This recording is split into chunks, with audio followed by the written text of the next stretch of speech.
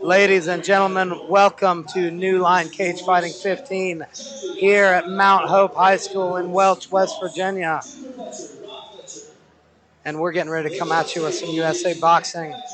And then along with that, we've got some wonderful state-sanctioned amateur fights along with some pro bouts.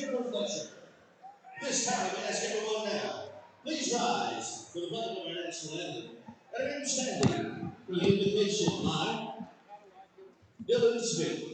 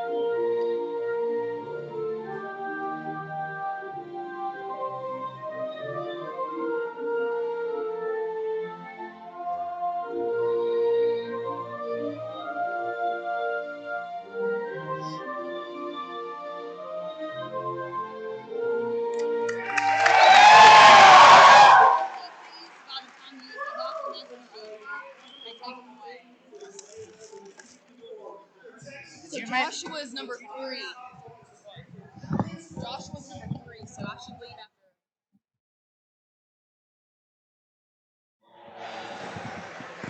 All right, ladies and gentlemen.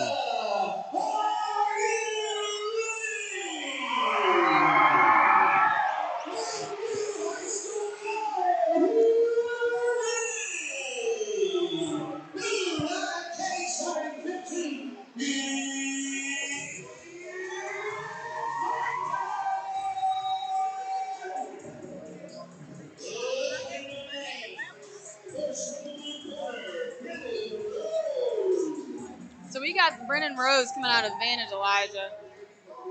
You know, I know you're familiar with Advantage, Derek Lambert's gym in Princeton. They've got an absolutely beautiful facility and some great fighters. They absolutely do. They have a little bit of everything. They've got martial arts, kickboxing, Muay Thai. They have boxing, jiu-jitsu. A lot of wealth of knowledge in that gym for sure. And you know, Derek Lambert, he's a jiu-jitsu guy, black belt in Brazilian jiu-jitsu, but he's been on a tear in pro boxing. Yep. And we get started with our USA boxing card. We got a lot of young, up-and-coming fighters on this one. I know you're familiar with a lot of them, Hope, including some of your own fighters here. You know, we got starting off the card from Silverback in Oceana, West Virginia, Caleb Mead up against Brennan Rose out of Advantage. But also on this card, Justin Burster from Black Diamond up against Norman DeJesus. Joshua Tilley out of A-Train fighting Larry Brewer. Just so many young fighters. And, you know, Joshua was one of your guys. Yes, he You've is. been really excited to see him fight locally. Very excited to see him fight. He's got a tough opponent, and, you know, I'm looking forward to seeing how he, you know, his training's done. You know, he's been in the gym every day working really hard, so I'm anxious to see the hard work pay off. And now coming to the ring, it looks like Caleb Mead from Silverback. And he has got Larry Hobson and Tucker Lambert working in his corner, two wonderful people as well. Larry has such a wealth of knowledge in the sport. He's been around for so long, been coaching kids for so long. Yep. And, you know, Tucker as well. I saw Tucker not long ago, a picture of him cornering Billy Fox side by side with a picture of him cornering Phillip. Yeah, like 20 years ago or something. And it made me like wonder, that. how old is this man?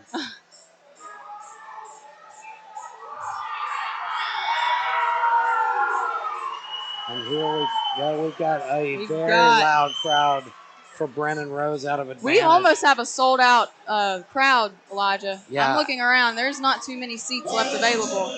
I think we're going to have a pretty wild night of It's boxing. going to be a fun night. And not only that, we're going to see kickboxing. We're going to see MMA. So fun.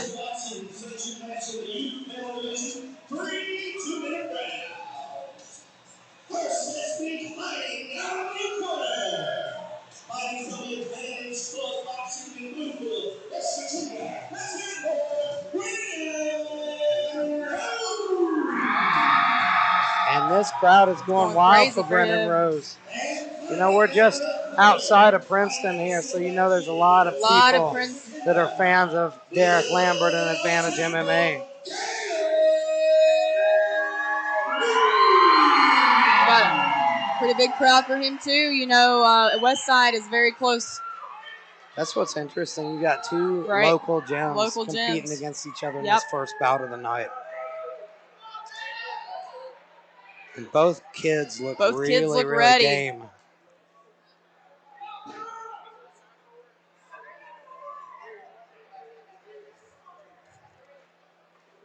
And here we go. Here we go. Start of the first round. Both guys tap glove. Got some good movement in here. And Rose comes out, popping the jab. Popping the jab. Beautiful 1-2 by Caleb Mead. Very calm. Both kind of feeling each other out. Nice left hooks coming by Caleb Mead. We've got some power coming from Mead. And Rose looks like he can see that power. Nice straight right. Mead's just waiting for that right shot. Rose Elijah shook it off there. You could tell that straight right affected him. He shook his head. What a tough kid. There it is. Nice right hook from Rose. Yep. But he got cracked there. Countered. Got cracked right there. Rose is going to have to bring it back. They're going crazy. There it is. These kids are throwing hard shots, and it looks like that Mead's a little shook up. Yep. And here comes Rose. Uppercut. Oh. Rose coming on strong. Yeah. Got Mead a little flustered, but Mead dances away now. Gets out in the open where he needs to be. Back down now, popping that 1-2, but he's a little too far away. And here comes Rose right in his face. This is where Rose needs to make this fight happen because he's frustrating him. Now right again against the ropes. Oh. And here comes the headgear flying off. Sometimes that headgear can be hard to stay on, especially with sweat, hair. Rose is just coming out with power, Elijah. I think he knows he can hurt this kid now, and he's just putting the foot on the gas. Mead just needs to take it down a notch, kind of calm down a little bit. We got a great coach there, and while he's putting that headgear on, he's giving him some advice. Yep. Rose looking ready. Rose is just waiting for that shot. He's just waiting for the 1-2, that lucky shot. He's got the power. I think he knows I've got to get this guy on his back foot, and I can bully him here. And that's what's about to happen right here. And if you're on the other side, if you're Mead, you've got to keep moving. You've got to get on your bike. Mead, good jab and left hook by Mead. He's got to get better at cutting angles. Uppercut, powerful uppercuts by Rose. Mead just can't seem to keep him off of him here. Oh, man.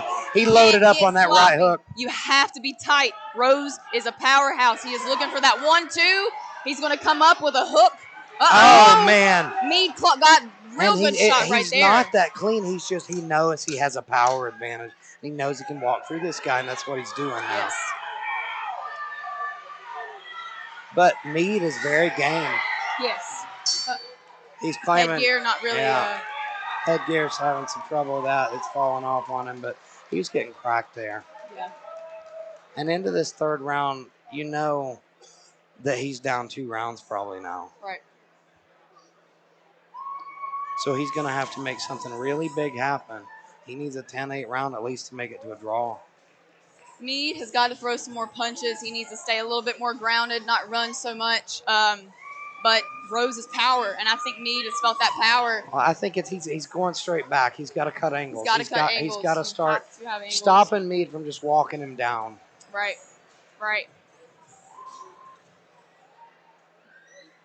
But we see Mead's very game here, and he doesn't look defeated at all. No. And he's moving. He's popping the 1-2. He done a really, really pretty jab and followed by a left hook really quick. Oh, pop, pop. And that looked really clean, and they connected. Even in those moments when he's getting beat up, like, he's still in the fight. You don't see any quit in him. Right. And here we go for this third and final round.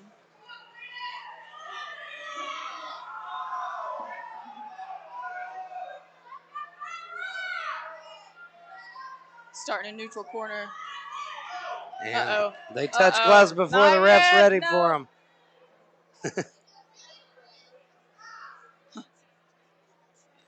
JB looks like his corner man over there. Here we go. And back to the action. Same. Nice jabs. Good jab. He's got a really good jab. He's moving around. He's circling. He's switching up. He's switching, going different ways. He's got a problem. He's throwing stuff from a little bit far away. But now, good shots by him. The connecting, yep. Three-piece combination. You see Rose shake his head again. Oh, man. And then he just comes after him. That's it. Rose is a dog. Rose is coming at him. He's a dog. Rose is strong. And tough. Every time that Mead cracks him, it makes him mad, and he comes after him. Rose is waiting for that right. Watch. Another good shot by Mead, though. Overhand right. And he tries to get out of there, and then he gets caught up on the ropes. Rose is waiting for that pop right here. You see he's walked himself right into the corner. Rose is looking. He's turning his back. This is bad. That ref's taking a good look, but look at that. Oh, my God. Mead needs to come forward. He had him hurt. Got to. Oh, Mead didn't. Oh, man. He's getting hurt here. You know the ref's taking a look. We're Mead has got to. And we'll see the first 8. Tell him to keep his head up. Whew. And he's tired. Mead's gassed. I think. That ref needs to be looking at this closer. The ref needs to stop it. He's turning his back, ref. This is it. He needs to. There goes Mead. Oh, my God. Mead landed a huge shot in the middle of that. His headgear's about to come off again, though. Mead is game, though. Like, what are you doing? What are you doing, ref? Here comes Rose waiting on that right shot. Oh, but Mead is connecting, though, Elijah. Mead's tough as nails. He's tough as nails. He cracked him a second ago. Tough as nails. He's tired, though. Look how tired. Look how slow those shots are coming. Tough as nails. This is all heart right now. All heart. The 10 seconds. Oh, man. You can't let a fight go on when the guy's got his back turned. Mead is still throwing punches. He is still. Look at that. Man. Wow. All heart there from Caleb Mead at the end. Wow. You got to think Brennan Rose won this fight, though, on the cards. This is the third and final round. Really? Yeah. Where it was the headgear. Okay, I thought this was the third round. My mistake, folks. We got one more round to go. That makes this even more interesting because that fight was getting crazy. I don't know who that is. And, you got to think, you're in the corner of Mead. I think if you're his coach, you got to see how tired is this guy right now because at the end there, his punches were coming so slow. He's going to do what he can here to get him back to himself, see if he can find that second win because Caleb Mead is so tired right now. If you're Larry Hobson, though, you've got to be wondering how much has this kid got left. Yep. Look at him. Woo. He's leaning on the ropes.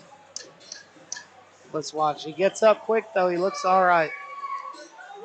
I think Rose is pretty tired, too. He's breathing hard. Mead has been connecting those shots. They've been fighting at a crazy pace as well. He's been fighting a crazy fight.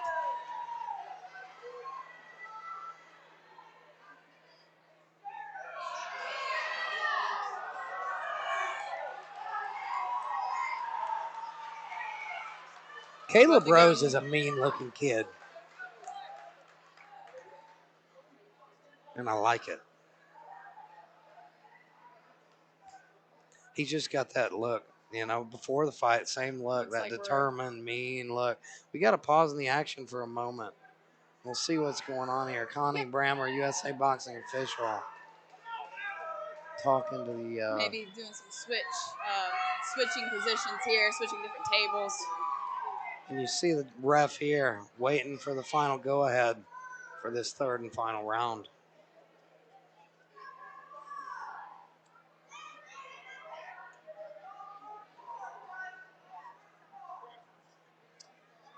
Looks like maybe some. Just a moment here, folks. We got some issues, and here we There go. we go. There we go. Last round. Not sure what the pause in I the don't action either. was about, but we're back at it. And here's the last round. You got to think both these guys. No, that last round was close. Caleb is. Oh man, here comes Mead. There goes Mead. Oh, there he goes. There he goes. And Rose is coming back. I'd like to see Mead He pace wrapped himself up. a little He more pushed. because you know he's going to gas. He was so tired at the end of that last round. That was everything. I think And it was everything he had. Uppercuts right there. And here comes Rose There's back gonna be- after him.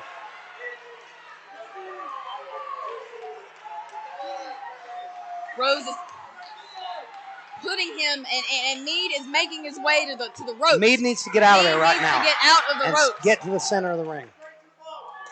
There he is. Woo.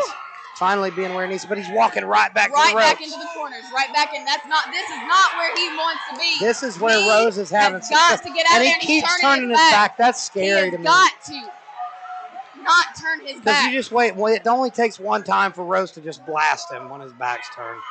Oh, he's hurt. Oh, that's Mead dipped down. He was hurt there.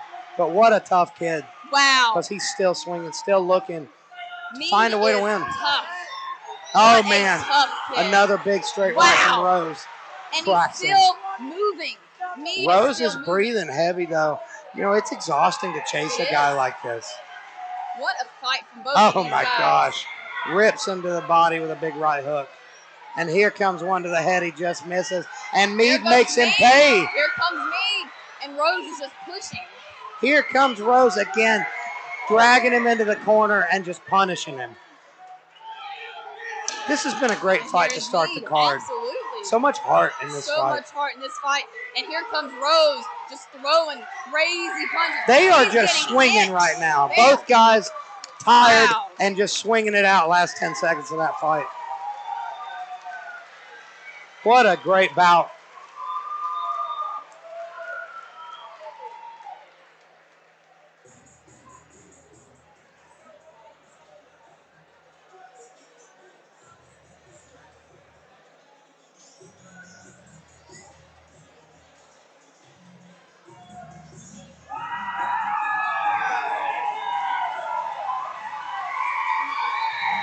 This crowd is fired up.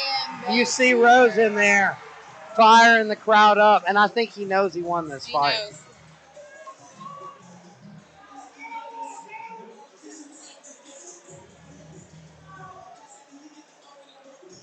I'm going to go in there and I believe talk to the winner of this one.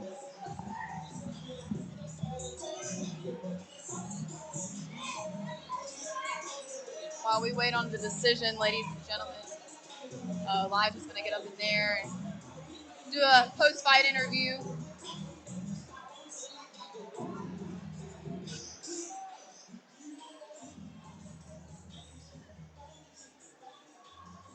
And here we are, waiting on the final decision.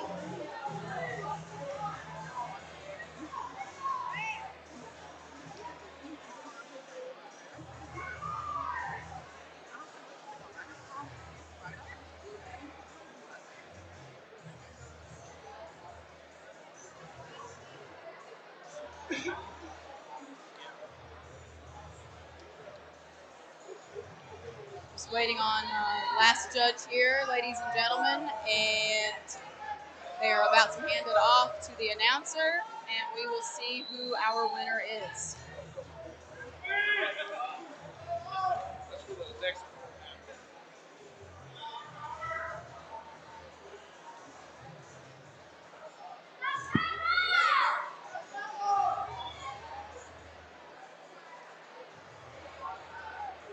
All right, that's the same. Your judges scored out 30-27, 29-28, 30-27.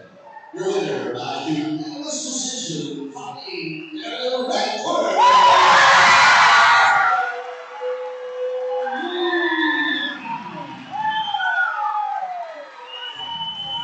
We have Brendan Rose.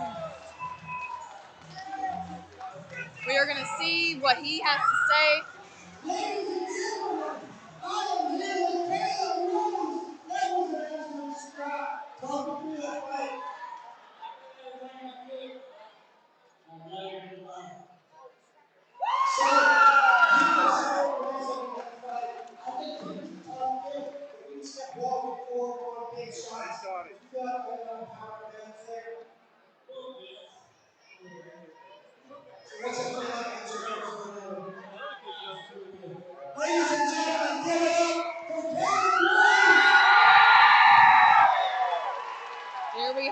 ladies and gentlemen, Brennan Rose, training out of Advantage Martial Arts.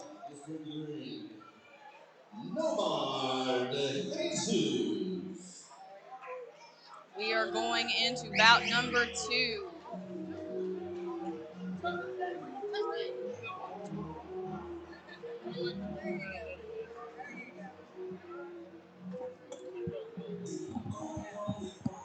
What a great fight. Both guys. That's what I love about seeing USA boxing. You see these young guys who are so tough. They get in fights that are just as exciting as the adults. Right. And next up, we have got our bout number Justin 2. Burster out of Black Diamond here in Welch. And he is a tough kid.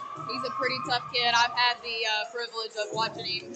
You know, we got to see him fight in Pikeville not long ago. We called his last one. Yep. Very tough under Very Scott tough. Kuhn. Kuhn has such a good program here in Welch. You know, this is a boxing town. Mullins is a boxing town. Oceana is a boxing town. This area has so many up-and-coming fighters. That's why you see people coming out in droves to see them. This place is packed. There's not an empty seat. This place is full. And we see Norman DeJesus stepping into the ring. He's a very tough kid and fighting out of Dallas Brewer Boxing Club.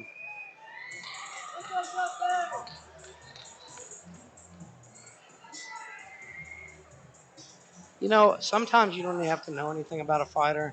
You just look at him and you know that kid's the real deal. You look at Norman DeJesus right there. He looks serious. Yes, he does. Here is Justin getting in the ring. Justin Burster, the local kid, looking to come in here and shock this out-of-towner. Right. Show him what West Virginia boxing's all about. There's a lot of local talent here. A lot of local talent. A lot of local talent.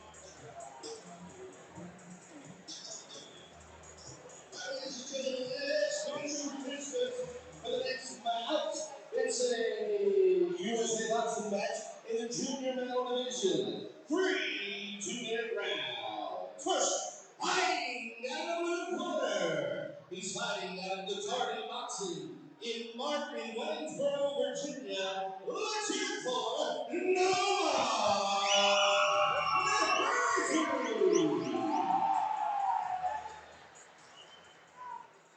And fighting out of the red corner, he's Mountain View's own, fighting out of Black Diamond Gym right here in Welch, West Virginia. Let's hear it for Justin Burster.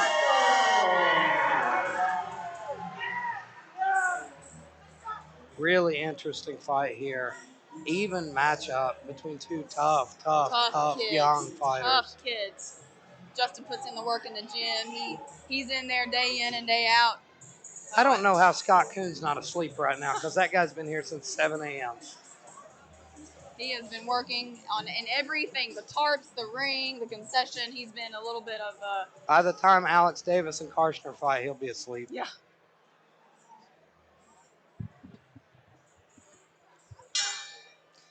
Here we go. Beautiful jab or straight left right out of the gate from the southpaw Burster. Oh, and he got cracked back by DeJesus, and DeJesus is coming on. Just coming Burster's at him. oh my God, hands down, and DeJesus cracks him with an overhand left. And here's the first 8 count. And I think Burster's okay. He's going to come back. He's ready to go. But man, a lot of pressure. DeJesus A lot of pressure from DeJesus. Burster landed a good one right there. Burster's got to get on his bike. Burster has got to throw some punches. He has got to bite down. There you go. Take that center of the ring. He's got to bite some. He's got to throw some punches. He has got to throw some punches. Oh, it's going to get stopped Justin here. has got to get. And if we see one more 10 count here, that'll be the end of the fight. I think Kuhn's calling it. I think Kuhn is calling it. Yeah, Kuhn's ready for the fight to be stopped. I think that was did he call the fight? I'm not sure if Davenport knows. Maybe that was the bell there. No, that's the end of the fight. No? I can't tell whether they waved it off or not, ladies and gentlemen. Yeah, Kuhn's pulling the gloves off his fighter. And we're going to see Hope step away because she's got her fighter Joshua Tilley coming up next.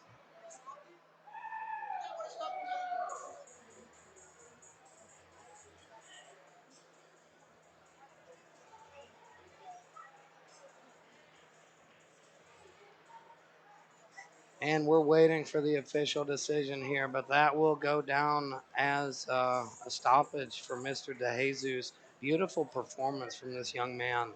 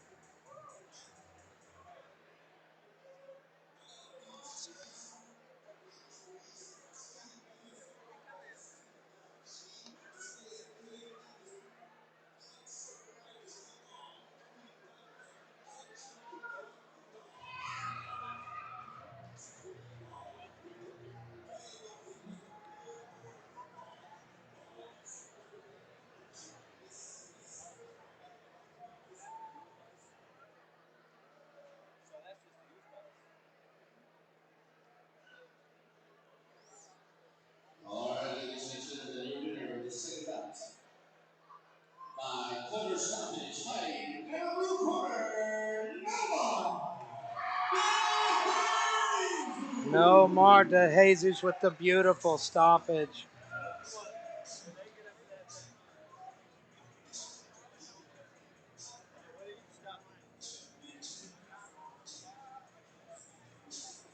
All right, this time I need Joshua Basin in the ring. Joshua Basin. And here we go. We've got Joshua Baisden versus Yahir Beltran. And I believe that Mr. Baisden here will not have an opponent. You know, sometimes in these USA boxing matches, you'll see guys don't show up and they'll have a win by walkover. That's the situation we're seeing here.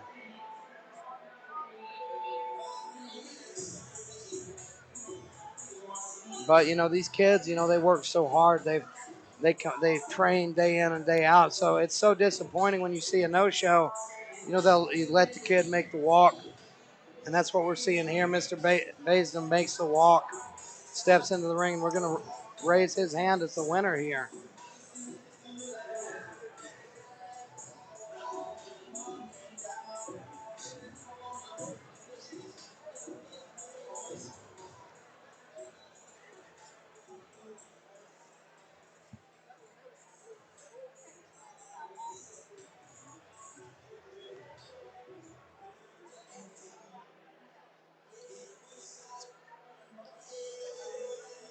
All right, your winner of this bout, due to a walkover. And here we go, Joshua Baisden. Kentucky, let's hear for Joshua Basin. And the winner by walkover, Joshua Baisden.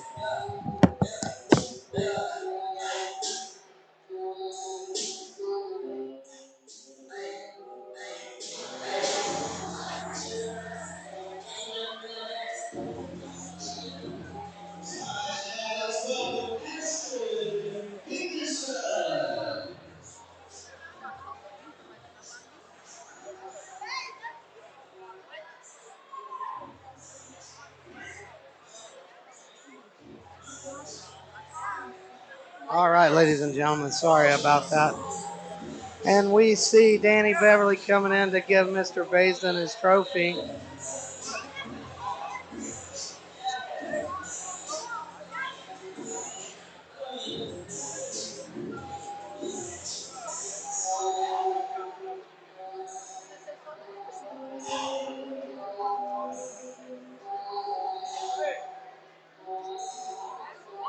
Ladies and gentlemen, here we go. A little bit of confusion here. You know, like I say, Mr. Baisden's opponent did not show up, so he is the winner by walkover.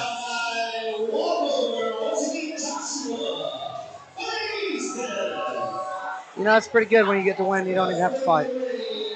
That's about as easy as it gets, man. He put in the work, though, and that's what is so hard about, fighting. Like, we've had several guys tonight. You see it on every card. They'll put in the work day in and day out, and then their opponent doesn't show up day of the fight. It happened to Bobby Johnson. We were really excited to see him in his first MMA bout. River Sims, nowhere to be found.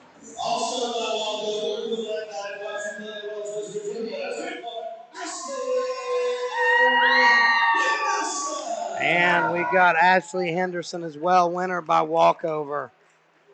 And now we'll move on to the rest of this USA boxing card. Kid that I've been training with myself coming out. And under Dallas Brewer from the Dallas Brewer Boxing Club, we got Larry Brewer. And this kid, I've seen some video on him. I've seen video of this team. Great, absolutely great camp. Very tough kid. He's 0-3 in USA boxing. But, he's fought the toughest kids. And he's looking to come in here, walk into this hometown, against this hometown fighter, and walk away with his first victory.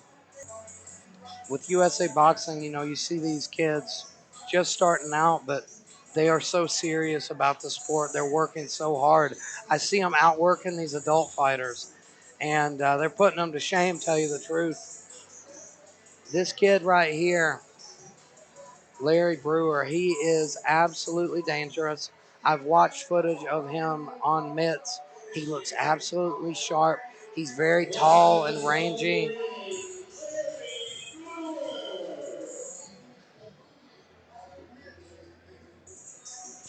And we wait for Mr. Brewer to step into the ring here.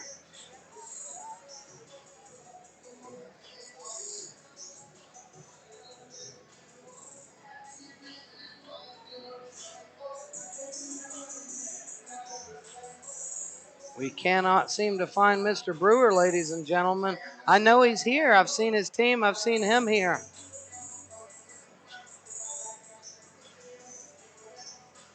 So just a moment, folks, and we'll get back to the action.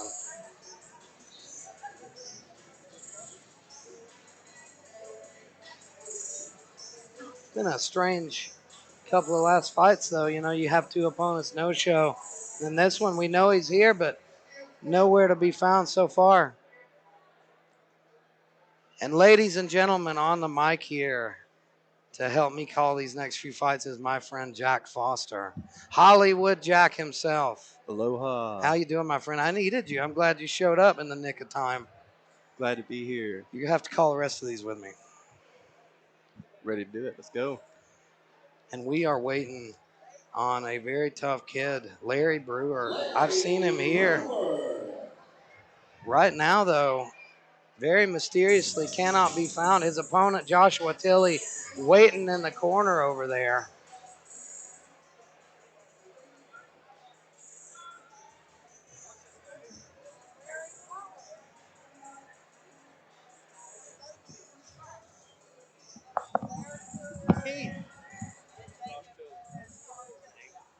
That's not that good.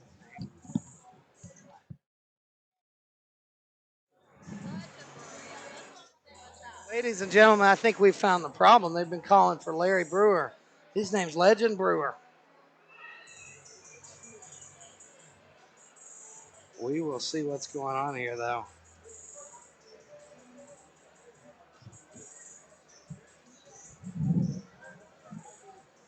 In the meantime, though,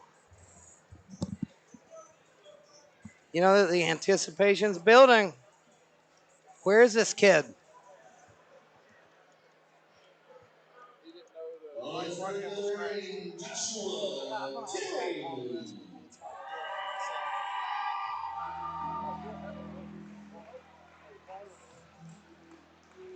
Oh, man, and look at these new lights we've got. This is pretty nice. Bringing the disco We back. see Joshua Tilley walk into the ring out of A-Train Boxing and Fitness under Hope McNeely. And this kid has been putting in work for so long. I've gotten the chance to spar with him myself, and he absolutely beat me up. hits really hard for somebody who's 15 years old. Really sharp and driven, and incredible coaching of Hope McNeely, Butch McNeely. They took this kid under their wing. You know, he lost his dad over a year ago, and he found boxing, and it's been such a great outlet for him. He's transformed himself physically and mentally, gained confidence and grown as a fighter. And now we've seen him compete his last time in Myrtle Beach on Christy Martin's card, where against a very tough opponent, and he looked very good here. And we got Tucker Lambert in the corner, and we'll have Hope McNeely joining us again shortly. Shaping up to be a beautiful night. I've been really excited to see Joshua fight. He's just such a hard-working kid, down to earth, quiet kid, you know, but he's so tough and got so much potential. All these kids in USA boxing, they could go so far, you know. Oh yeah, there's no limit to the potential. It's just endless, absolutely. And here we wait for Legend Brewer. Hopefully he has been located.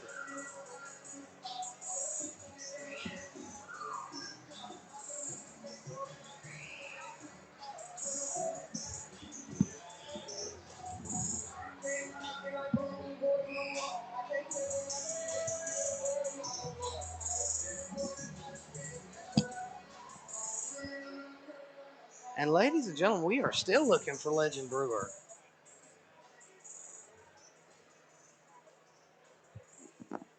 Let's see, we see Joshua there in the corner getting ready. He's ready to go. I've never seen a kid like Joshua, but when I fight, I'm so nervous. He doesn't seem nervous at all. No, He he seems looks like he's loose. having a great time.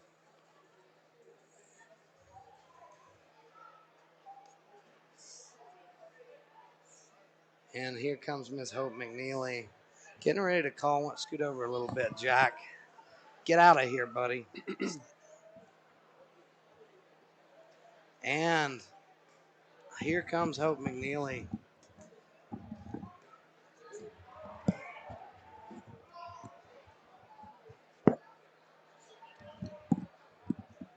So, Hope, what's it going to be like calling Joshua's fight after working with him so much? What's going to really teach me how to remain calm.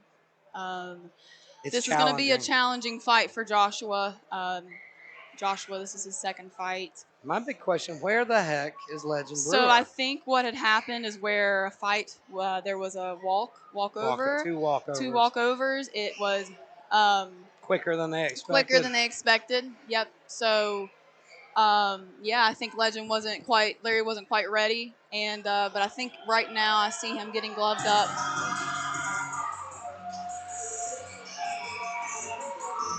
And here he comes, Legend Brewer, looking sharp. Looking sharp. This is going to be a tough one for Joshua. This is a tough gym. This is going to be a big challenge for Joshua, and I'm excited to see. Both these guys are the real deal.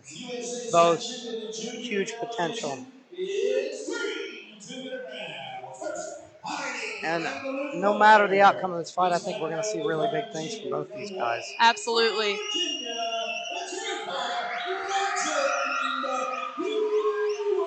here comes Joshua. Joshua's just a calm kid, Elijah. That's what I was saying before you got on here, And I hope that he can bust through. Most guys are so nervous before the fight. Joshua seems calm, cool, collected, ready to go.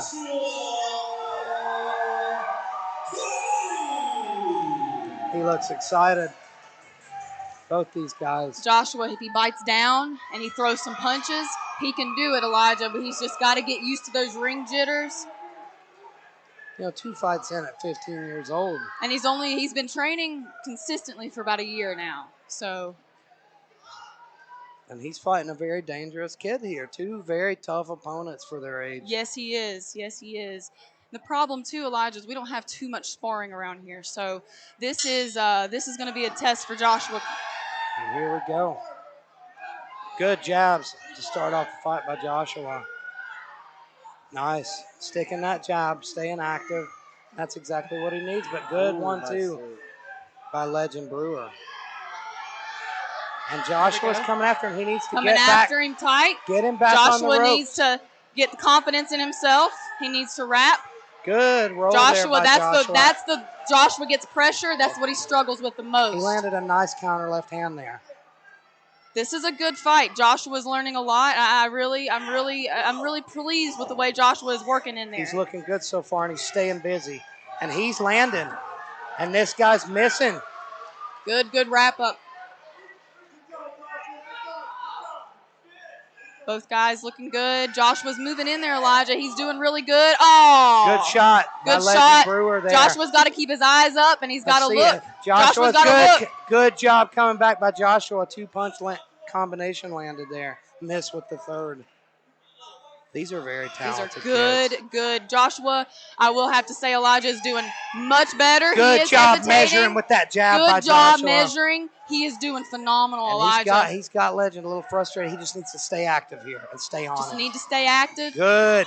He's using that jab perfectly to set up that right. He needs to keep his right a little bit tighter, and he needs to pop it just a little bit more. So far, I believe Joshua's winning this fight. He's just got to keep on. He's got to keep on. Now, if you're Legend, good overhand right by Legend Brewer, though. Get that jab out there. One thing is Joshua's got to throw some punches. He has got to learn to throw some punches. He's doing good at keeping it in the middle of the ring. He's doing great. Oh, beautiful uppercut by Josh Tilley. Great job, Joshua. And Brewer shoves him away. Beautiful first round, competitive. I think Joshua edged that one. Using that jab as a rangefinder.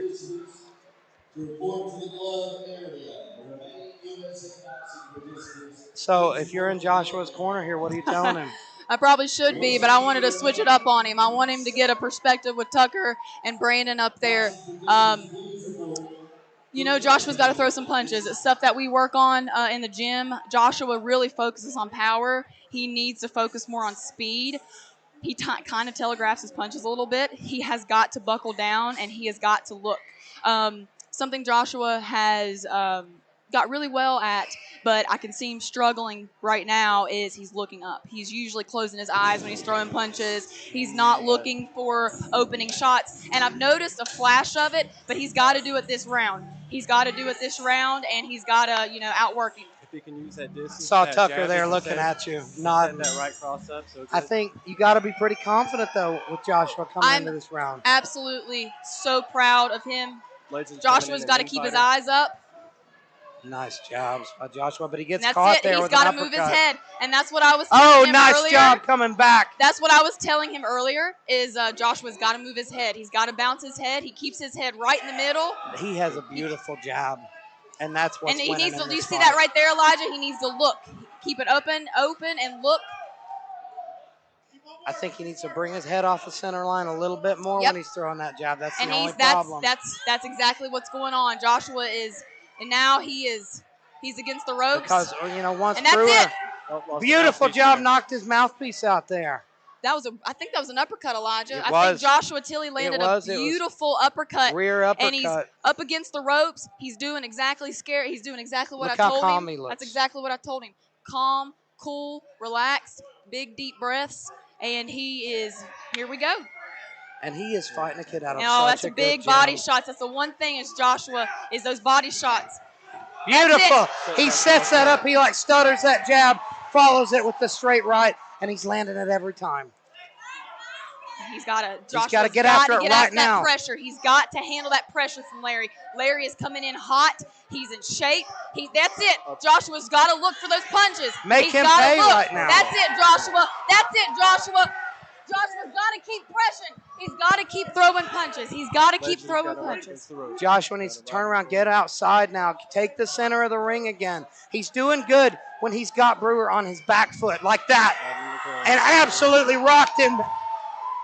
Absolutely beautiful by Joshua Tilley. He is doing so good. Beautiful, he is doing so good. Right. And that's Larry exchanging beautiful punches. And there's Joshua. There he goes. He gets with that. He gets cocky, and he kind of puts his arm down. He's got to make some moves. He's got to come forward, but Joshua's breathing hard. He's breathing hard. Getting tired now. He's getting tired. And we Joshua's are only got to. body shot. halfway through the second round. He's going to have to dig deep here. Last round. This is going to be hard right here, Hope. I do not care the outcome of this, Elijah. He has won in my book. He'll get his second win here. The difference between what he looks like as a coach right now, Elijah, to now, from his last fight till now, is phenomenal. He's breathing hard. Brewer over in the corner breathing pretty hard as well. This has been a tough fight. It was a very competitive round. I think I've got it two up for Joshua. He's just got to make it through this round. Got to get through this round. Stay active. Joshua has been trained to push through pain. He just lost his dad. He is going through so much as a person, and he still shows up. He fights. He trains. He puts on his uniform when he trains. He puts on his shoes, and he's ready to go.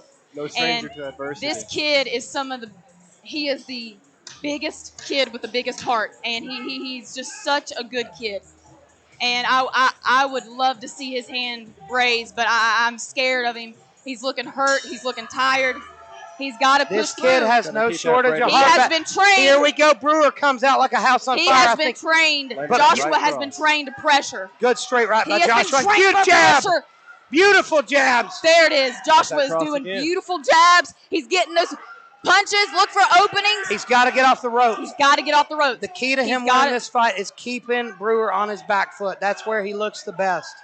And here Joshua Brewer, has got to come back. Joshua's not known what to do. Looks like a slip there.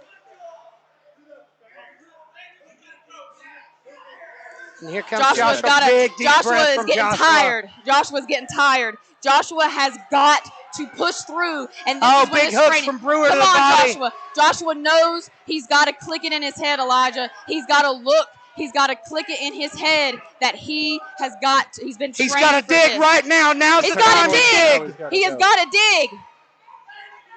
He's so tired right now.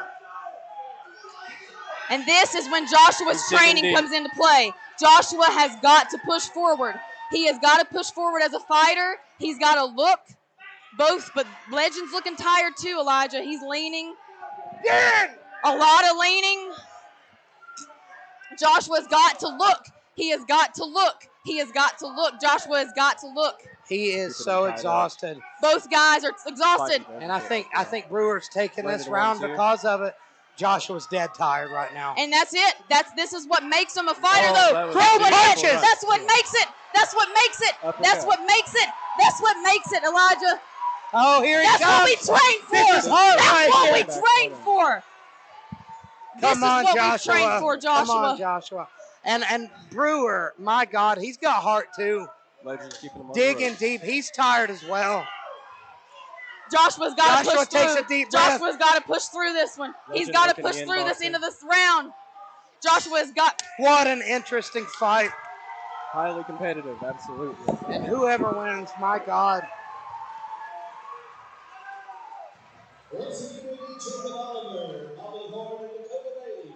Jack, what did you think about that one? And that was a beautiful fight. Good work from both red and blue there. In-fighter, out-fighter. How'd you score that one? That third round, I think. Third round, I think that Brewer took it, but I believe Joshua took the first two. Absolutely. I give Brewer first round. It was a competitive second. Still Brewer with the edge. Ladies and gentlemen, I believe I'm going to go talk to the winner of this one. That's a beautiful fight. Absolutely.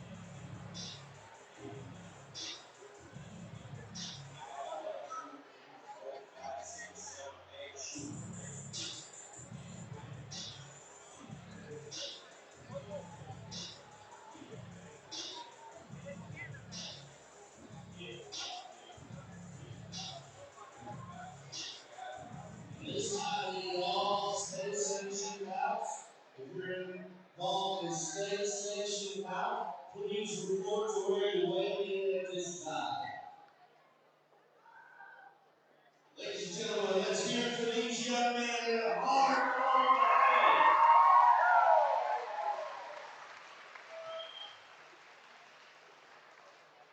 Your winner by split decision, fighting out of the red corner.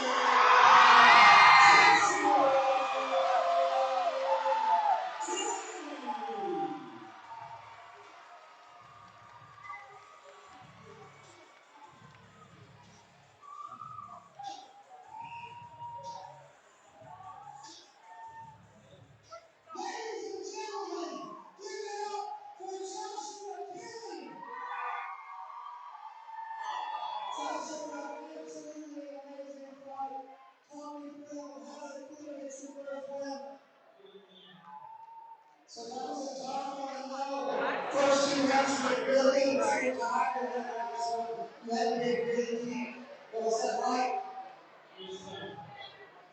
You know, fighting here locally, your last fight was very far away from home. What's it like fighting in front of this hometown crowd? Ladies and gentlemen, give it up for Brewer!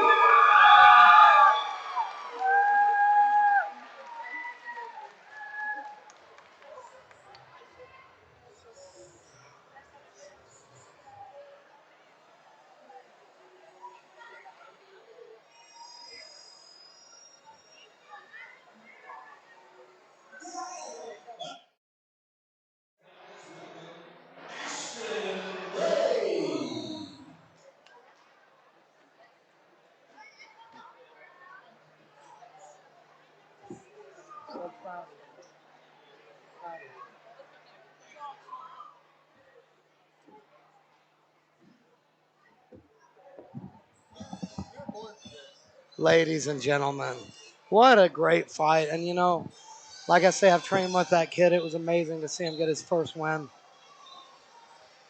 I know there's been a little bit of dead air. We're a little bit short-handed, but I know Jack kept you company. Didn't you, Jack? Glad to be with y'all. I was hoping he would maybe sing while I was away. Did he sing, guys? Did you sing? Maybe next time.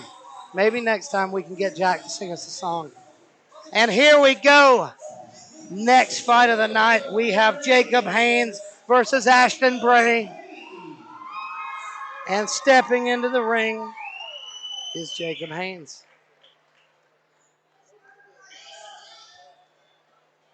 And Jacob's fighting out a silverback. Or let's see here.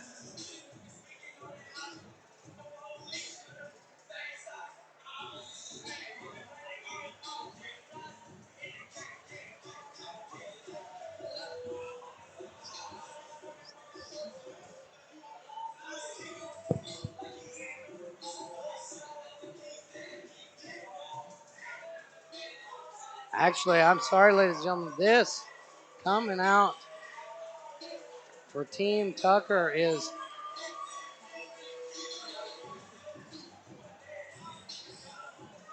Jacob Haynes here. We see them in their Team Jacob shirts. You know that means they've got to be high on this kid. And over in the ring waiting for him was Ashton Bray.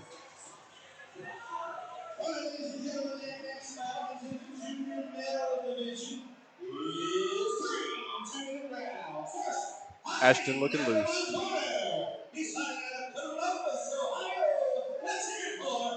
And Ashton Bray coming all the way from Columbus, Ohio. You know when you see somebody traveling that far for a fight, they're the real deal.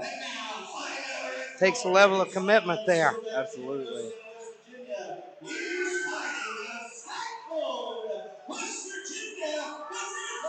In this sport, you gotta love what you do.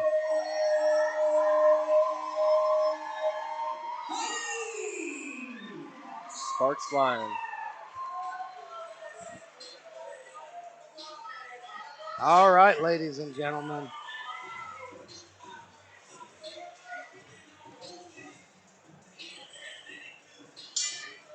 And here we go with our next USA boxing match of the night. And right off the bat, we see a 1-2 by Jacob Haynes. Bray comes back now with a 3-2. Trying to land that overhand These right. guys are scrapping, and Bray has a really nice left hook. But now it's switched stances. He's fighting southpaw.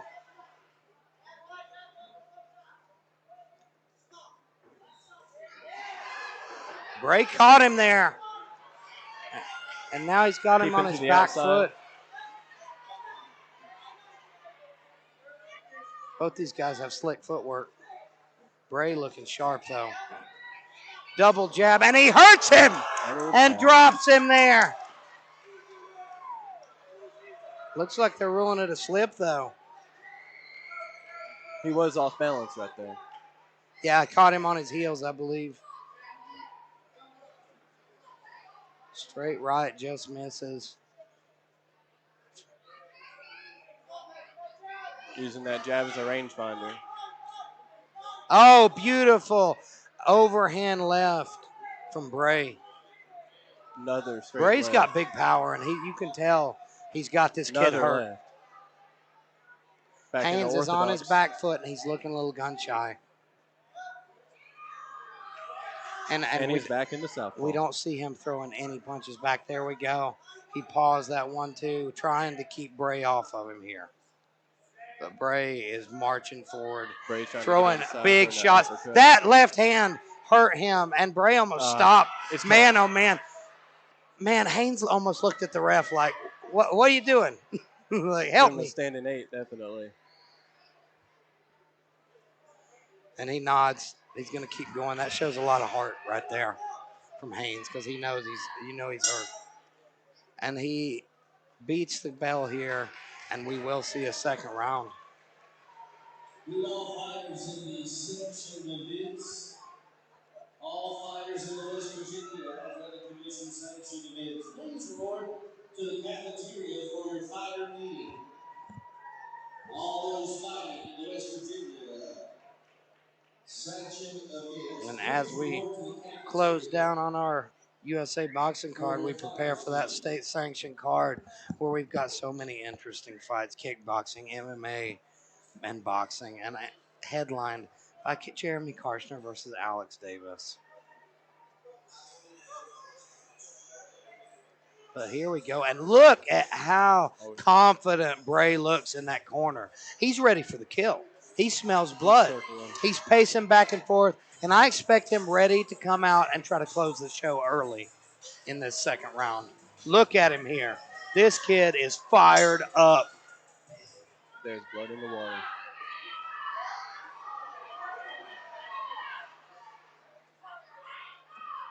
Man, you just see that confidence all over Bray right now, and you see the exact opposite out of Haynes. Oh, my God. That straight left has been rocking his head back. Again. And you know that this ref's got to be looking pretty close at this. There's that nose starting to bleed. It got opened up by that straight left. And here it comes again. He's got it again. It dazed him. And you know, though, if I'm starting to read it, Haynes could read it. Haynes has got to do something here to make him respect him. And right now, he just can't.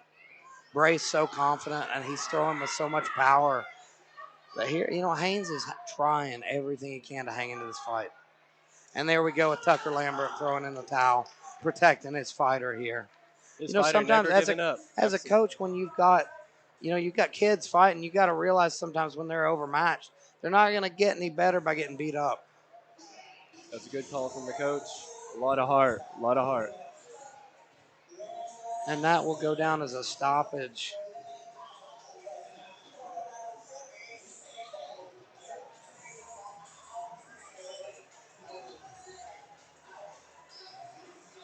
Just a dangerous fight. Powerful straight lefts. For, Mr. Haynes, who's just getting started in this game. I'm sure we're going to see him grow from this and learn from this. And we see Danny Beverly and our other ring card lady. Her name escapes me as they're ready to announce the winner of this bout. Trinity Cook. Trinity, yeah.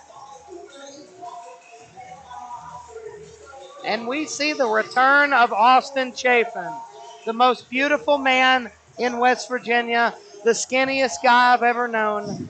New daddy. And I love him. And I've missed him.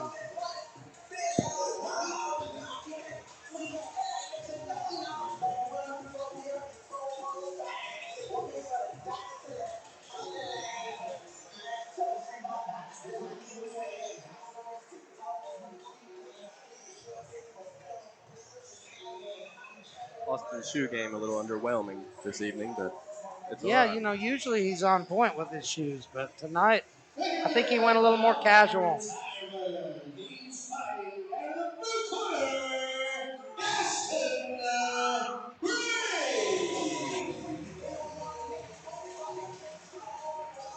Now, tell me, Hope, how sweet was it to see Joshua get that win? Elijah, I've done a lot in my life. I've went skydiving, but that moment right there has to go down in one of the happiest moments of my life. It was, hands down. You know, it was so amazing to see him finally get that first win and to do it here in front of all his friends, family. He is filled with joy. Filled with joy. I told you. I hate to say I told you so, but, you know, you were a nervous wreck. You know, you never know, Elijah. When you get in the ring, you don't know how you're going to be. And, you know, Joshua fought in Myrtle Beach under Christy Martin in November. And, you know, he done really well, but lost. And, you know, he learned a lot from it. You can learn more from a loss than you can a win. Now we're going to see Devin Allen versus James Rivera, and I expect this to be a really good fight. This is going to be a really good fight. I like the yellow. You don't see much yellow in, you know, it reminds me, I think, is it Rocky 3? He Rocky wears yellow 3, and black. yeah. The Italian stallion. Italian stallion. Jack, you're an expert on that kind of stuff. Absolutely. Was it Rocky 3? Am I right? Actually, Rocky 1, it comes out in yellow and black. Well, actually, he's wearing that meat robe. Rocky 2, I think. I think that's what it is. And here we go. We see Devin Allen coming out in the red corner out of Advantage MMA. And this kid looks so serious. I know Clean-cut killers. I love it. I know that Derek Lambert is so high on this guy. And we've seen Devin Allen before. We saw Devin Allen against Philip Fox. Philip Fox. Philip Fox was supposed to fight Mr. Rivera tonight. Had an injury. Devin Allen stepped up. So we're going to see the guy that Philip fought last against the guy that Philip's supposed to fight next. You know, Billy Fox told me they're going to be keeping a close eye on this one. Close eye on this one, absolutely. 2-minute rounds. First, we have fighting out of the blue corner. He's fighting with Tommy Thomas Boxing out of Clarksburg, West Virginia. Let's hear it for James Rivera. Tommy Thomas Boxing Club is a tough gym, Elijah. They've got some really good fighters up there. We've seen a few of those guys before, and they all look game and ready to go. Ladies and gentlemen, out of the red corner, let's hear it for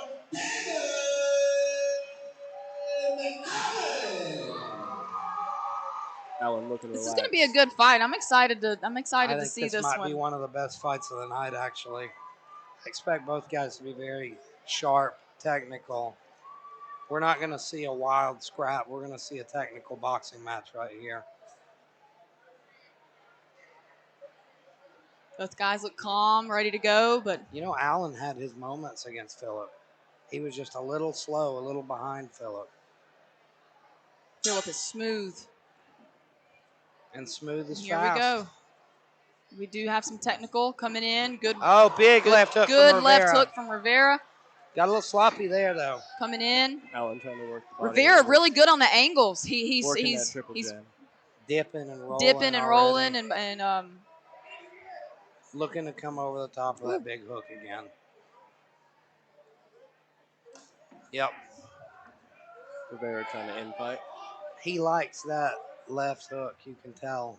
To dip in and then come ahead with that check left hook. And Allen's doing a good job at maneuvering away from him. He's in control, but he is staying away and coming in when he needs to.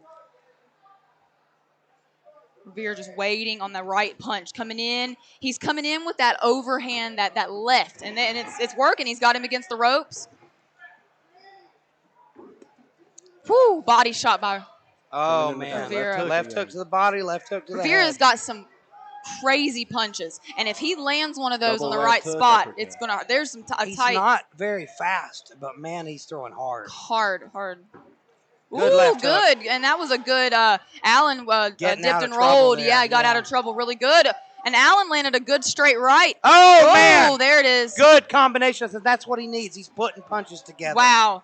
That's what. Rivera- Oh, man. Huge shot. Puts him on his ass. Right on the chin. Right on the sweet Got him spot. right on the chin. And that's what a lot of people say, Elijah. You can't knock people down with headgear. You hit them in the right spot on the chin. Oh, and he's still hurt. He comes out like a house on coming fire. out.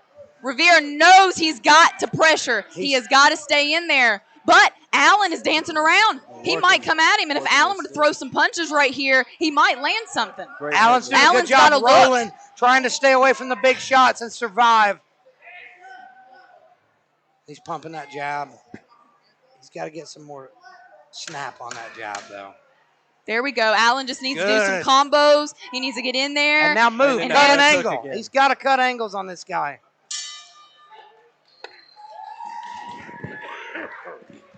This guy's very dangerous when he gets ahead of you. That's how he caught him. He started getting in that rhythm, and then he was ahead of him.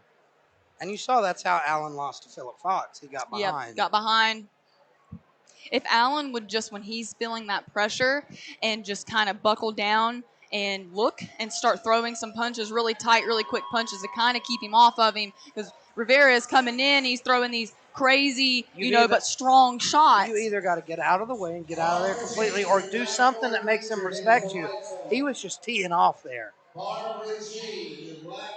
And Rivera doing a great job at those angle punches. He's getting inside of Allen's guard, and they're landing. They're connecting. I mean, look at he connected right in the perfect spot, right in the chin.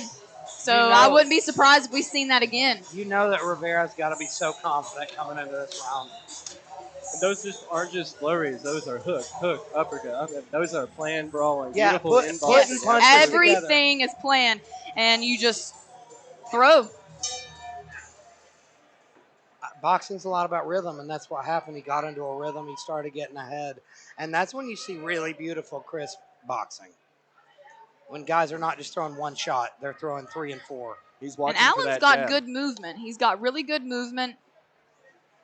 And he's switching. He's going left and he's switching right. Look, really quick. Allen's doing a really good job at not staying stationary. Fantastic footwork. Fantastic footwork, and there it is. Allen just needs to kind of let that right go a little bit right there. Just right up, uppercut. Here's the problem, though. I don't know if Allen has the power to stop this guy from walking forward. Like, he's not respecting his shot. Right. You And see, Rivera is, like you said, he knows every punch. Jab, uppercut, left hook. He's planning it all. See, like, we got to see, Allen's got to get his hips into his shots. This is like, in-boxing, out-boxing. he's throwing a lot of arm punches. You see there, like, he's not snapping that jab. He's not snapping his shots. And so Rivera doesn't respect him, and he just keeps coming forward. We saw that earlier in the kids fighting, Rose. Woo! That's me. I told you, Elijah. Man. There it is again. I said I would not be surprised if this happened again. Allen hanging on. And Rivera keeps coming forward, and that's a hard body shot right there. I would love to see Allen throw a hard check left hook as he's coming in like that. He's got to do something. Rivera looks a little tired, though. So does Allen. They both look. Allen just grabbed his knees. That's not good. Oh, another. Oh, he got him. He hurt him to the body. He saw he was tired. He knew exactly what to do. He rips to the body and took the soul out of him. I don't know if he'll beat this count. When you get hit to the body like that, Elijah, it is really hard to recoup from that. Look at him. He's bending over. I'm not sure. I'm not sure if I would continue to risk not getting hurt. I think this might be the end of the bout. Well, we're still going to go, and Rivera is going to end it. Oh, do man. The same thing. Rivera's doing the same thing. He's keeping those arms and that's all. Beautiful hooks. Marching forward. Looking to close the show here. Allen just needs to Allen, bend down. He's not uppercut. doing anything. He's got to throw some punches. He has anything. He has potential to land the punches. You can't let yourself become a punching bag. Oh, and that's what got him that He's getting knocked off balance. That last Wow. 30 seconds, Allen did not throw a single punch. He's just in survival mode here. No footwork. And look, he's bent over. He's bent over. Oh, he can't even sit. man. I don't know if I would. If I were Derek Derek Lambert, I think I'd throw in the towel here. How much can you get him back in 30 seconds?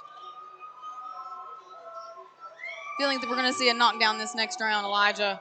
Allen not looking too good. I don't think it's going to be pretty. And Rivera does not look very tired. He's breathing a little hard, but, dude, he's game.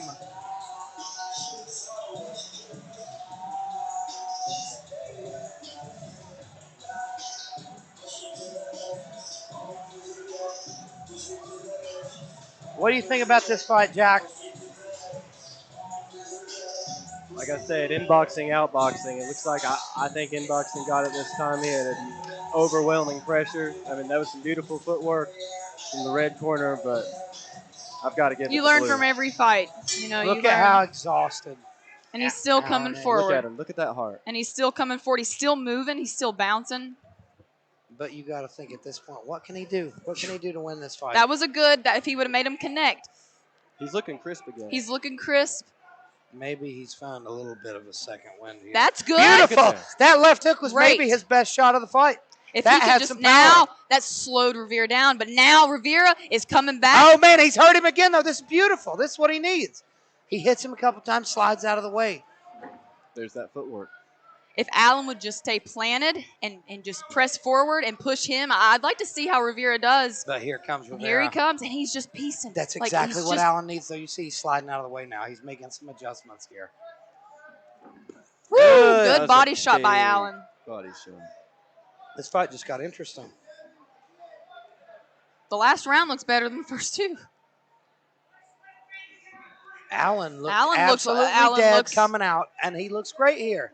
This is the best round he's had so far. That's a lot of cardio training. You can tell right here from both fighters. Slides out of the way of that big right hook. A lot of good movement from Allen. But here comes Rivera. Yep, piecing it. See, all, and now Allen is figuring it out. He's got to throw punches, and he's got to throw right there and keep it off of him. Marching him toward that corner, hurting him right where he wants him. But beautiful. He's figuring it out, and that's the thing you got to think in the ring. You got to be able Rivera's right there. slowing down, slowing down. But he's still got using big the whole power. ring. He's still coming forth with some power, and he is loading up on those shots, and I wouldn't be surprised when we hear that 10-second mark that we're going to see some pretty big shots here. Rivera just waiting for that four-piece combo that he's about to throw. He's coming. He's waiting for that right time, and there's 10 seconds. Here comes some punches. We got 10 seconds. Somebody's got to make a statement here, and it's there. It is. There it is. Looking to put the both guys finishing it off. A jab after the bell by Rivera. Boop.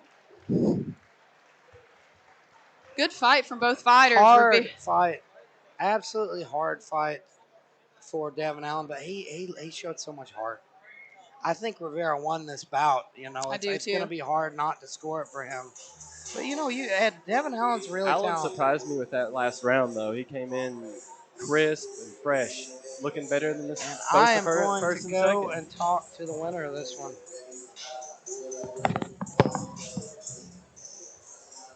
Elijah's going to do what he was born to do. And he's good at it, too.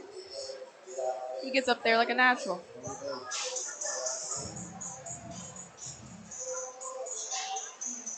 They say he was born on a stage. We're waiting on the decision, but we have no doubt Rivera got this one. But Allen just showed, you know, gosh, you know, he's lean and, you know, he doesn't have a lot of meat on him anyway on his ribs. He took some killer body shots. And look at him. You know, he came back the third round and absolutely pulled himself up, and he done great.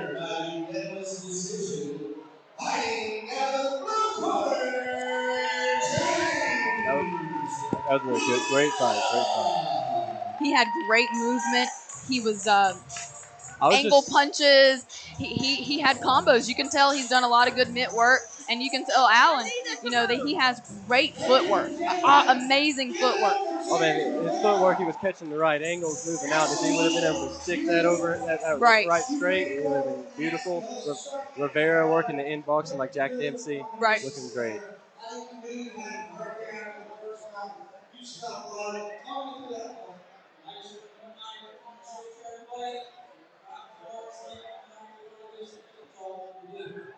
and gentlemen, this was a beautiful fight. Absolute scrap. Give it up for James Rivera.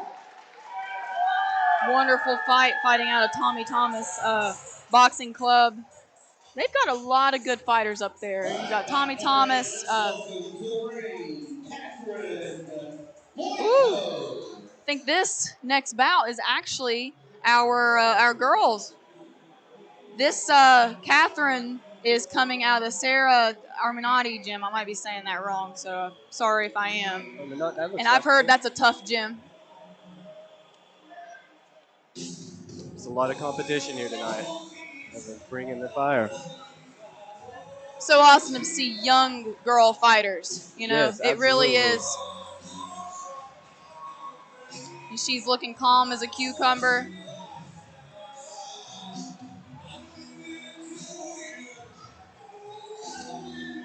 Making her way into the ring. She is going up against Alana Henderson. And this little girl has been in her uniform with her mouthpiece and her shoes on since probably 1 o'clock today.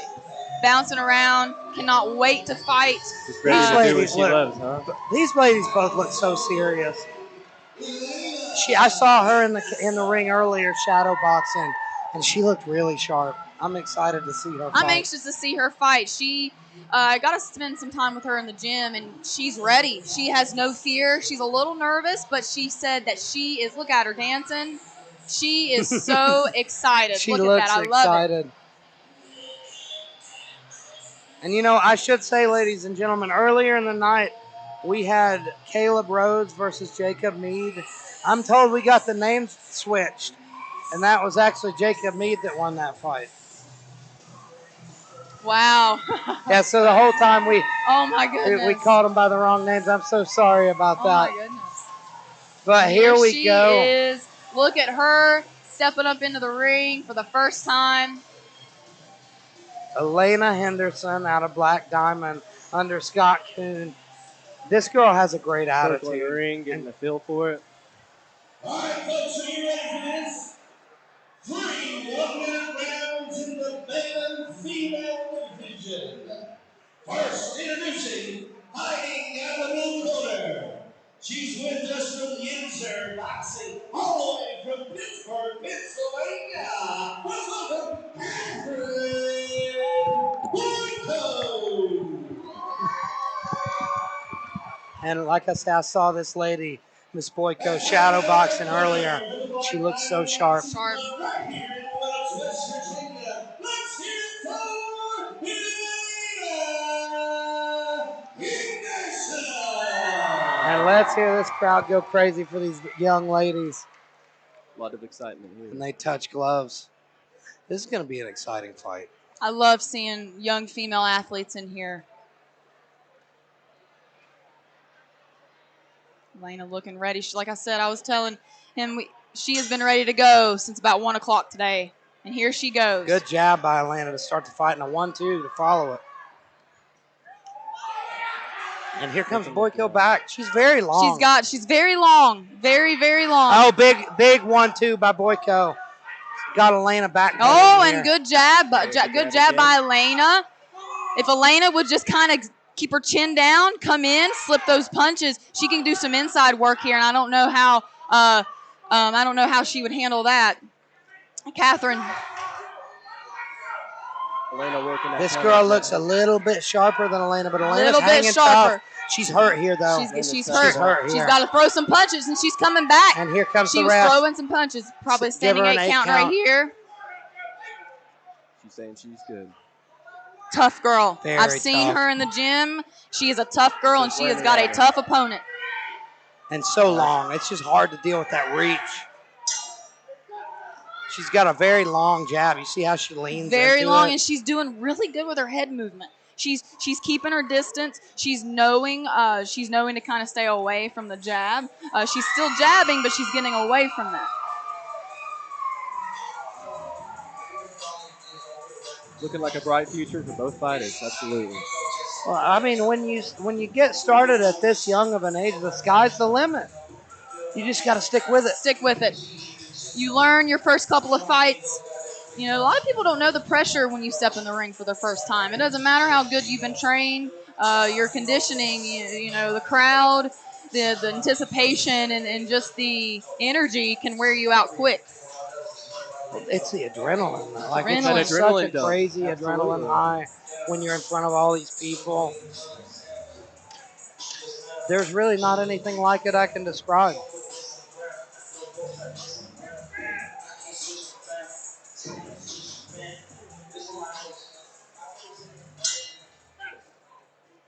I look for a lane to And come here in. we go. Here we go. And they Catherine both is coming out with just very wild confident. punches. I think she knows she could get the finish here. She's already gotten one She knows. standing 8 count.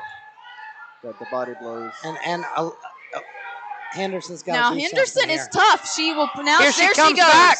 I'm telling you, Elijah. I've seen Henderson in the gym before. Good she jab. she is a tough girl. She is a tough little girl. Her only issue, she's pushing her punches a little bit. You know? She is fighting right now, and that takes a lot of heart to get up there and do what both of they're doing. What experience this is, though, for both fighters. Fighting in Ooh, front of look at all that these jab. people, getting used to these nerves, getting used to this pressure. And Henderson, she's her opponent. Boyko's looking confident. She is looking confident. She's got height. She's got reach. Henderson's got to get out of the corner. This is a bad spot She's for got her. to get out. She's turning away. If I'm... Looks like Henderson's nose might be busted.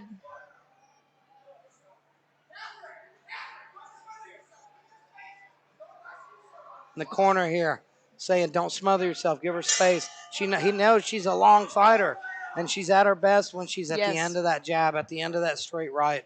Beautiful, beautiful You fight. cannot stay in the middle of the line when you are against someone with a long jab or a jab in general. You've got to keep moving. You've got to slip those. You cannot move in a back in the straight line. You just get eat up.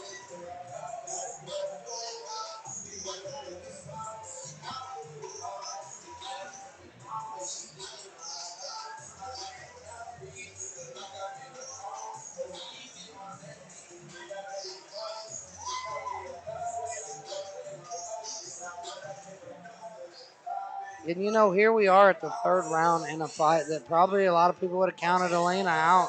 Absolutely. She's had to hang tough. She's a little bit overmatched here, you know. She is tough, Elijah. I've seen her in the gym. I've seen her spar the guys. She is tough. She is a tough kid. And she doesn't look frustrated. She doesn't look defeated here. And here comes, oh my God, Boyko coming out Here like she a house on comes. fire. Man, she is looking to win She this is coming. fight. I think she's smelling the stoppage here. And here we go. Here's the first 8 count of the round. Hang tough, Just said Elena. I'm ready.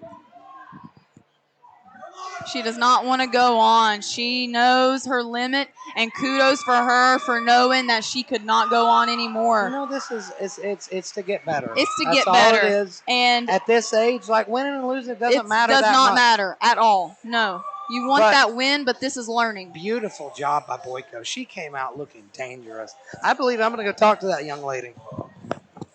Unless you want to.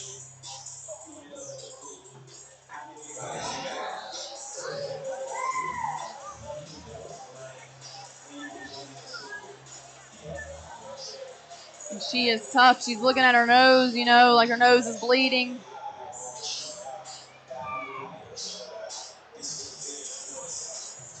What a tough, Catherine is tough. She came in there and she was bobbing, weaving. She stuck to her jab, and she done great. was a Both fighters fantastic very set. technical. You know, I was very surprised, and that was really good to see.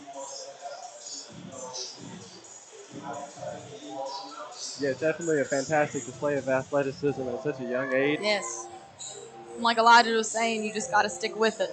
You just got to stick with it, and you have to. There's no limit. There is no limit. You've got to stick with it.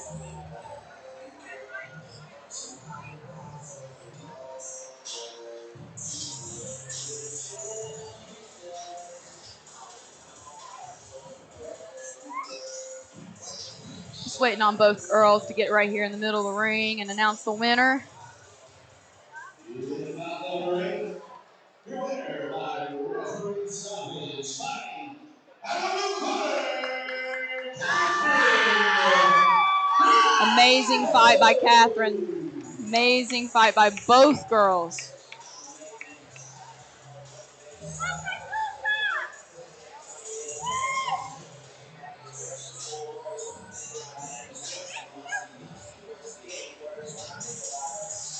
Ladies and gentlemen, give it up for these two young ladies. Absolutely amazing fight.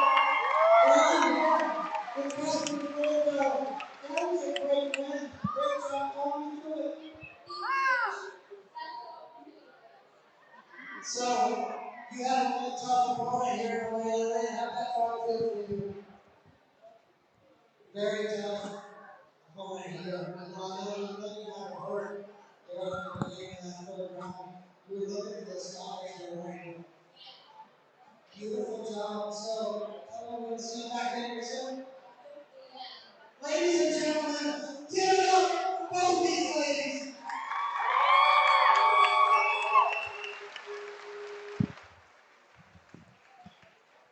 All right, both ladies was absolutely phenomenal to see. I don't think I've seen a USA boxing match, a girls' USA boxing match that young in a while around here. Especially that competitive. Especially that competitive.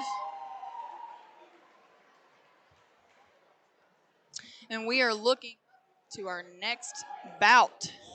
I think it's a female bout again. Let's see. This we did have some our card get kind of switched up here on us, so want to make sure that this is the next fight.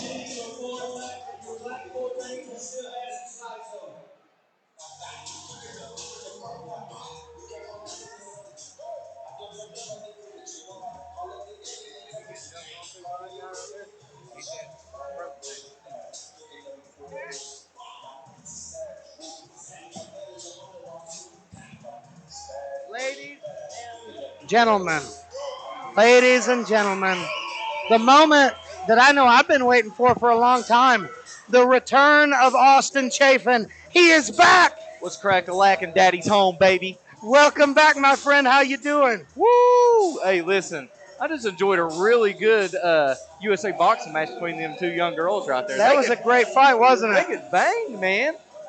Hope, my new commentary partner. Meet my old commentary partner, Austin Chafin, the man with the shiniest shoes in West Virginia. All right. You're slacking tonight, my friend. I am slacking tonight. You know, Keith said, hey, I need you to do some camera work. I dress comfortable, but I should have known better. You know, I was hopping on the mic at some point in time. I mean, we had to have you. You know, we got the knowledge. We know boxing, but I don't think we got the personality without you. You know, that's why I this came fight in. is bananas, man. I've been waiting for this one. Wait, this Both of these are ladies, pretty sure. Yeah. No? Yeah, this is Bekah Robinson. Yes, it is. Bekah Robinson. People are really high on her. She is out of 4 seasons out in Lexington, out a Kentucky fighter, and she is up against Jannat Rafeeq, and this lady is supposed to be scary. I've heard a lot of good stuff about her. She is supposed to be terrifying. She is. They are very confident that she's going to run through Bekah, and the people are really high on Bekah. This might be the best fight of the night so far. She's fighting out of the Cardi, boxing in Waynesboro, Virginia. Let's welcome Jannat Rafeeq out of Waynesburg, Virginia. You know, we saw this team do well tonight. We saw Joshua beat one of their fighters, but man, he was tough. He was a tough opponent. You can tell this gym has a lot of skill. And here's Bekah Robinson, long, tall fighter, and very dangerous. I've heard about Bekah for a while now. I've heard some tough things about her too, Elijah. I'm anxious to see how both of them compete. Austin, what do you think about these ladies? You know, I'm really excited just from the crowd presence. I mean, you can tell this one is something that people's been waiting on. I'm not for sure what she was trying to explain to the referee. I'm not either. Right I there. was kind of trying to listen as well. Maybe she's telling him, I'm Might going be to inflict some pain. Watch it. You Here better we be go. ready I'm to going to stop see. this quick. I'm ready to see a lot of technical work here. Here we go. And here comes Bekah with that long guard, popping that She jab out. is staying calm, and she's keeping it right in the middle of the ring. And I She think is it's going to be working tough for around. Jannat to figure out a way inside on Bekah. These ladies are fast. Straight right to the body by Bekah. And so far, she's staying active and keeping Jannat on the outside. But Both exchange from these ladies. what a fight. Bekah keeping her jab out. That's smart. She's keeping it out, and she's kind of waiting for that right moment She's to throw measuring that. with it. Measuring with it, absolutely. And she's That's a so very much, technical move so right much there. longer than Jannat. That's why it's going to be really It's going to hard. be very for her hard. to get inside. You see, she's getting without that happening. She's getting pieced up right now.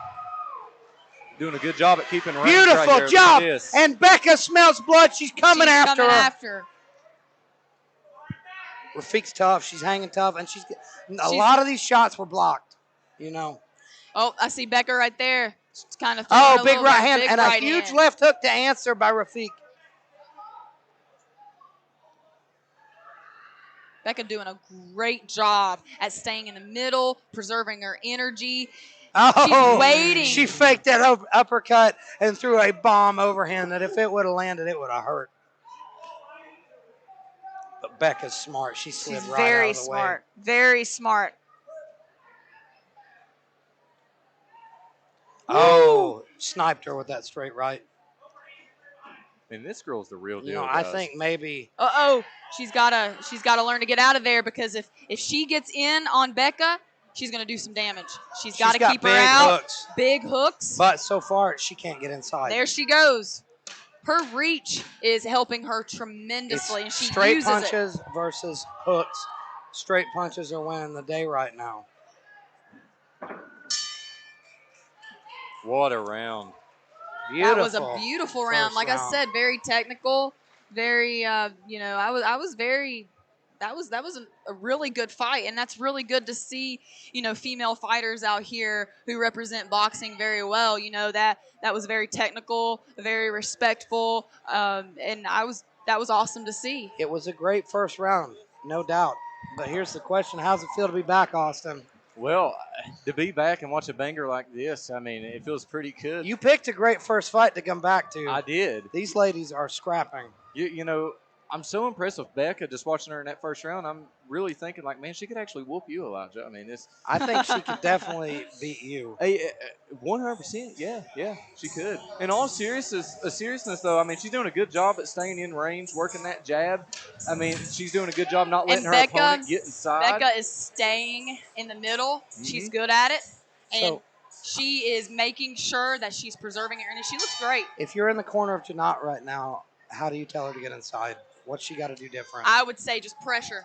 Beat her to those crazy punches, and that's what she's trying to do. I think she's hanging out. And she landed a few there. I think she is hanging out a little too long. Right there at the end of Robinson's reach. She's got to break in there really quick. Bekah Robinson and is do an some athlete. quick, short punches. I think she's coming in really strong and really wild, and I think if she just kind of gets in there really quick with short, stalky punches, she might just like that, but a little bit quicker. You know what I mean? Yeah. Robinson's doing a fantastic job at reading what she's doing. I think she's got to cut angles. Like she's if she wants to win angles. this fight, she's going to. That was the best shot of the fight, and I believe she hurt Bekah. That's why you see Bekah coming forward. It pissed her off. She's wanting to hurt her back. Now it's a different fight. If she could land that left like hook I said, again, Elijah, my God, that if was a she game can changer. just get in there, she has a beautiful. She throws beautiful punches. Very man, but she got clipped there at the end of that. She's very strong. Both of these fighters, very, very strong fighters, very technical. both kind of, just waiting for that right moment. They're looking, and I just feel Robinson is just trying her best to get that right shot. Right there, that uppercut. She's doing really good at throwing a 1-2 and a left uppercut, Robinson. Yeah. And Man, well, this is a great fight. that's it. Oh, that left hook by Robinson clips her again. She gets caught waiting. Woo! Oh my God, she's got dynamite to get out of there. left hook. Robinson has got to get out of there. Jannat's left hook is Jannat beautiful. is strong. She is coming. She's just strong. having a lot of trouble dealing with the range and the speed of Robinson.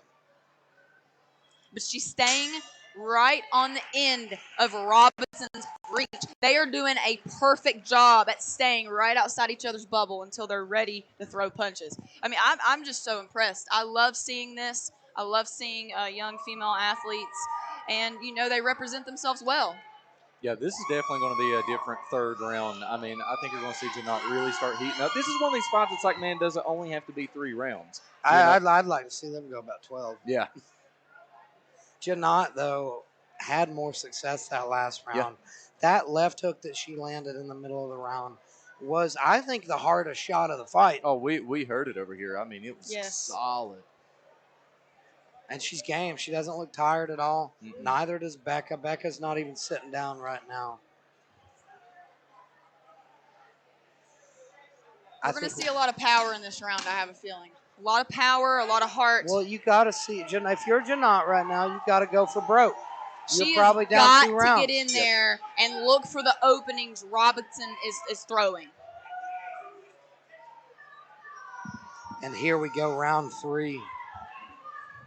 And let's see if Bekah can keep her on the end of that range again. Bekah is doing a fabulous job at knowing distance. You see, she's just out of the way of those counters by Jannat. But here comes Jannat coming hard, pressing forward, looking to find that opening.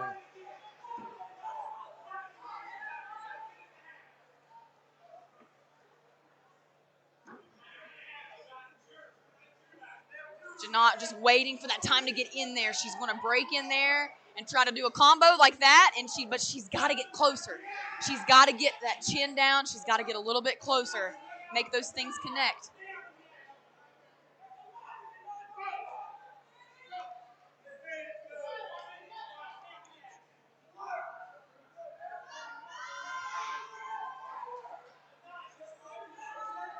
Good jab by Bekah Robinson. And she's just doing a great job maintaining this distance here. Jannat very frustrated, not able to land those huge bombs because she has massive power. Oh, that uppercut was beautiful by Jannat. Not saying that Bekah can run on cruise control, but all she has to do is just lay back, pop the jab. Yeah. I think she won the first 2 rounds. She's up 2 rounds. She is up 2 rounds. She's got to make it happen. These USA boxing scores are weird sometimes. You what don't if know. 10-8 rounds come easier in USA boxing? If Jannat can make something big happen, score 10-8, that's at least a draw. Woo, but right now, Bekah Robinson looking sharp.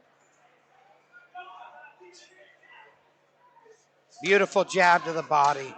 Went off the center line. She looks beautiful. Looks beautiful. Her technique. She's got to throw excellent. some punches. There's some punches. And she's getting a little too what close an now. athlete. Great job by Bekah Robinson. And I think Miss Hope McNeil is going to go talk to these ladies. And Austin and I are going to talk about this fight. Man, what a great fight. You know what? I was being serious when we said we need a couple more rounds because we seem to not really starting to heat up towards the end of that second round. And especially in that third round, I feel like she found her rhythm. Well, I think that Bekah won that third round pretty handily, though. Yeah. Toward the end, she was looking so sharp. Jannat just had a hard time dealing with the speed and the range of Bekah. Yeah. When you got a fighter like Bekah, that's just so precise with her punch, especially that jab. And then you got Jannat, she has to try to throw a couple wild ones, try to get inside a little bit. When you only got 3 rounds and that's all the judges are seeing, like I said, I don't want to say anything. Unofficially, I think Bekah definitely. I think, it would be really hard to see it going any other way. Yeah. But I'm very impressed with Jannat. Yeah. She's a very tough lady. I just think she needed more time. She needed more rounds.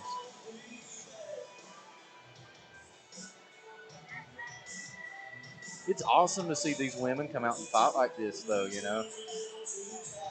An incredible fight. I think that was fight of the night from the USA boxing card. Absolutely it was.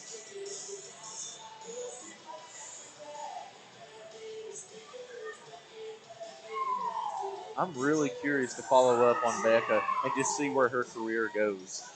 Hey.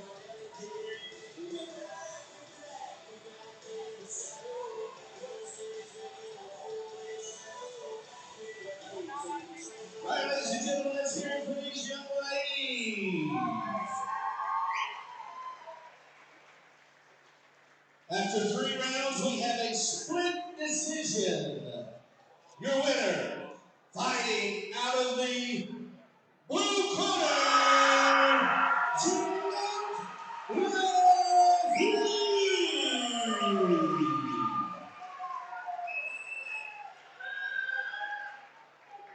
Ladies and gentlemen, give it up for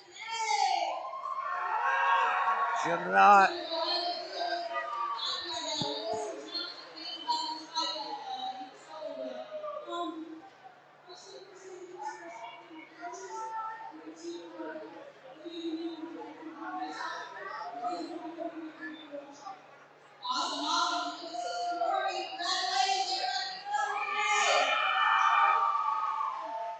Ladies and gentlemen, what a fight. And it didn't go the way we thought, you know?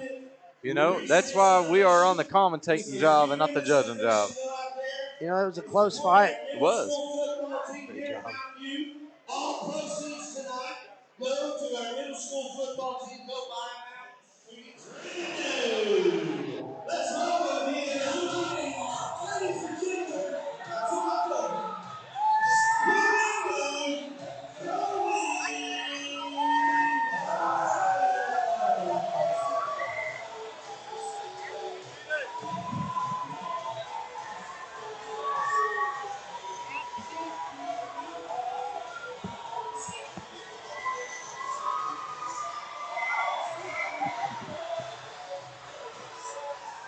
There we go. Oh, wow. Ladies and gentlemen, this is what we've been waiting for. Oh, my Ring God. card boy, Colby Vargas, has arrived. Ladies and gentlemen, can you get any more sexy than this? Oh, man, alive. You know, you expected to see some good fights, but did you imagine that you'd ever see something like this? You know, this is a treat right here for these fans. It's a treat for the ladies in here. I know that. And here we go. We got Cole Ward walking out the sabotage by the Beastie Boys in the first MMA bout of the night. This is one I've been excited for right here, Elijah. And here we go, Cole Ward walking out. This is a guy, he took a bad loss in his first fight against Saul Parrish.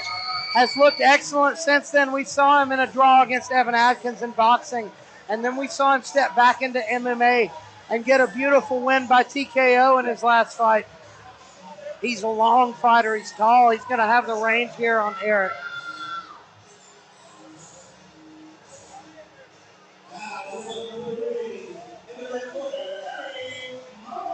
And here comes my friend Eric Monn. Yes! And ladies and gentlemen, I picked this walkout song. Last night on our way from weigh-ins, we changed it up. Hey, this is a good banger to walk out to. Eric Monn is an inspirational guy. You know, we saw him lose his first fight as well. He comes back, climbs up the rankings, and we see him fight Denzel Chapman for the title. Yeah. And went the distance with a guy who stops a lot of people. Yeah, listen, this guy's a completely different fighter from when we first watched him. And being able to watch his progress, I mean, it's just amazing. I love it. And Eric Monn, such a unique guy, such a cool guy, founder of Fight Bros. Yeah. You know, it's a network for MMA fans. He's been a lifelong fan of this game. And now he's getting his chance to finally step in there in the small gloves and make this dream a reality. No flash photography. Please, no flash photography during the events. And here we go. Eric Monn, hungry fighter. Been training like a madman. Yeah. Lost a ton of weight. Cut a lot of weight for this fight, actually. And where is he going?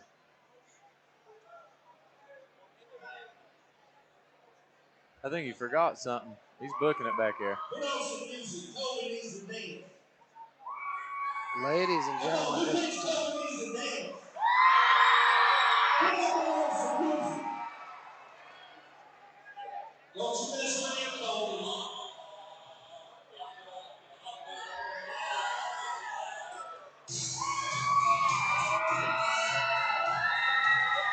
And here we go, Cole Ward waiting for Eric Monn to return to the ring in an interesting turn of events while Colby Vargas keeps us entertained.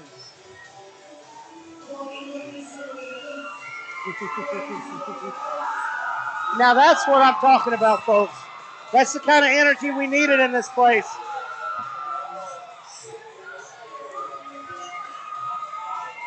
And Eric Monn returns. Colby Vargas.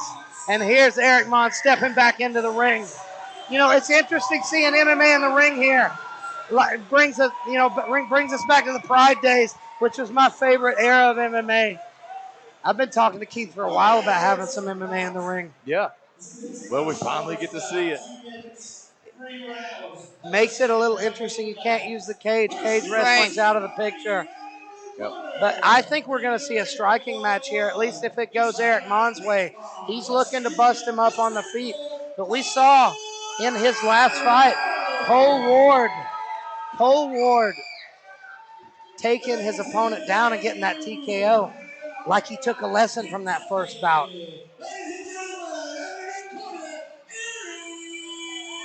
And we see Thorin Hensley and Heathen Clan in the corner of Eric Monn.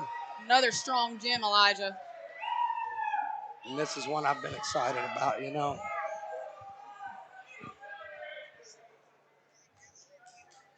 Well, we get to start this new line card off with a bang with a guy like Eric Monn and Cole Ward. Two exciting fighters here. And here we go. Starting off the first round. They touch gloves. Eric coming out, taking the center of the ring, looking to pressure him. Get him a lot in of that pressure corner. by Eric. Beautiful low kick by Eric Monn. Wow. Knocks Cole Ward off balance. He's a little perfectly timed. Too heavy on that lead foot for Cole Ward. That's what you see happen. Again. Beautiful high kick, and here comes the headlock, and Cole's going to get him down here maybe. Beautiful job wrapping the head by Eric Monn. Doing a great job at keeping his feet away, That's what's stopping him from getting that takedown. But you see Cole's got a guillotine here. Guillotine. As long as Monn can wrap the head and use counter pressure here, he'll be all right. Whew. Both of them struggling, though. Monn needs to fight his hands. He's got to get his hands. And Monn's looking for that choke, but they both got that headlock. Both looking for the same exact thing. Yeah. Really interesting here. Ref kind of in the corner. And Monn's caught in a bad spot, but he's safe because he's got his head. That counter pressure, he will never finish him here. They're just trapped in a weird position. One guy's going to have to eventually break and let go. It looks like Ward is looking to fish under that leg. He's thinking about trying to get that takedown somehow. And what he really needs to do is try to snap Eric's head down, and he could go around the back. If he could pull. There we go. Eric's got to get him off of him trying here. to break and away. he's caught. Eric's caught. That's deep. He got out. Beautiful job by Eric Monn. He's been putting his head in danger for a while. Eric's pushing him to the corner. Measuring now. And he's got to get more active with his hands. You know, we see him very active throwing combos in boxing. Right now, he's not too active with his hands. He's got to throw some more. Good low kicks. kicks. He's got to make that connection. He's got to get in there. Has some excellent low kicks. Beautiful head movement. And then gets that clinch.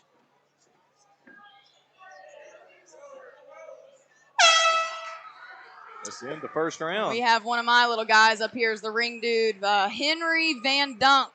A-Train Boxing is a young, aspiring boxer. He's got to have some music. Get that boy some music. He's got to have some music. And here we go. We see Eric. I wonder what Thorne's telling him in the corner. He's always also got Tim Dunn, who's a super experienced MMA fighter. I know they've got to be telling him, stop putting your head in that headlock. Make sure you don't end up in that bad position again. Eric wants to stay on the outside. He does. Even though Ward's a little longer, I think Eric's got the striking advantage. His low kicks were, I think, the best weapon he had in that first round. What would you be telling Eric right now if you were in his corner? I'm telling him, stay on the outside, pop your jab, get more busy with your hands, and use your hands to set up your kicks. Now, Elijah, I'm a boxer. I'm not a kickboxer. What is the difference when you have kicks involved rather than just punches? Well, it's just so much more to think about. You can't do certain stuff, like dipping and rolling. You'll end up getting caught with a high kick. Right. And you see, you should never throw kicks without setting them up first. And that's what Eric needs to do, is set those kicks up. Woo! Oh, my God. That one right there, and he stayed aggressive. He came after him. I don't like that he got in the clinch here. He's putting himself where he doesn't really want to be with Cole Ward. And now he ends up on his back in full mount. No, he's got half guard, it looks like. He's got half guard, it looks like. And let's see if he can hold on, because all he's been working on is getting back to the feet. This could be dangerous. I know he's not done a lot of jiu-jitsu. I think jiu-jitsu right here is going to... What's going to help him, though, is these are short rounds.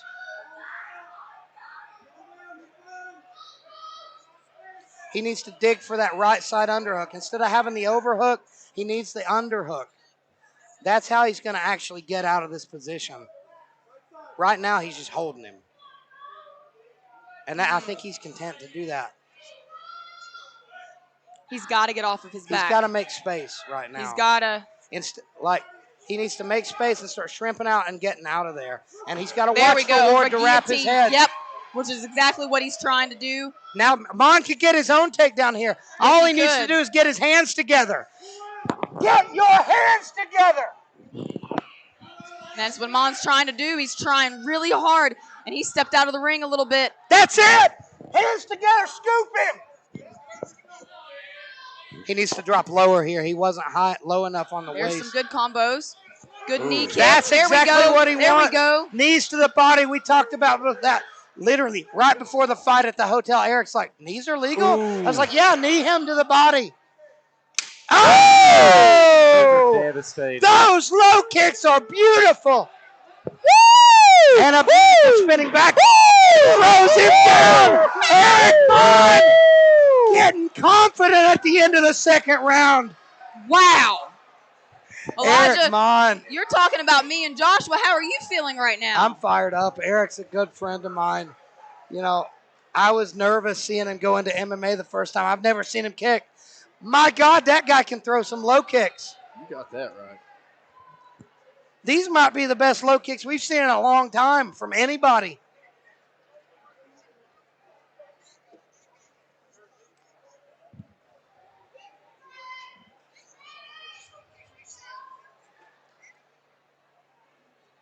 My God, Eric Monn looking sharp in that last round.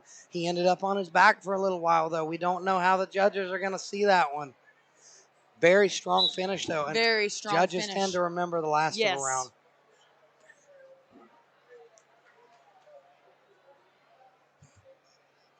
Now, what's Cole Ward have to do here in this second round to try to... Eric signaling to Ward, let's hug it out before the start of this round. Good sportsmanship here. Both of them. That's what it's all about. And Monn looking to chop that leg. And you see Ward's worried about it. He's trying to check it here. He's keeping low on that life. Oh, he knows beautiful placement right on the knee with that low kick. Woo! Monn he connected really that. Needs to be careful, though. He's not setting his kicks up at all.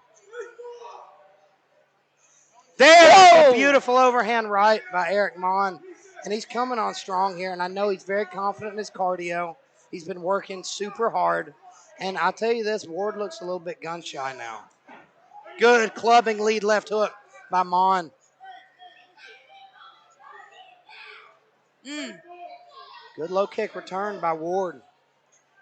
Monn just piecing it. And Monn returns fire. And he's eating that leg up every time he hits him with it.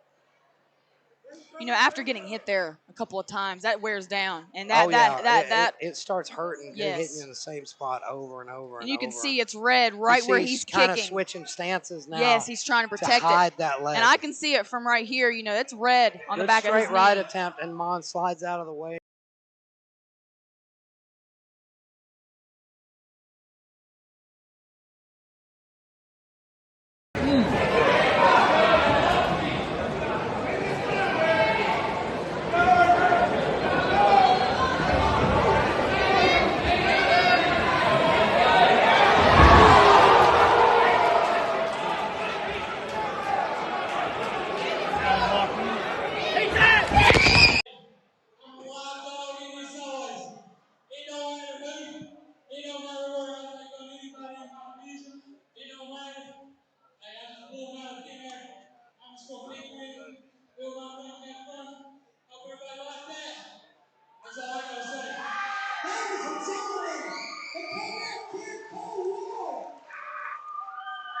Amazing fight.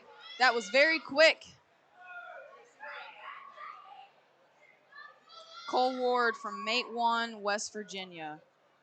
We are going into our next fight of the evening. We have Bobby Horn and Jacob Oliver. Bobby is fighting out of Gilbert, West Virginia. This is his first match.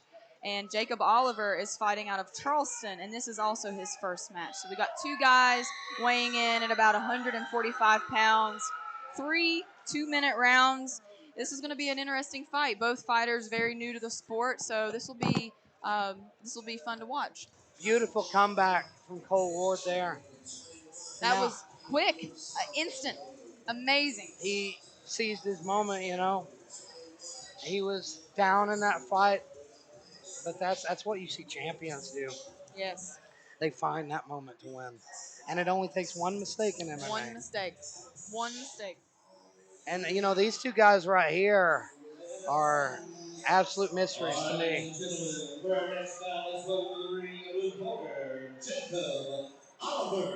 And here comes Jacob Oliver out of Charleston, West Virginia.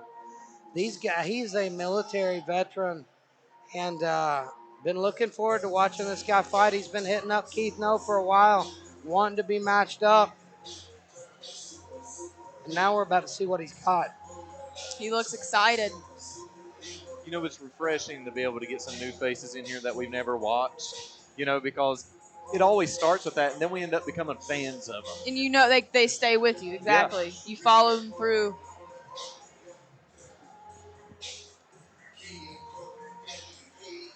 And this guy looks in great shape. He does. You know, like I say, he's a military guy, so you know he's working out a lot, running. He's going up against Jacob Oliver, or Bobby Horn, I'm sorry, and he is from Gilbert. And look at Mr. Horn getting ready to come out. He looks intense here. He is ready to go. Looks like he's in great shape as well.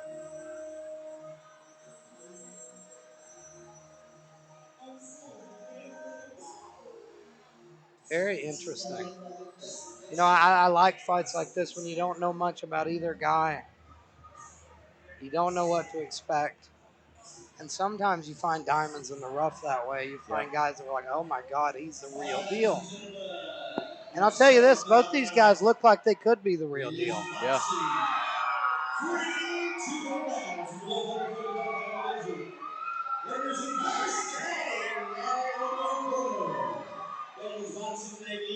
He's out of Charleston, West Virginia. Let's hear it for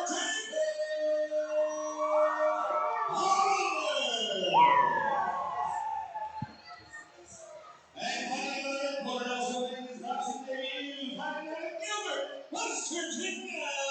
Let's hear it for Bobby Horn. Bobby Horn looking intense over there in the corner. And Jacob looks calm as well. Yeah, this is going to be a good fight. I just have a feeling about it. Switching stances. Little wild, but over and over, he's switching stances. He switched stances 5 times before he's thrown the first punch. Woo! Big overhand. You see he's very green. Got to be a little bit more calm with her feet. A Very little bit green, more but relaxed. Jacob looks like the sharper guy here.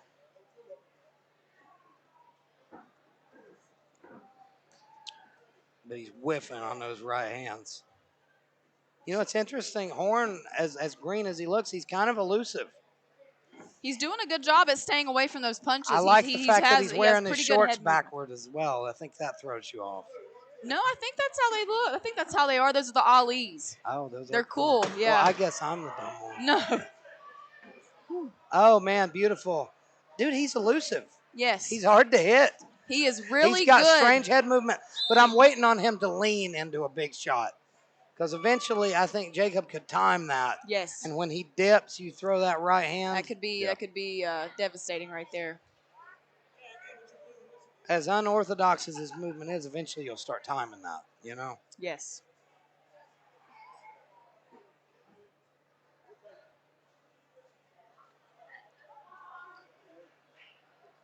And I guess that's the end of the first round here. That was a quick first round. That's what I was going to say. Very quick. Sometimes 2 minutes goes fast. Absolutely.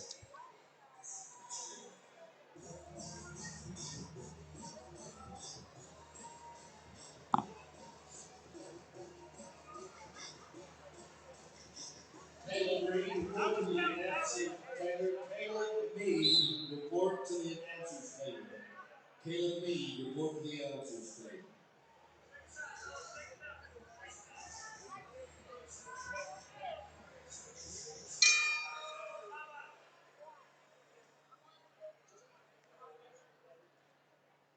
Oh, try and get his mouthpiece in. There we go. All right, going into round number 2. And here we go. In a very interesting fight, you know, two very, raw beginners. Very, very green. But look how elusive he is. Very, very smooth. That's like movement. Natural head movement, too, because you can tell he's absolutely not natural. And he switches stances so... he knows to stay away from those punches, Elijah. He can move his head. Oh, that was kind of a little too low. Yeah, slip there. He just a little bit of a slip right there. And then he just came after him, dove on top of him. Really good head movement and distance. That's natural. I do not think Jacob has landed a clean shot yet. And it's fascinating and if they do, to me. and when they do, it's going to hurt. Look at this. Watch Horn. Watch his unorthodox movement. And it's really hard for Jacob, who actually looks like the more technical boxer, to pin him down. See, and now he's landed too. It's very strange. See, look at that. Look at that head movement. Beautiful.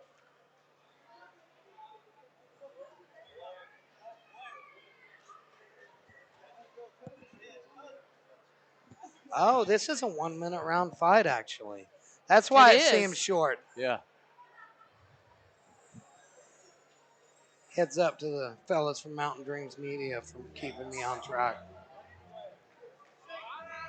And for this beautiful looking pay-per-view. We have Charlie Van Dunk as our ring boy for round number 3.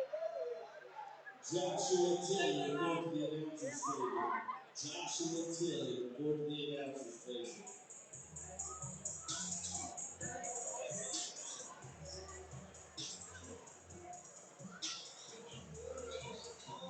See Bobby Horn over in the corner taking some deep breaths. He's got to be tired. He moves so much. I know.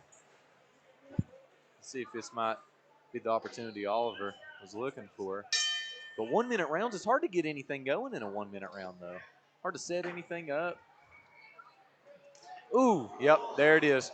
Oh, man, beautiful. And it looks like Jacob's got him on the run now. And I don't know if that was a knockdown or a slip. I believe it was a slip. Look at that head movement. And it's oh, man, beautiful right hook. Landed in the middle of that flurry. Tell you what, Oliver feints and sits back one time. Good and throws jab. An uppercut. Man, this guy's head movement's unique. But, I think he's fading a little bit this round. Yeah, he is. Like you said, I mean, he's you just see, he doesn't hard, look quite as confident either. He was so confident the first 2 rounds. Yeah. But now he's hurting. You can see something's bothering him. I think he's just tired. Something's bothering him, though. He's getting clipped. He's getting clipped right now, too. I don't know. I think his leg, I don't know. He's moving strange. Well, at the beginning of the third round, he ate a nasty left hook that landed, I mean, clean. I don't See, know though, right there, he's grabbing his body. Something's going on with him. I think he's. He takes a knee over in the corner. I think he's tired. I think so too, but I don't know. It almost looks like he's injured. Yeah. Like he had that grimace on his face. He's wincing, you know. Mm-hmm. But if you're in the corner of Jacob Oliver, you have to be confident right now. I mean, you would think, you know, we watched the last USA boxing match and we was completely wrong. But that's the end of the fight. Actually, yeah, this 1 minute rounds have got me shook. I thought we had one more, but I wonder who won this fight. I think Jacob won the third. I believe that Horn won the first two. I don't know, though. It was so close. It was such a cool fight from two very excellent beginners. You know, if you was to give Bobby Horn the first 2 rounds, I think the judge would just have to look at it like just output. You know, he was giving a lot of output. Head movement was amazing. I mean, this is one of these ones that's just going to sit back and we're going to have to see where it goes. But I agree with you. If we had one more round and if you was Oliver, you would have to feel confident maybe going in that round to say if I could pick up where I left off, that would definitely be enough to. Now, Austin Chafin, I want you to do me a favor. I want you to go talk to the winner of this fight. You want me to talk to the winner of the fight? Okay. Yep, I think we need to get Austin Chafin in the ring. Get this crowd fired up a little bit. Colby Vargas is not enough. They need more. All right, ladies and gentlemen, judge number 1 scores the fight 29-28 for the blue corner. Judge number 3 scores the bout 29-28 for the red corner. We got a split decision here, folks. Judge 2 scores the bout 29-28. Your winner by split decision, fighting out blue corner, Jacob Oliver wins the decision, but an excellent fight for both guys in their debuts here.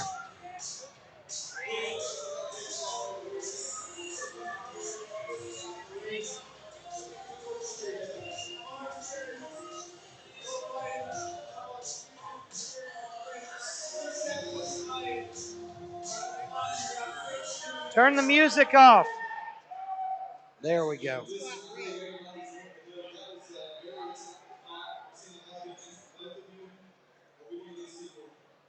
I'm definitely there for Workman.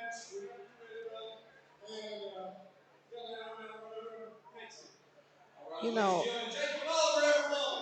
these are two new fighters here that I think could have bright futures. Excellent scrap from both guys. Both guys, a lot of room to grow here.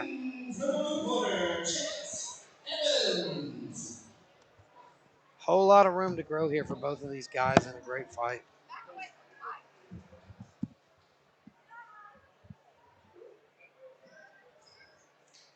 Now we got two big boys coming into play now. Oh, yeah. I've been looking forward to this one. Theo Acord versus Chance Evans. Chance Evans right here getting ready to walk out. He is a big man, and he's sitting at a 3-1 record. Woo. This guy has got a lot of experience, and I've heard he's very tough and hits hard.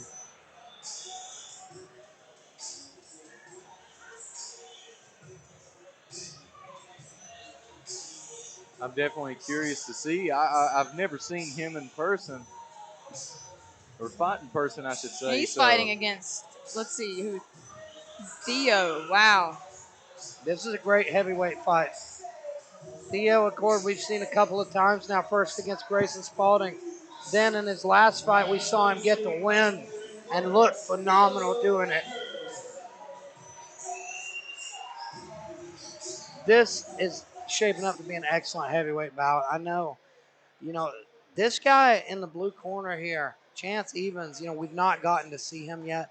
I'm telling you, I've heard a lot of people talking about him. He's coming all the way from Indiana. You know what they call him? What? Lunchbox. Lunchbox. Wow. Chance Lunchbox I like his Evans. shoes. Well, Lunchbox got some cool shoes. And here we go. Theo Acord. This guy was a power lifter who's transitioned into boxing, and he's not your typical powerful heavyweight because he throws clean punches. He's got a beautiful overhand right as well. This is going to be a dangerous fight for old Lunchbox, but I think he's not. He does not look shaken up at all. He's very confident. He's got the experience advantage here. And as you know, we see Tucker Lambert there in the corner of Theo. He's been training out of Silverback in Oceana. And, you know, those guys have such a competitive group of fighters.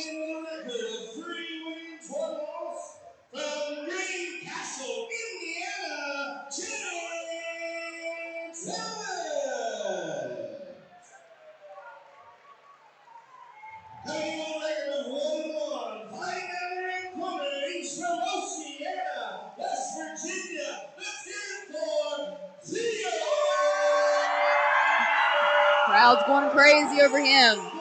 Looks like we got a fan favorite in the house. Oh, yeah. All the Oceana people always come out in force. That's a boxing town. And they touch gloves. And here we go. I expect Theo to be a little faster. But big power. Ooh, big power. On Chance Evans. And this one, he's got Theo hurt. Power. He's got him hurt bad, and Theo dances away trying to shake off the cobwebs here. This reminds me a lot of the Grayson-Spalding fight where Grayson was hitting Theo with big, powerful shots.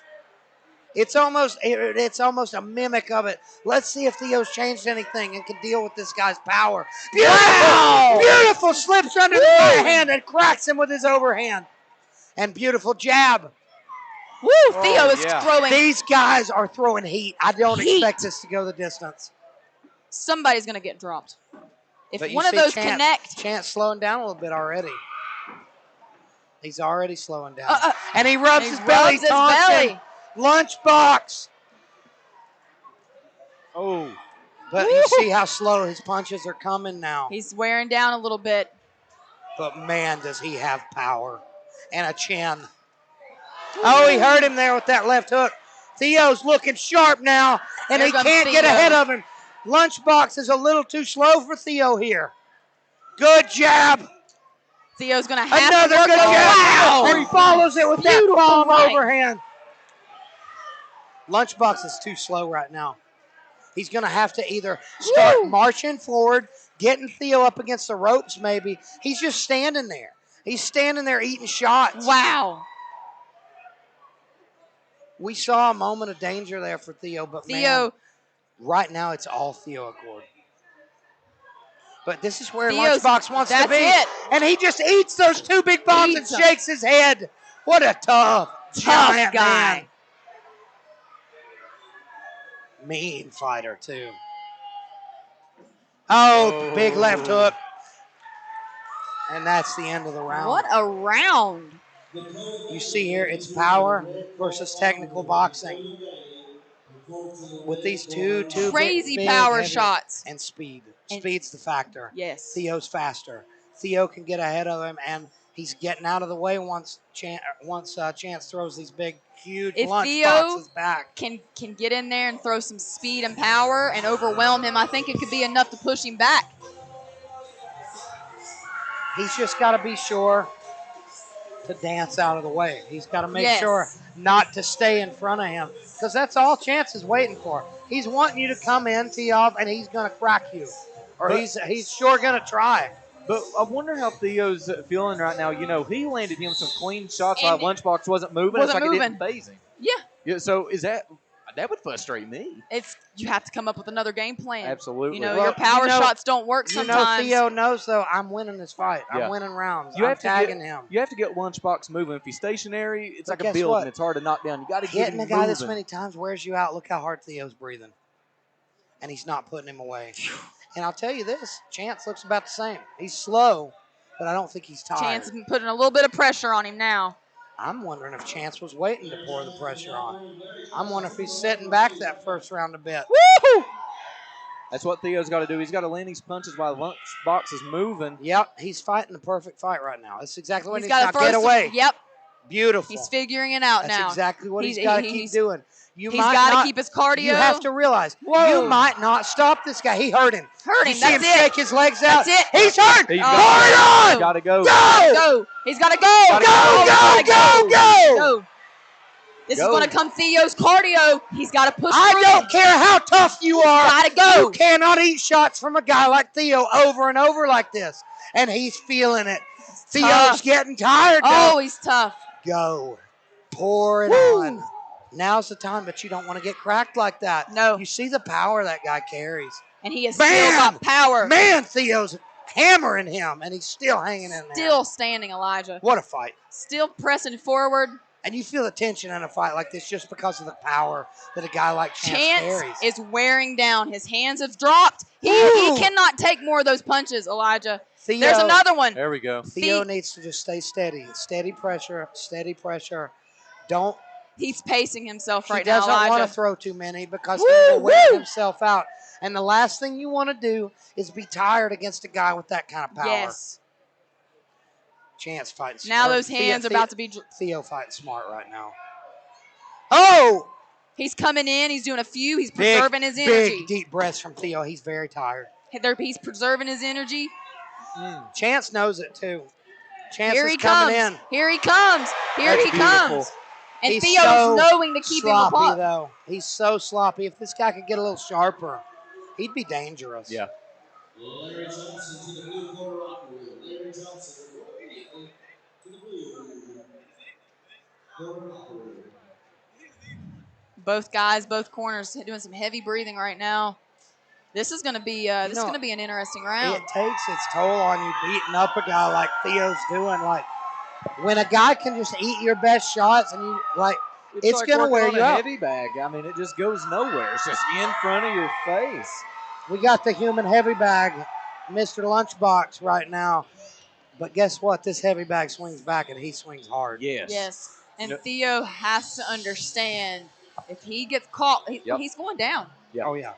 Because Theo's a little bit gassed right now. He knows if he gets clipped with one good shot, If you notice, Theo, now that he's getting tired, he's carrying his hands so low. Yeah, yep. But it's because he's just out of range. If this guy were a little quicker and could explode forward, I think he could maybe catch Theo. Look how low his hands are. Look how low his hands keep staying. He's tired. Ooh. There's some punches right there. Maybe saving These a little are bit some of energy. absolutely big men. I'd say we got over 500 pounds of man in the ring right now. Easily. Every bit. Easily. You see Chance slowing down too, though. Can you imagine the weight that's behind that jab, though, that he hits you with? There's another one. He's talking to him. Oh, and after he said something to him, Theo lit him up. He stood right there and took it. This guy, you can't hurt him. Woo! Theo's throwing bombs. I mean, it's shaking the table. That's how strong these punches are. That overhand keeps landing, and he just keeps marching keeps forward. coming forward. It's kind of a crazy fight, actually. Yeah. Theo's looking at him like, what in the world? What do I got to do to put this guy And Chance takes away? the punches. He can take them. Chance is talking through this whole fight.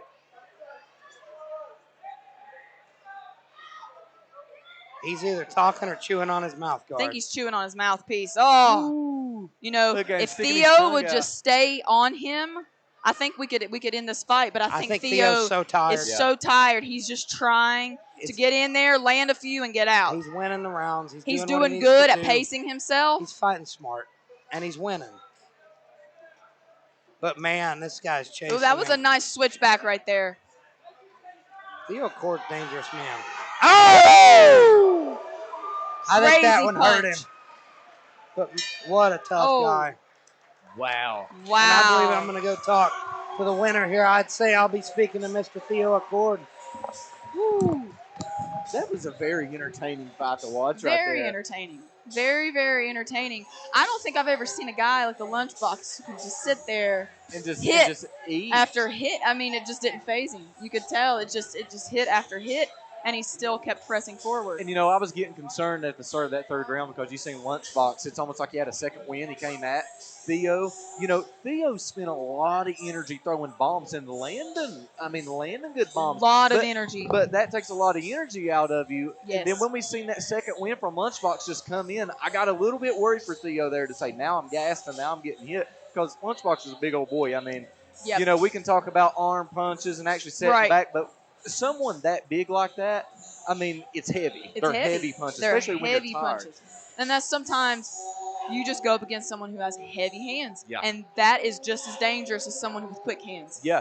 And, let's sit here and let's imagine in a world, let's say in a couple of years, that he gets a really good technique to him where he's actually able to put the weight behind those heavy hands. Dangerous. He'd be dangerous.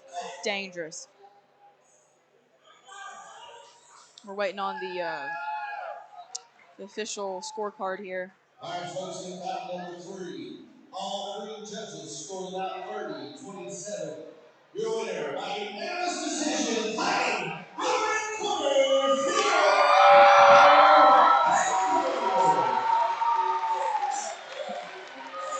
Wow.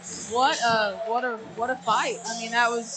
I can definitely say something I've never seen before. Yeah, absolutely. That was a first for me. Ladies and gentlemen, out here with Theo Acord, $9 award, everybody. Dangerous big man, you just been dropping through that.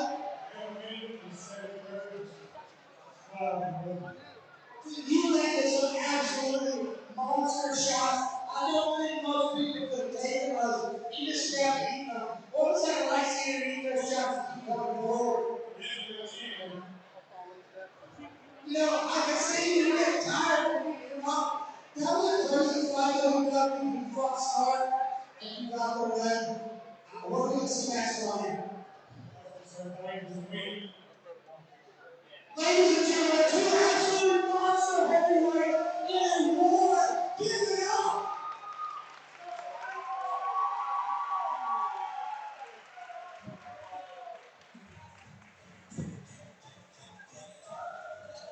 And we're going on into our next bout.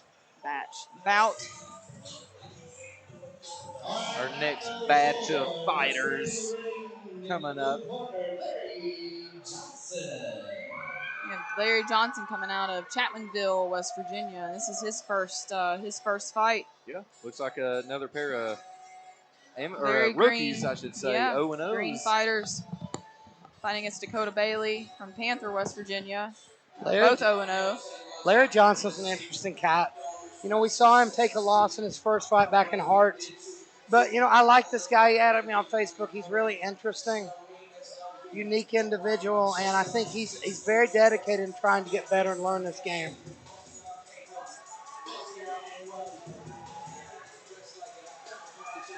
And you can tell the guy, just knowing him on Facebook, like, he's a smart guy. He's a thinker. I'm sure he's learned some lessons for that first fight. And he's going to come back a little stronger now, a little smarter.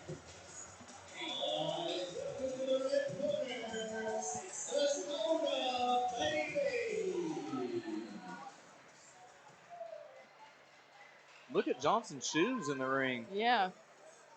He looks like he's wearing the shoes that Forrest Gump had on in the first of that movie. You can tell a lot about a man by his shoes, where he's gone, where he's been, where he's going. And coming out next, we have Dakota Bailey out of Panther, West Virginia.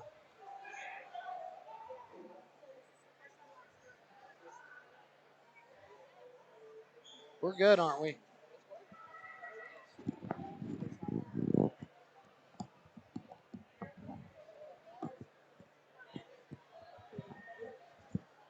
Ladies and gentlemen, bout number 4 is the 145-pound division. It's 3 2-minute rounds. First introducing fighting out of the blue corner, making his boxing debut out of Chapmanville, West Virginia, Larry Johnson. And it is Larry Johnson, a.k.a. Larry Johannesburg. And also making his boxing debut, fighting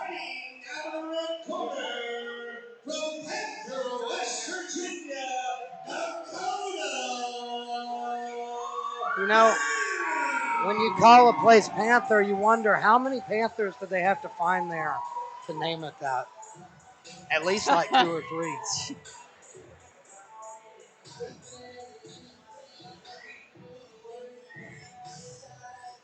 And here we go.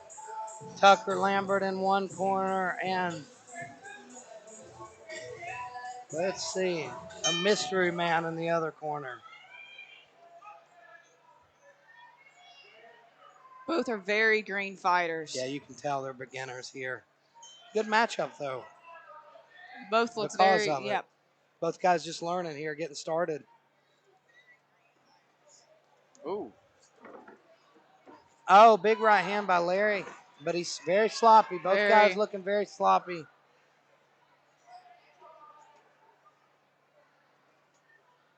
Oh, I think a big thing, though, that you look for when you see these guys that are so raw, so green, you got to look for the heart. Like, that's when you see if this guy could have potential. Yes. See if they've got that dog in them. This is a sport that's not for the faint of heart. No. It takes a lot of courage just to get in. A lot of courage. And I believe that overhand left, Larry felt that. He stepped back and he just, kind of stopped him in his tracks for a moment. Woo! Oh, he is hurt. His leg's buckled. Larry's got him hurt, man. but he's coming forward. Throwing arm punches, That but got still. him right there. And that's what I'm talking about, heart. You see, he was hurt there.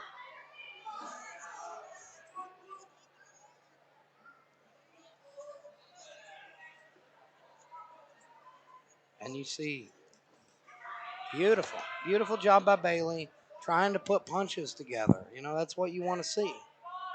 Instead of throwing one big shot. Both guys just kind of figuring it out. They probably they're just stepping up into the ring. How hard is that when you've got to figure it out in Figure it out when in the you're ring. fighting? It's very hard.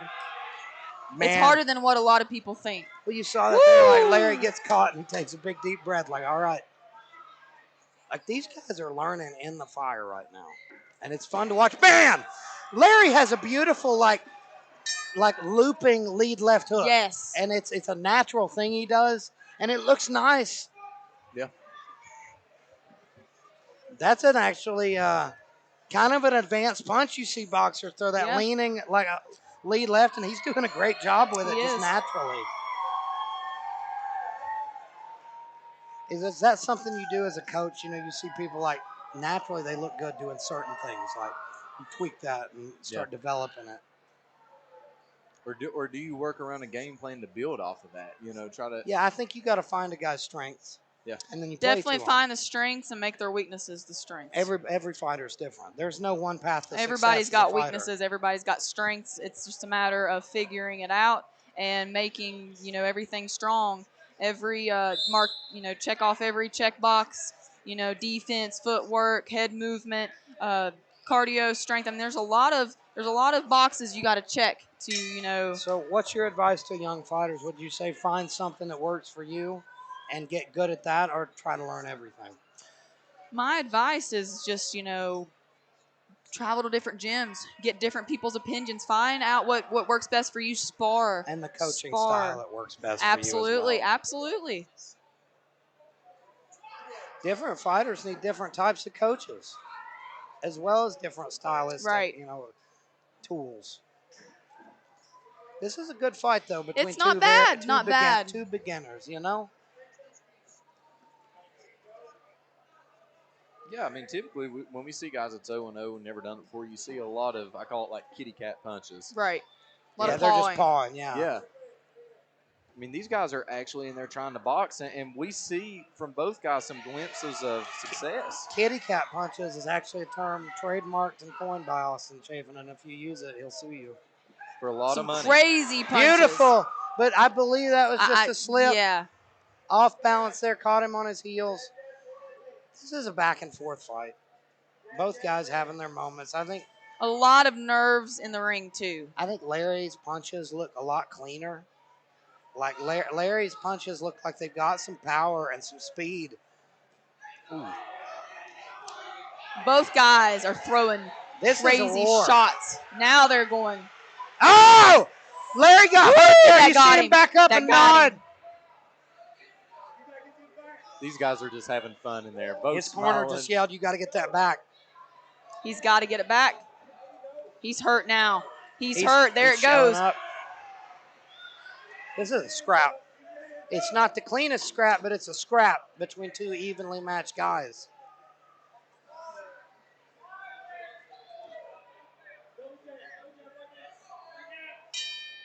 And that's the end of the second round.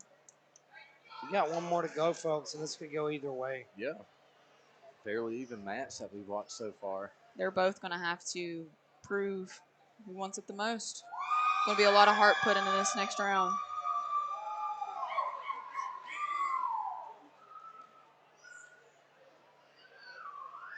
And I think toward the end of that round, you know, Bailey was looking stronger and fresher. He had Larry hurt a few times in that round. He threw some strong punches. I think it could be 1-1 here. I have to agree with you. Larry giving it up to me. We're Facebook buddies. Got to show me some love. and he's a scrapper. You can tell he's got a lot of heart, even though he's very green. Yeah. You know, it goes a long ways. You know, you see some fighters, they get caught with a punch and they get timid. They start backing off a little bit. I mean, both of these guys, they've ate some licks and they keep coming. And they're having fun, too. That's what I like about it. Like, look at Larry right now. They're talking. Smiling, talking, both of them nodding at each other. And that's what I talked about. That's the stuff you want to see. You see these green guys who don't have much else. You look for the heart. Look for the dog in them. And that's how you know if they've got what it takes. Both of them. One of these guys land one of these punches. It's gonna hurt. They're throwing big shots. Big shots. Just wild. That's it.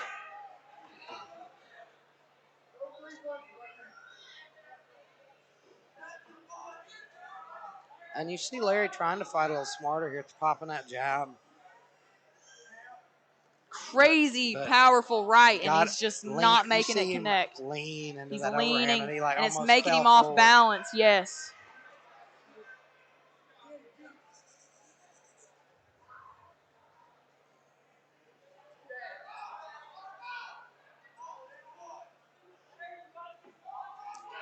Oh, big shot. Big shots. By Bailey, and he's coming on strong now. Woo! And John's fighting all heart right now, though. You can tell he's hurt. You can tell he's tired. Those jabs are coming slow right now. Woo! And and he rocks Bailey's head back. And you can see that lit a fire under him a little bit. He was fading, and then he landed that big shot, and he kind of started coming on a little stronger. Big smile from Bailey. These guys are giving it all they've got. I don't know if that's smile or just exhaustion. They're giving it all they've got right now. Woo! 10 seconds left. We've got 10 seconds left. Grueling fight for both these guys. Big fight for two guys who've never fought before. Amazing. Good fight for it to be so green.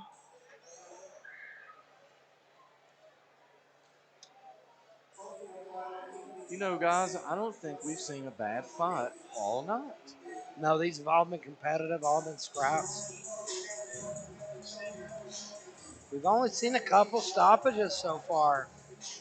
Competitive, that just shows your matchmaking's good, though. Yeah. Thanks, Elijah.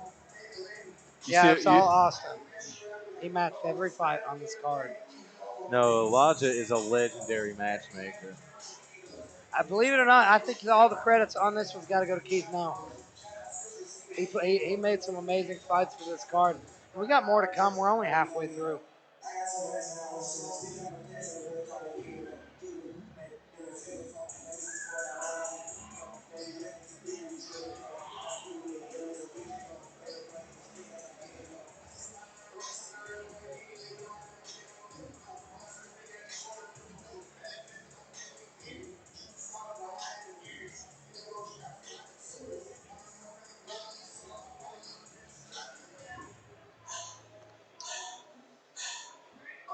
We're waiting on the final decision here. I mean, this was a close one. I mean, I wouldn't want to be a judge in this situation. No. Right, ladies and gentlemen, bout number 4. All three judges scored about Your winner by unanimous decision, fighting in the red corner. Wow. Dakota Bailey, great win there. And he is I don't know if fired he up. was expecting that. That was he looked really happy. Good win. That was tough to call.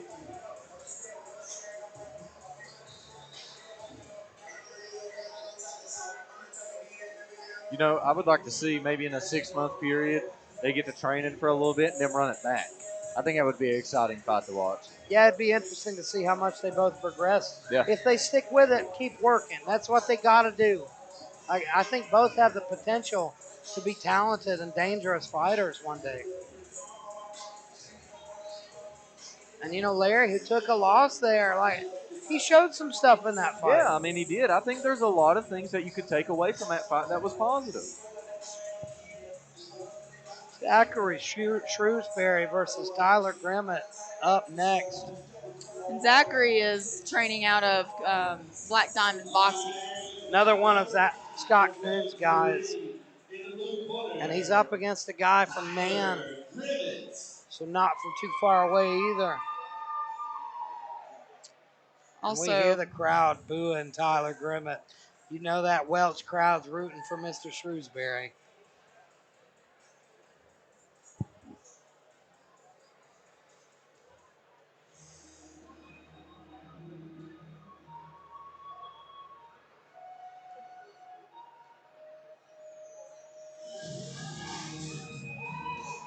And out of the blue corner, here he comes, Tyler Grimmett. Very epic sounding walkout song.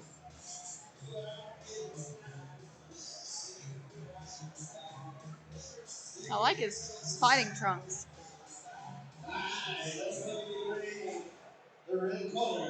Hope likes those short shorts.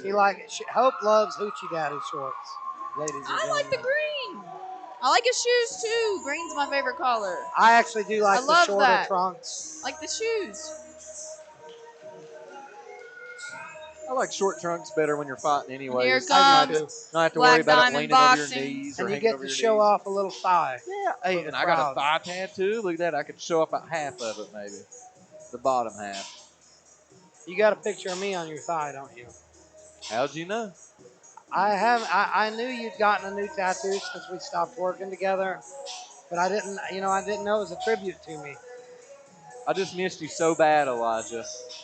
And here we go. We have Mr. Shrewsbury. Zackary Shrewsbury, followed by the Black Diamond Boxing Club in his corner, Scott Coon. And, I was looking at this guy before the fight. He's built really strong and got an intense air about him as well. Both of these guys are big, strong-looking guys.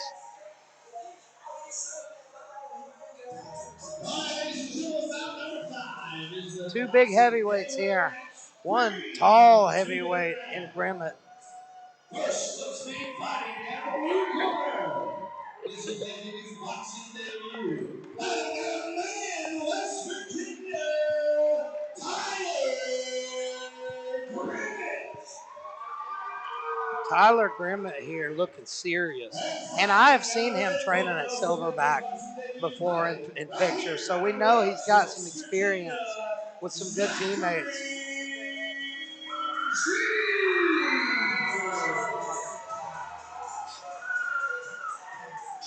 I haven't had the chance to see Zackary train, so I'm anxious. I've seen him in the gym, but I haven't got the chance to see him train, so I'm anxious to see. He looks mean, I'll tell you that. Both these guys look mean.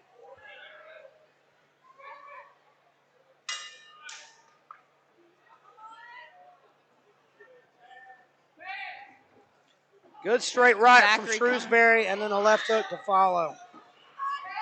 And so far, he's landing the better shots, and he's been able to evade the shots of Grimmett. Zach moving. Ooh, and that might have got him. That might have.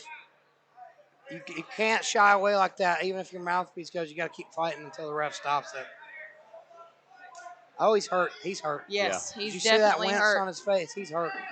One more punch and it's done. Grimmett knows it.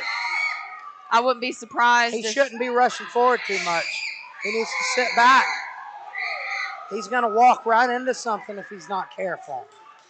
Zack doing a good job at moving. See, he's crashing forward with his chin straight up in the air. And that's a recipe for disaster. And you see Grimmett does a smart thing, gets out of the way there of that flurry. Zack needs to get out of the corner. Grimmett's long, too. And he looks smart, like he's fighting a smart fight here. You can see he's thinking in there.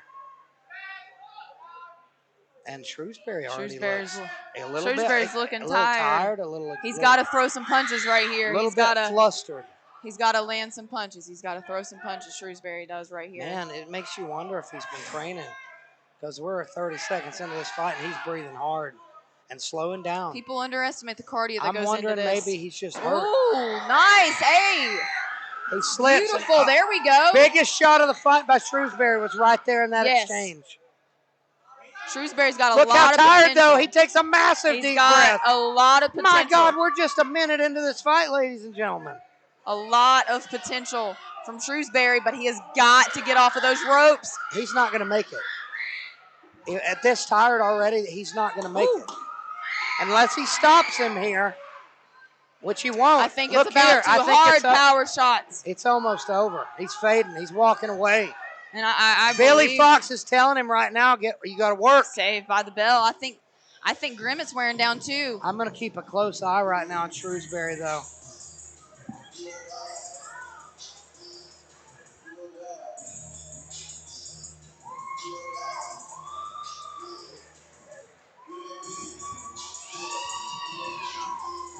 Shrewsbury is looking absolutely faded on the stool. He needs to be taking some deep, deep breaths. It just makes me wonder what happened. Like, he knew this fight was coming up, and you look how tired he is already. It makes you wonder, like, what happened in his camp. Grimmett, I think, has to be confident right now. If I were Tucker Lambert, I would be telling him he is tired. He's done. Got to press forward and throw. He's got some gas left in the tank. Use it. I think if he maintains that range, he'll stop him. I don't think he needs to rush forward. This isn't going past the second round. I don't see it either. I don't see it either. I don't see it going longer than about 30 seconds, a minute, right? We'll see right here. He could shock us, though. People are tough, resilient. But look how faded he looks. But he's throwing hard shots. Here comes Zack. The guy's slowing down now. He's fighting with a lot of heart and will. Kuhn telling Zack to breathe. That's what's coming from Zack's corner. Kuhn telling him to breathe. And Grimmett walking him down. I think if Zack was in more... Oh, big right hand over the top by Grimmett. And he comes back. Shrewsbury. There we go. Hurts him. Big right hands to But Shrewsbury is giving it his all. I think that was the last bit of energy. That's everything he got. That he had. Agreed. That's everything he got. He might have a little bit something left. This looks bad. He's gotta. This isn't good for Shrewsbury. If he don't go down, he keeps turning his back. There's no worse feeling. They're going to stop it. Trust me, I know from experience there's no worse feeling than being in there. I think he might say, I'm done. I'm not sure what Zack's saying. He's saying something to his opponent. He's saying something to him. He's saying something to him. His opponent nodded. Nodded right back to him. I think a lot of less power. I think his opponent's not giving him a lot of power right now. It's like he's turned off the gas. No! And then but now that's hammered. A mistake. And you see him grit his teeth. That made him mad. You can't pull off the gas at all. In a fight, you got to put him away. He's fading now. Now's the time. Step on the gas. Go. Zack's asking his opponent, is he good? They're talking in the ring. You got to go. I don't know what they're saying, but I tell you what. Gosh. Somebody's talking to me like that. I want to hit them in the mouth. It might be trash talk, Elijah. I don't know. I think it might be. Oh, big shot. I didn't see it, but I heard it. Zack, they got 10 seconds. They have 10 seconds. This is a scrap. Coming from a guy we thought was done as well. Yeah, a little second wind action. I think he won that round. I think so, too. I think by hair, I think he did. Grimmett wasn't active. He wasn't doing much.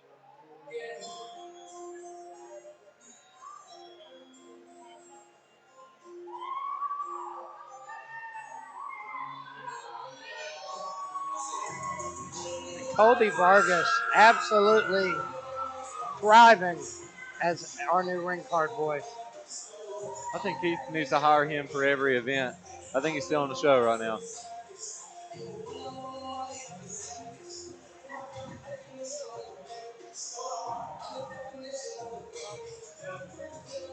This has turned out to be a great It fight. has. And I don't know how this third round's going to go. We made the mistake trying to predict that second one, and we were wrong. We thought Shrewsbury was done. He was not. As tired as he is, he's got a lot of heart. Here comes Zach. Wow. Here Here comes he's back done digging with again. everything he's got. I don't know about that. Something weird Something happened there. It's almost like he's playing possum, though.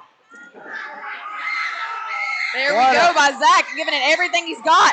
Zach giving it everything he's got. He's hurting him here. He has hurt Grimmett, and Grimmett is barely hanging in there. See, look at that big deep breath from Grimmett now. And he backs Zach is way giving up. him everything he's got. Oh, Zach, come on. Dig. He's got to get up. He has to dig deep here. He's almost through this fight, and he might be taking it. He has got to do something. It's all heart. It's right all heart. He's got to pull a little bit of gas left. Big right hand. He's got to pull some gas. Shrewsbury, and he just stalks forward, hands at his sides. Nothing keeping him going but will. He's got to dig. He's got to dig right now. He lost that first round, I believe. I believe he won the second. This is the round to decide This is the decision round. Big right hand. Come on, dig! He's got to pull everything from him. These are the moments right here that make a champion. These are the moments you keep fighting even when you can't. And here he comes, digging. Everything left. Everything left. And Grimmett is hurt there. That left hook over the top hurt him at the end of that. And he backs up to the corner. Scott Coon's going crazy here, telling him, go! Go, you can win this! Come on, Zach. My God! Grimmett can stop him here if he just starts throwing shots. He's got 10 seconds is all he's got. Grimmett's He's tired got too. 10 seconds is all What he's a got. fight. This is just pure willpower. Woo. 10 seconds. Wow, and he hangs. Come on! I thought that. Wow. I didn't hear the bell. I didn't hear the bell. Well, there. Elijah, we was so wrong about our prediction. What during heart? that You second can't round. help but get into that. Oh, man. My God. It's going to be hard to score, though. Just because of those moments when he was faded and he just walked away.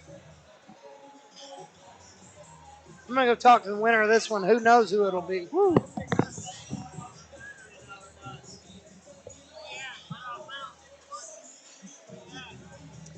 People really do underestimate the cardio that goes into even, 3 1-minute rounds. They think, oh, it's just 3 minutes. Yep. Yeah, It is tough. Well, when Elijah first opened Underdog and I went over there and trained, what people don't understand, the 16-ounce gloves, Makes a huge they are difference. cinder blocks, especially when you're doing things the right way. You're really popping the jab.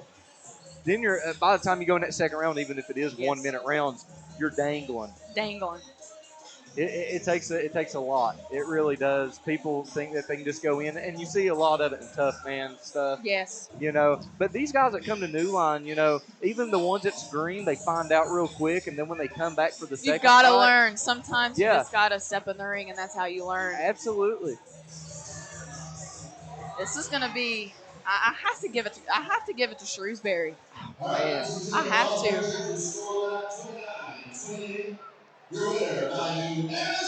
Oh, man. Here we go. Wow.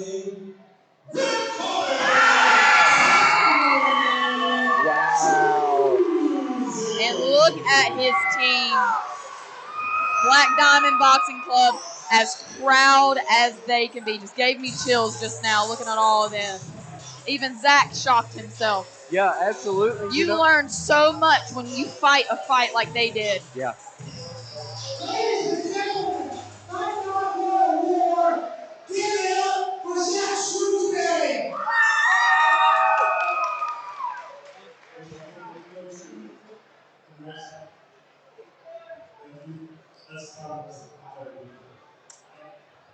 You are in your hometown right now, and you just brought off a victory that was hard won.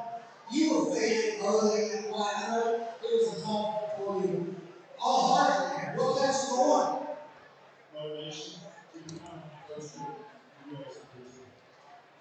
So, talking through that fight, you were. He definitely dug deep. And if you remember the judges, they scored it 29-28 across the board. So he They won all that. had it. They all had him. They all had him winning. Wow.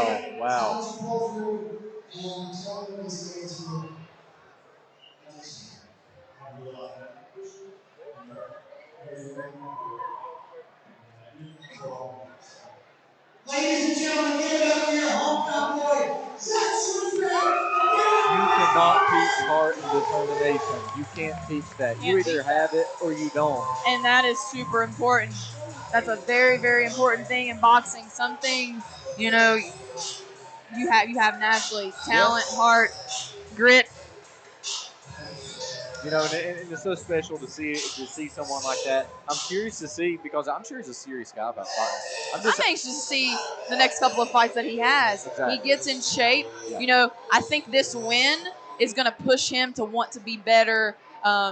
Sometimes when you struggle in a ring like that, they come back and say, I don't ever want to feel like that again. Like, that was terrible. I'm sure he's going in the locker room saying that was the most awful thing. This young man is the number 10 ranked super heavyweight in USA boxing in the nation. He's working on getting everything trained up for maybe even getting to the Olympics, college scholarship, all that stuff.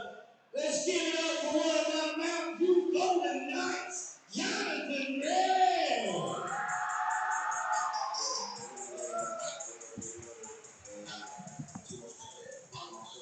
Hey, let's bring another one of my young ladies who was not able to get going tonight. She cannot fight a fight. She works hard. She got a little bit of attitude. 3 years training. Let's hear it. We're another one of my Mountain Golden Knights. Let's hear it. For Miss Haley Bekah.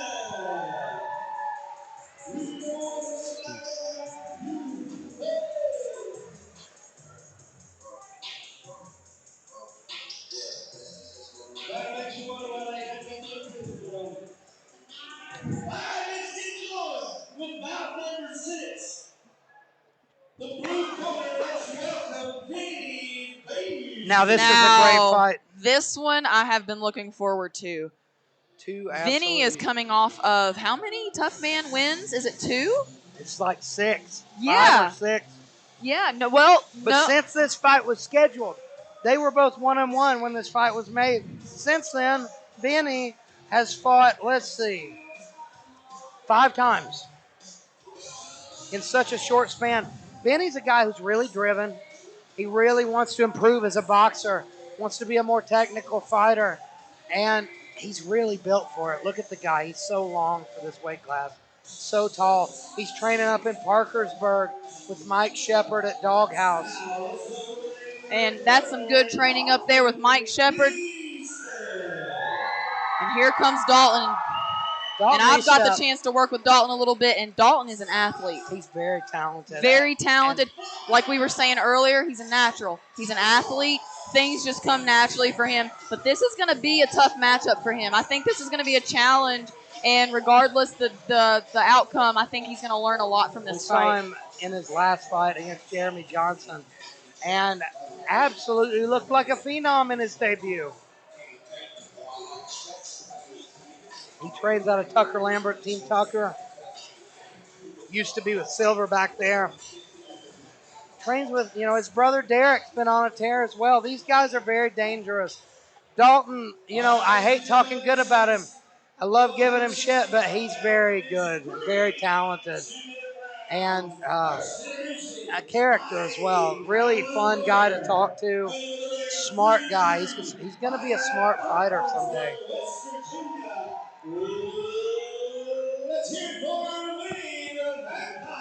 But this is his toughest fight against Vinny the Vampire. This is going to be a tough fight. I like that nickname. It suits him. If I told you that guy was a vampire, you'd probably be like, yeah, I can see that. I think I would believe it. He's got the eyes. Have you seen him? He's got really pretty blue eyes.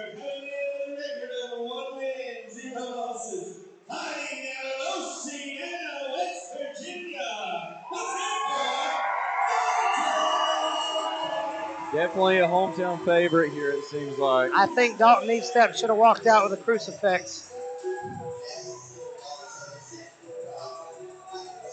Maybe a clove of garlic or two. Maybe. I was telling Dalton he's just going to have to box Vinny. And here we go. It's going to tell a lot about Dalton Estep. This is the biggest test he's had Dalton so doing far. some good movement. And Vinny popping that jab, but there goes Dalton with his power. Slips his straight right through the middle there. Good movement, good pop in his jab. Dalton's got really good shoulder movement. He's keeping that left lead hand low, trying to do that shoulder roll style. But it's dangerous. Vinny just pressing in. And you saw Vinny come over the top of that guard there like that. Vinny just doing a great job at working his jab. He's staying in the middle. And here comes Dalton with these wild, strong big punches. shots by Vinny Baisi. I'm anxious to see how Vinny takes some of Dalton's power. Dalton's very strong.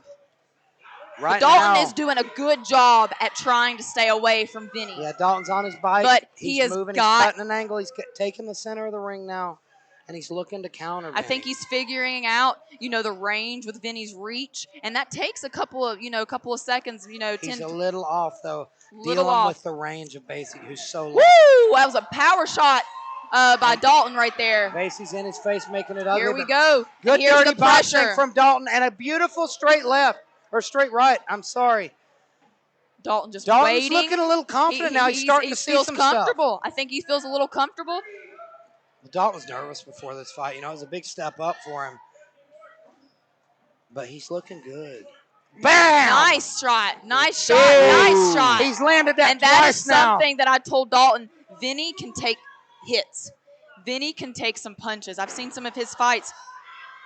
And this is where Vinny's having success when he's making it ugly. Yes.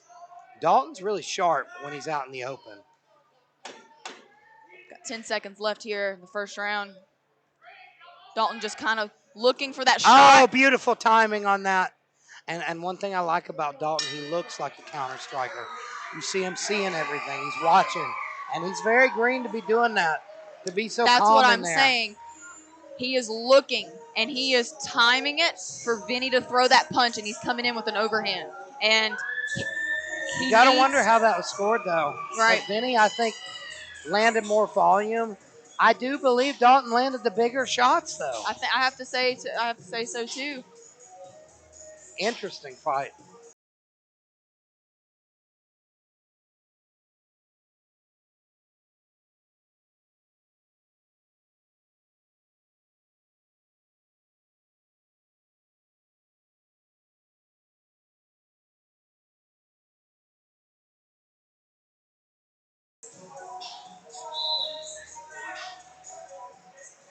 Going into the second round. In a very evenly matched fight, stylistic differences, but these guys are a fun fight. Woo, some power coming from Dalton right at the bell. Straight right. There we go. Dalton's got to get in there. And that was a nice combination from Dalton. He's doing a great job at handling Vinny's pressure. He's trying to get in there. He's trying to pivot around. And here comes Vinny coming back, making it ugly again. Mm-hmm. Exactly what he needs to do to win this fight. Dalton does a great job getting a hold of him, though, and then getting back out. Dalton's fighting very smart here.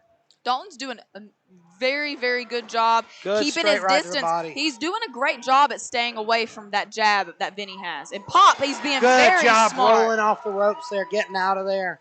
He's looking better as this fight goes on. I think Dalton's a little bit more confident. There's big right That's hook. when he needs to and calm he loses down. Balance there here you a go. little bit.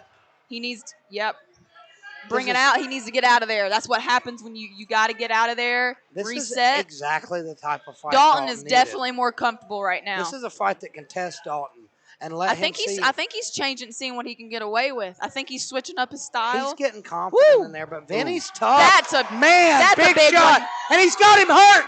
Vinny is in survival mode right now. That's a big one. You see, he's shaking off the cobwebs. Vinny's tough.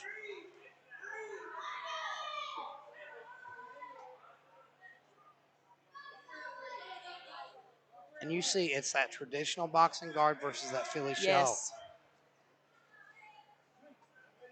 And Dalton doing he's just trying to find those angles, Elijah. He's trying to find the right time. Where's it at? He's looking, and he's going to come in right there. Oh, beautiful. That right hand. He's got great timing on his straight right.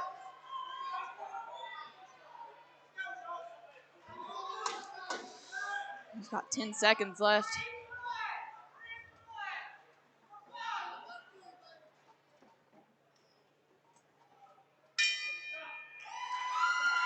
Wow. All right. Solid second round.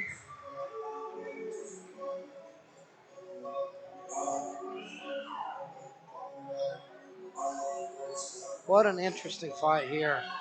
I don't know how to score it. I think Dalton edged that second one. I think he might have edged the first, but the first was close. I definitely scored the second for him. Yeah. I have to say that as well. Vinny's very game, though. He's breathing pretty hard. He is He's breathing used very to those hard. tough man 1 minute rounds. You know, the only fight we've seen him in 2 minute rounds was against Lucas Spalding, and that was a while back.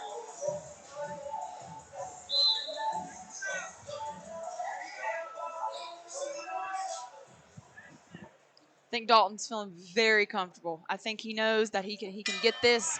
I think he's Dalton's shocked himself. breathing pretty hard himself.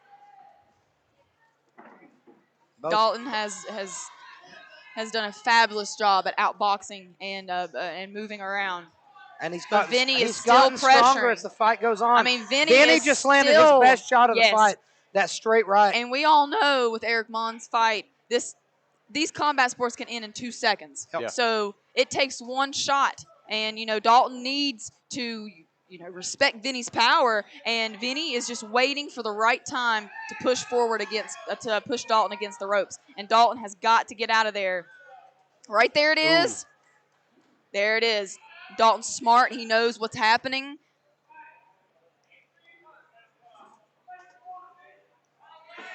This is such a technical fight. If I'm in the corner of Vinny, though, I'm like, you need to make this as ugly as you can. You need to get him against the ropes. Vinny needs to be throwing some more punches. And I think what Vinny's doing is now he's got to go. You got to go right now before he can roll off. And Dalton's time. There it is. That's what Vinny needs to win this fight. Oh, Dalton's got to get out of there. Dalton's got to get out. Find that range right here. This that is where got he him wants right to there. be. Vinny got him. I see Dalton blinking a little bit. Yeah, a couple more shots of that, Elijah. We're not. Oh no! Look good. Oh no! Big shot from Vinny. But Dalton just landed a big one on Vinny too. This is a scrap. Going deep into this third round. Both guys a little tired. Both guys digging deep here. And you see Dalton slowed down. That straight right's not coming as fast as it used to. Vinny's looking like a little bit fresher than Dalton here. They got 10 seconds left. 10 seconds. Oh. And here comes Vinny pouring it on. That first round was so close. And this third got to go to Vinny. So how do you score this fight? It's up in the air. Yeah. I don't know. I wanted to say at the beginning of the round, if Vinny has a chance, he probably need a 10-8 round. But I don't know how you would score that third round. In state sanctioned boxing, you gotta have a knockdown. You gotta have something significant for a 10-8. So I think that was 10-9 to Vinny. I think round one was the real question here. Yeah. Right. And I'm gonna go talk to the winner. We'll see who it is. Wow, that's I would hate to be a judge right now. Yeah, there's so many times where we give the judges crap sometimes, but then there really is moments it's like, I don't want your job. Right. It'd be very tough, and I think this is once again another fight that I don't want to judge. Right. Like Elijah was saying, I think it really comes down to the winner of the first round. Right. That's who won this fight. It was great success from Dalton in the second. You definitely have to give the third to Vinny. And that first round was kind of a coin flip fight.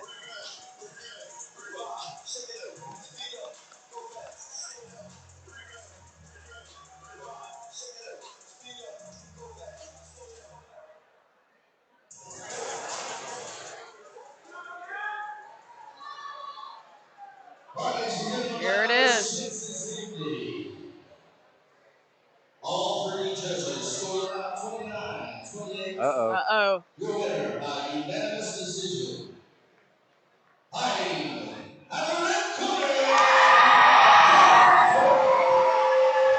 Yeah, when they said all 3 judges scored, Right. yeah, we knew who that was going to. Right. Man, I'm really kind of surprised, though, that It they wasn't. gave that 3rd round Right.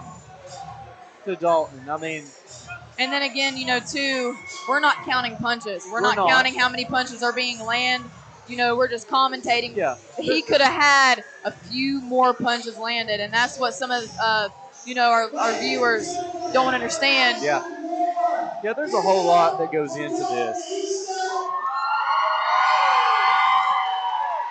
That was a tough fight. Stay up in competition. He's a tough guy. Talking for him.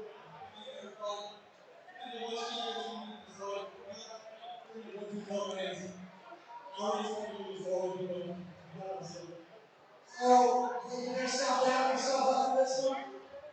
Yeah, well, we're going to do that last shot. He's actually paid. Ladies and gentlemen,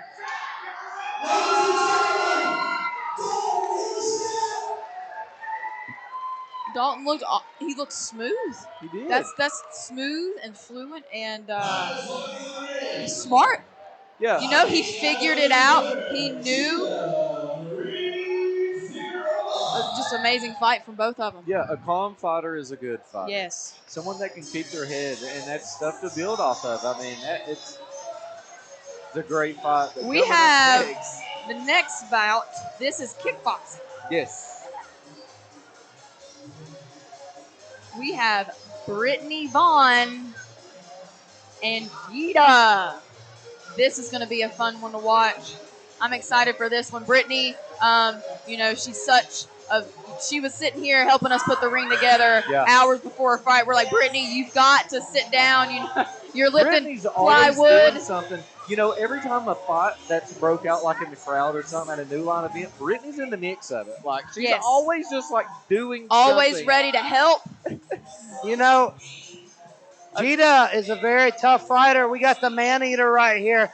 She's already taken out 3 guys in MMA, and she's looking to take out Brittani Vaughn here. But she has a huge amount of respect for Brittani. That's part of the reason she came down here. Brittani, is a pioneer of trans MMA, trans kickboxing. Absolutely. And I think Gita wanted the opportunity to compete against her. And, talking to Gita at weigh-in, she's very confident, very excited about this opportunity. And here we go. Brittani Vaughn wearing her coonskin cap. That's not a coonskin cap. That's like some kind of weird fox fur hat. And Brittani, that is look at her eyes. Looking raw. They are ready. Brittani Vaughn, it's funny. We checked our New Line viewers on YouTube not long ago. In our top 5 videos, 4 of them are Brittany's fights. Yeah. She's a fan favorite. She's very popular in the trans community, too. A lot of people are behind her, supporting her. And this is going to be a great fight. I'm really interested in it. Gita looks in great shape. And I'm sure she's very game.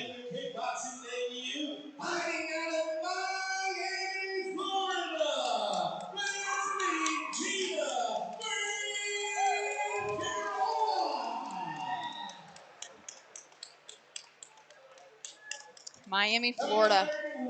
She's traveled a long way to get here, folks.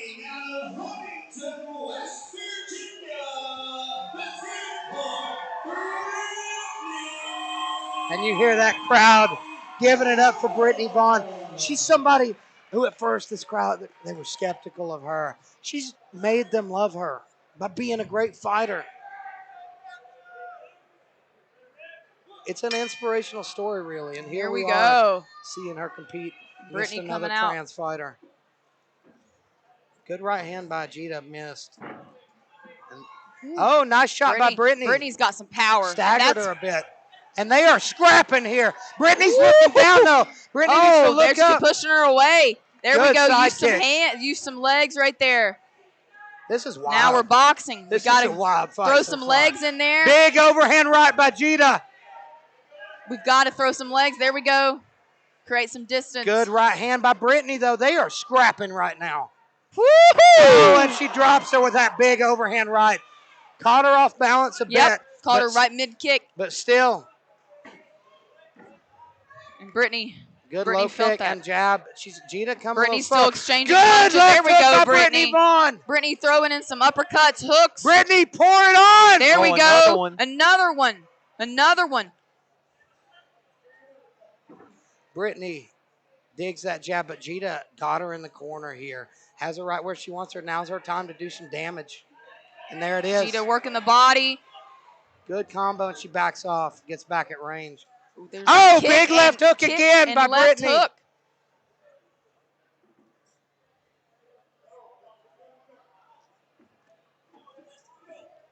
Brittany needs to get busy here. Good uppercut up the middle. Brittany's slowing Gita just down, working though. those jabs.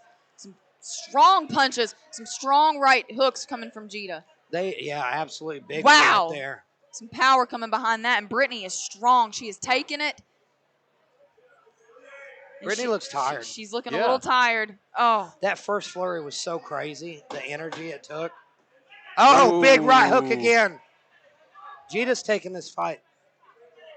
As of right now, Gita's winning. Oh, good.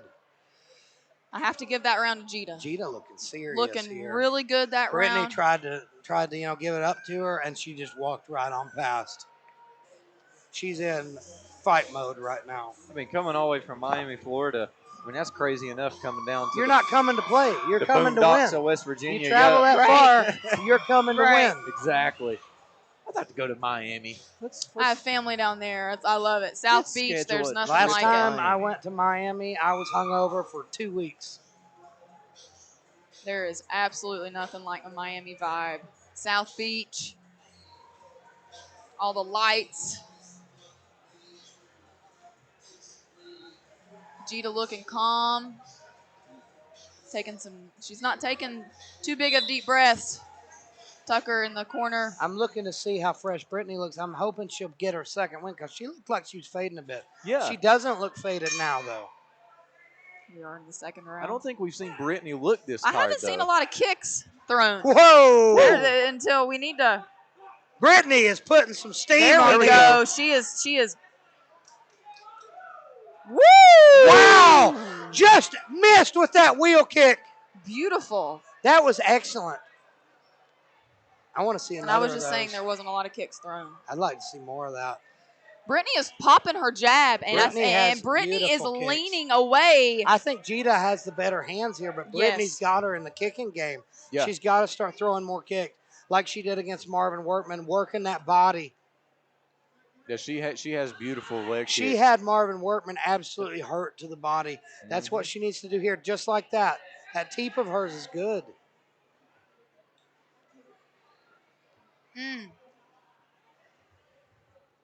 Uh-oh. Now Brittany's got her in the corner.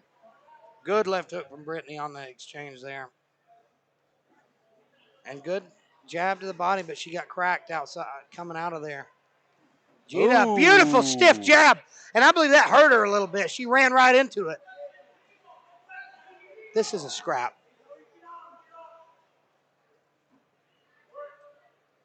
Woo! Good These body are shots two by Vaughn. Tough fighters. Both fighters looking very calm, cool, collective. A lot of heart as well. Like both are tired. You can see both are tired. Nice body Gita's punches are coming slower now. Breathing hard, her mouth's wide open.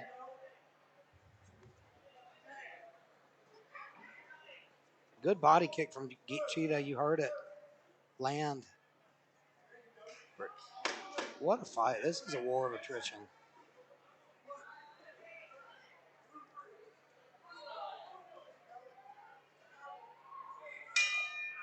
This third round is going to be exciting if someone that catches time a second Gita win. touches gloves with her. You know, this is a back and forth fight, and it's a hard one to score. I think Gita won that first round. I think Brittany looked better in the second, but Gita still had her moments.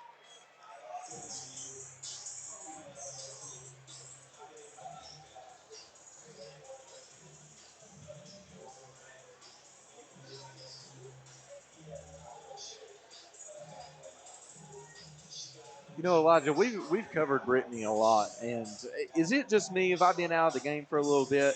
or does Brittani look more tired than what she usually does? Definitely. Definitely. You know, we see her compete a lot, and I've never remember her gassing. No.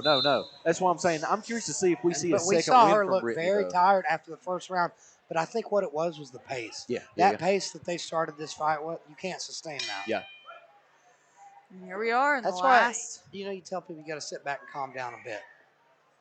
Ooh. Ooh. Beautiful. Powerful. There we go. That is her best weapon, and she's not been using it as much as she should. Oh, nice. Brittany's coming Here we after go. her.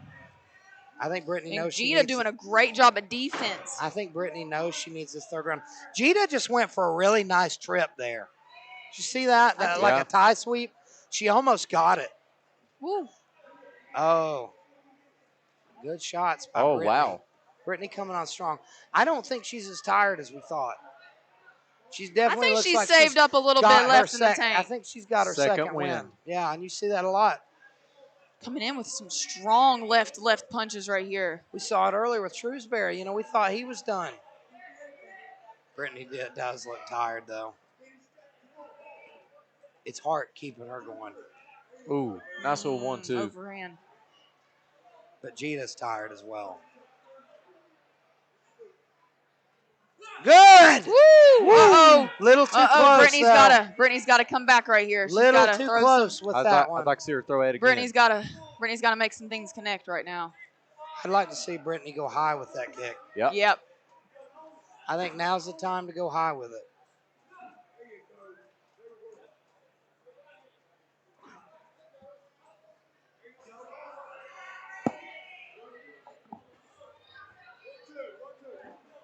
Good jab. Nice. Brittany's taking this third round. And it's nothing but will.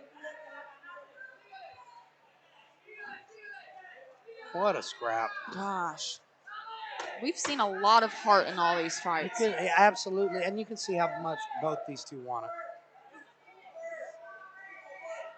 Oh, big left hook. I believe that hurt, and there goes her mouthpiece. What a fight. That's a hard one to score. And I think Brittany won that last round. I'm going to go talk to the winner here.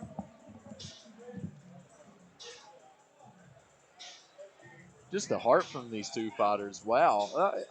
I continue to say it over and over again. We've yet to see a bad fight tonight. Right. And we've had a lot of green fighters, and they've just showed they've got what it takes. They've got heart.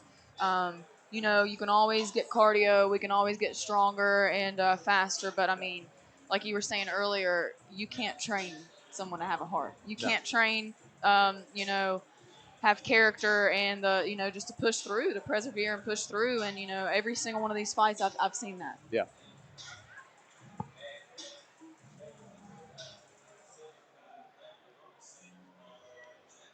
So we are awaiting the official decision, ladies and gentlemen. We've got Gita coming in all the way from Miami and her crew I over hope there. she flew, at least. Has to be. Fly into Charleston or Huntington or something, because, man, that's even Charlotte.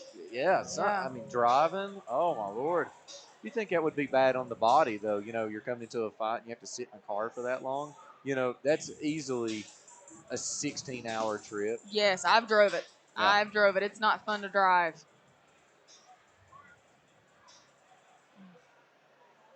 Well, I hope she enjoyed her time here in the great, wonderful place of Welch, West Virginia. Leaving the spotlights for the hills and mountains. Yep.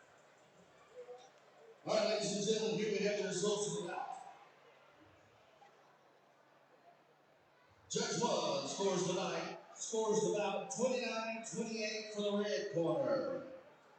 Judge 2 scores the bout 29-28 for the blue corner. Oh, wow, here we go. And Judge 3 scores the bout 29-28 for the winner by split decision, fighting out of the blue corner, Gita-Marie Figueroa. Close fight. Again, we don't know what the judges see. Yeah. We don't know what's landing. We're only sitting on one side of the ring. We may not be able to see, like we were kind of dipping into earlier. But I mean, both of these fighters, I mean, amazing. Yeah. Ladies and gentlemen, give it up for the man Theo Figueroa. Theo, beautiful fight. I guess it's very tough on one you have a lot of respect for. You came a long way to get here. Talk us through it.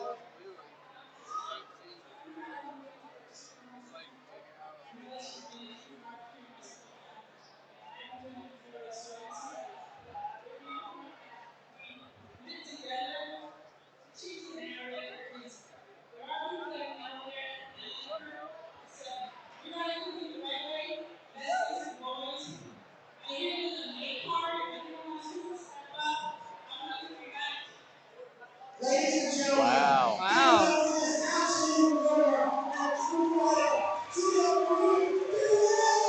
You heard that, ladies and gentlemen. She's wanting to come back. That's exciting to see.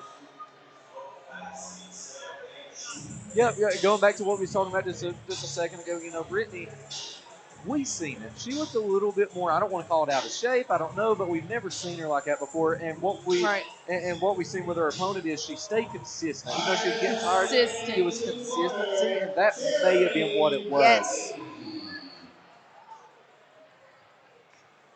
But it's always just such a treat to watch Vaughn fight. I mean, because you never know what's going to happen. Right. But you do know one thing you're going to get from the fight: heart and foot on the pedal all the way through.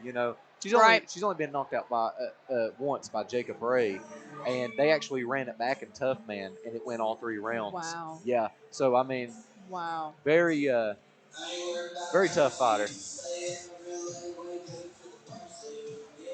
And it looks like we're going on to our next one. We've got Matt Blankenship from Oceana, and we've got Jeremy Browning Jr. from Hearts. We know a little thing or two about old Jeremy Browning. Yes, we do. And here comes Matt Blankenship, followed by his crew. We got Alex Davis. Jeremy Browning, man. People have Jeremy been telling Browning, me. I'm sorry. People have been telling me about this kid. His dad, Jeremy Browning Sr., used to come to my gym. And his son here just competed in Tough Man and won. Wow. Shocked everybody. I'm digging the shorts.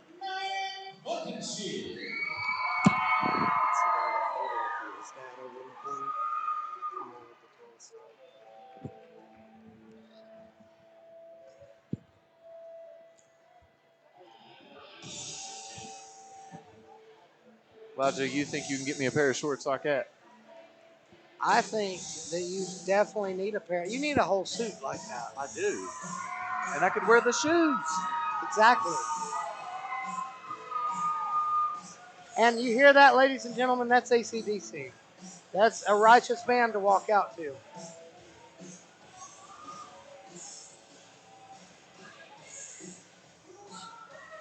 Matt Blankenship. I had him. He was walking, and I thought that was him. He's the guy who's knocking at the door here of a title shot. He's got Dalton. He's got Tucker. Got Larry up there with him. He's 3-0, and he had a great showing in that tournament as well in the Baileysville Brawl. Matt Blankenship's the real deal. He beat Chandler Carver in that tournament. Yeah, and Chandler Carver, if you don't know who he is, a bad cat. Bad cat.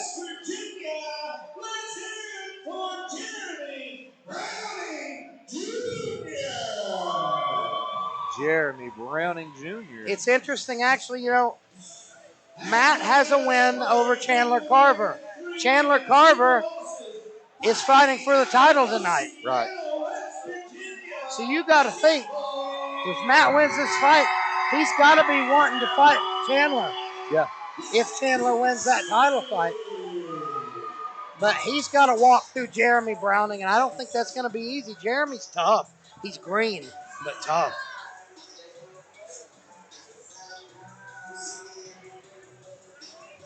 And I noticed those shorts right there. Those were his dad's old shorts.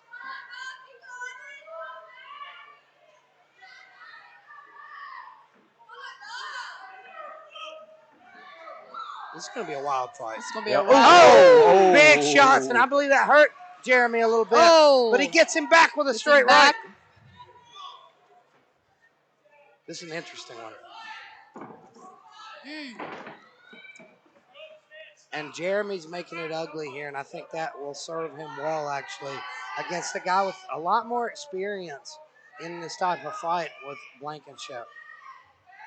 You know, he's used to the 2-minute rounds. He's done this before. Oh, man. Got a lot of heat coming from these punches, too, Elijah. Browning's got to get his hands up. Got to get that hand up. You can't rely on your chin all the time, as tough as you can be. But eventually those shots are going to crack you.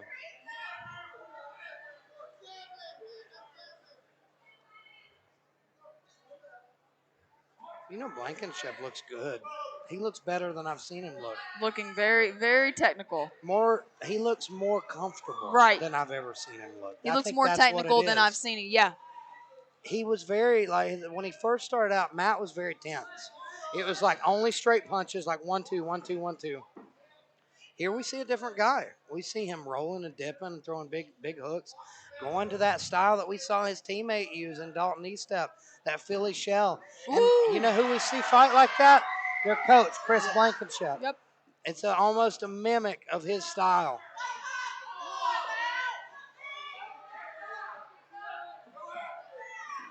Oh, that's some strong punches. Big heat on those shots. And so far, Browning's chin's held up.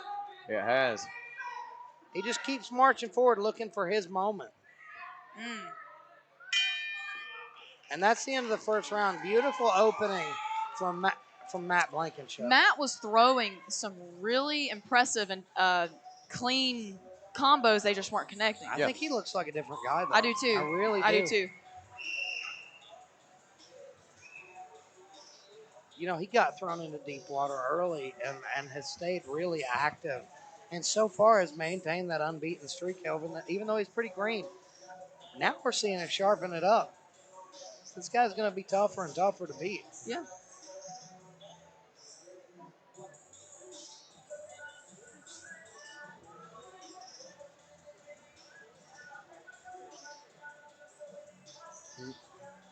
And we see Alex Davis there in the corner. Jeremy Browning was excited. You know, Jeremy Browning Sr. was excited. He said, yeah, I'll be cornering him with Alex. Jeremy's just ecstatic to have his son fighting. Here we are in round number 2.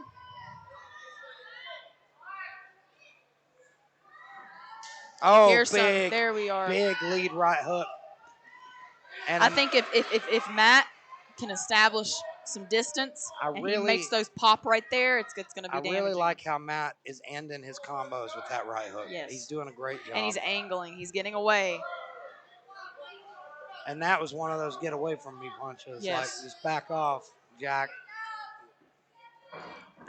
Matt's trying to do a sidestep and a hook.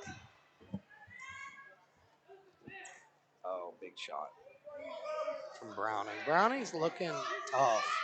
He has a great chin. Mm-hmm. He's just not quite as sharp as Matt. And it's because he has no formal training yet. This is a guy who's pretty much as green as it gets. He did one tough man tournament. And here he is hanging with a guy who's, like I say, knocking on the door of a title shot. Yeah. So win or lose, I expect big things from young Mr. Browning the more training he gets. You can't teach toughness, and look how tough he is. But here's Blankenship. Beautiful. Ran into one. Slid out of the way and then hammered him. He's hurt. That's it. There's it. That's it. He's trying to and that's Elijah, I am that's almost the end certain. of the fight. Matt Blankenship. One or two more punches, he's going down. His unbeaten streak. I think one or two more of those punches, he was going down. Oh, he was, absolutely. You seen he Doctor's getting up in the ring. Yeah, I think they're concerned. That last punch looked like it may have went behind the head a little bit. So right. I think we'll have to take a look. That's what they're concerned about. Good stoppage by the ref.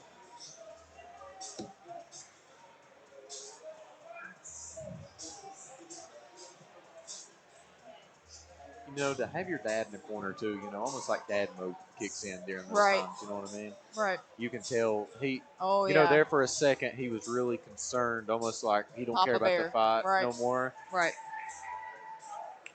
Glad to see he's all right. I think there was positives to take away from it. And that's why, the refs are trained to look for something like that. We don't know, and I know a lot wants to see knockouts and everything, but, there's a lot of damage behind knockout punches. Listen, these guys ain't getting paid. Right. And we don't want to see nobody hurt. Exactly. This is a sport, and it's an aggressive sport, but we don't want to see nobody getting seriously hurt. Right. And the amateurs, you got to preserve the You life have a to little preserve bit. it. Ladies and all kinds of good talent there, ring here today. Let's give a big round of applause for our ring girls.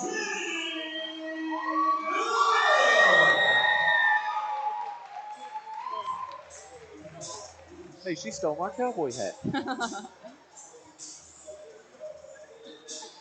All right, ladies and gentlemen, the results of this bout at 128 into the second round. Your winner by technical knockout. Haynes winner.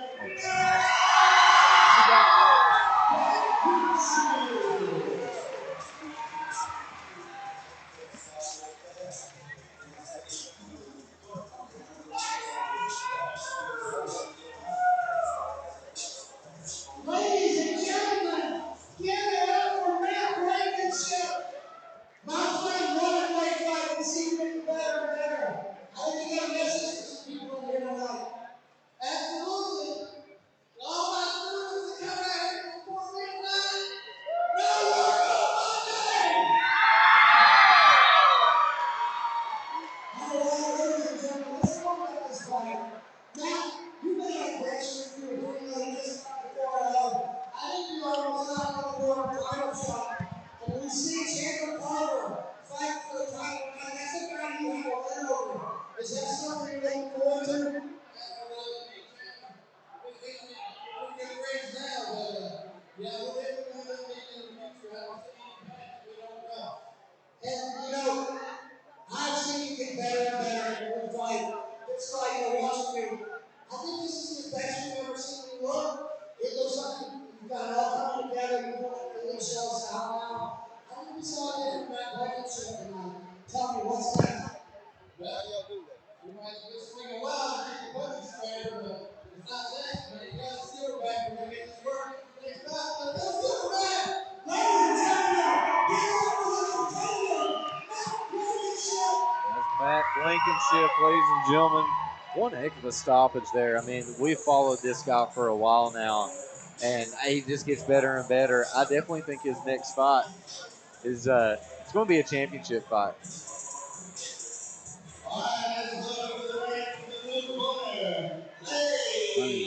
What's your Oh my God, Butch McNeely's here. Ladies and gentlemen, it is an honor. And this is a great fight, Butch, we got coming up. We got two giants walking out.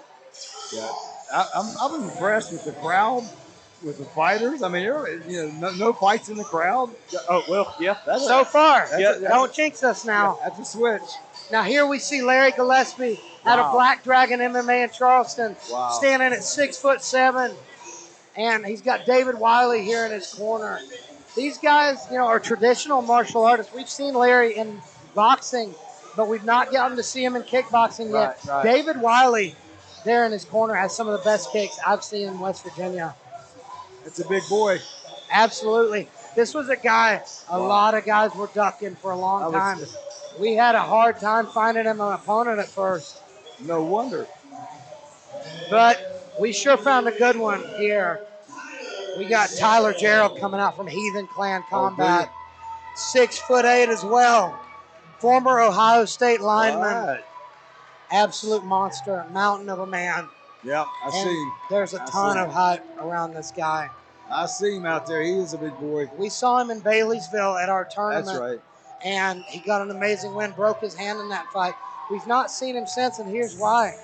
Tyler had a stroke. Whoa. How old was he? He was young. He was energy drinks. He was drinking a lot of energy drinks. He's such a big guy. He dealt with that. He had a minor stroke. dealt with that, but he's lost a bunch of weight. He's focused on his health for a while. That's awesome. Now he's been training full time again. I don't think people understand the power of those energy drinks. When every coach, every nutritionist says don't do it, and they still do it, but they do it in excess. Right. We all do it some. I drink it sometimes. They're terrible. But you don't drink 5 before a fight. Right. You know? They're absolutely horrible. You want to? Well, he's not fighting right now, right? You know, here we go with the fight I was most excited about. Okay. I have been so hyped to see Tyler Gerald back. He's a friend of mine. I'm close with the Heathen clan. And where's he from? He is from Portsmouth, Ohio. Okay.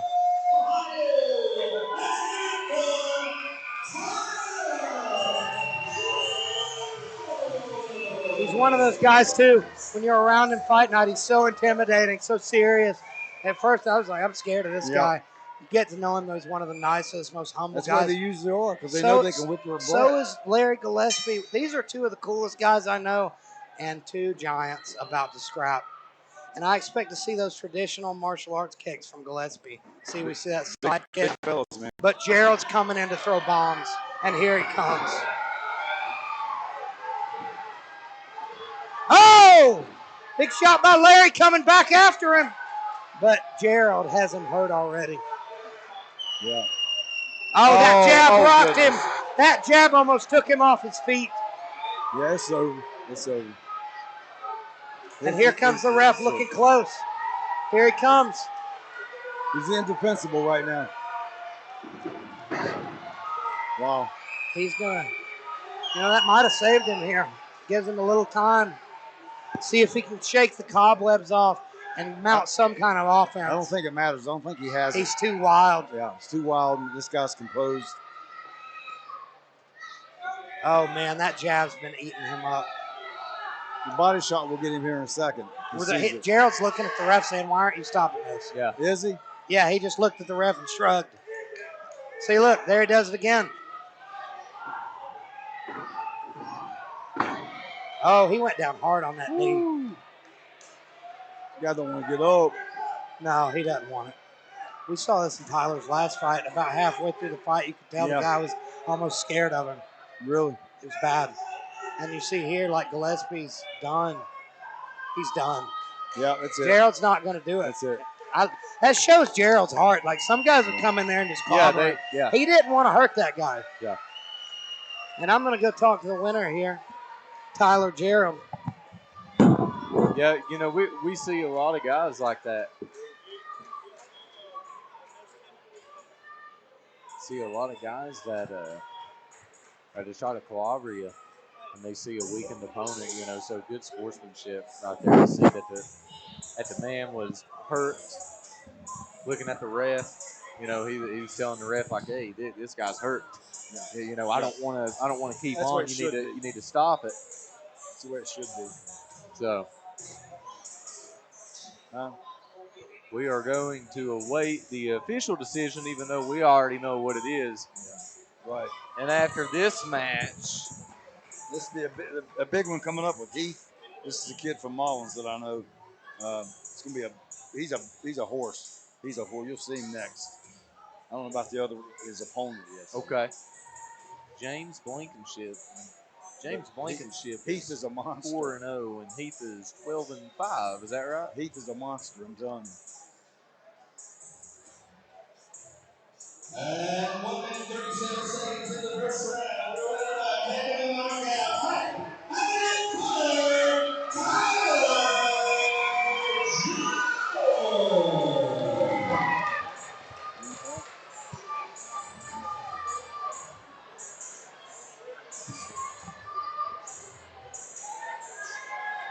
Lots of going to be interviews.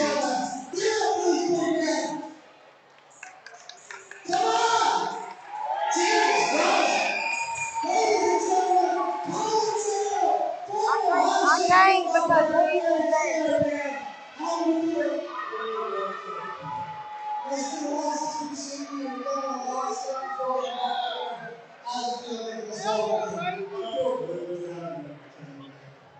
So I know you got one thing on your mind.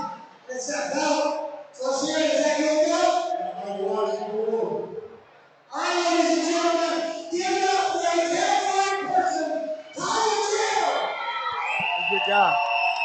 Absolutely. Well, now you got me excited about this next fight coming up. He hadn't fought I trained him 3 years ago, but I haven't. Our schedules have been different, whatever. But he still got the same stuff. Here he comes. You'll see.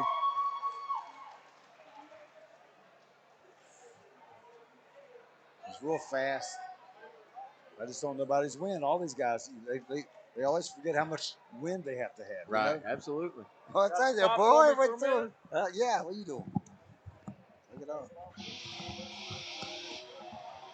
All right, how y'all doing? All right, how you doing? It's a great show, man. It's a great show. Just really happy to see this kind of turnout. Can you believe this? Yeah, no, I mean, I'm shocked, I'm really. shocked. It's awesome. It's a great Wyoming turnout. East wins the state championship. Right, and you win right. this county. And, you know, we won my last fight.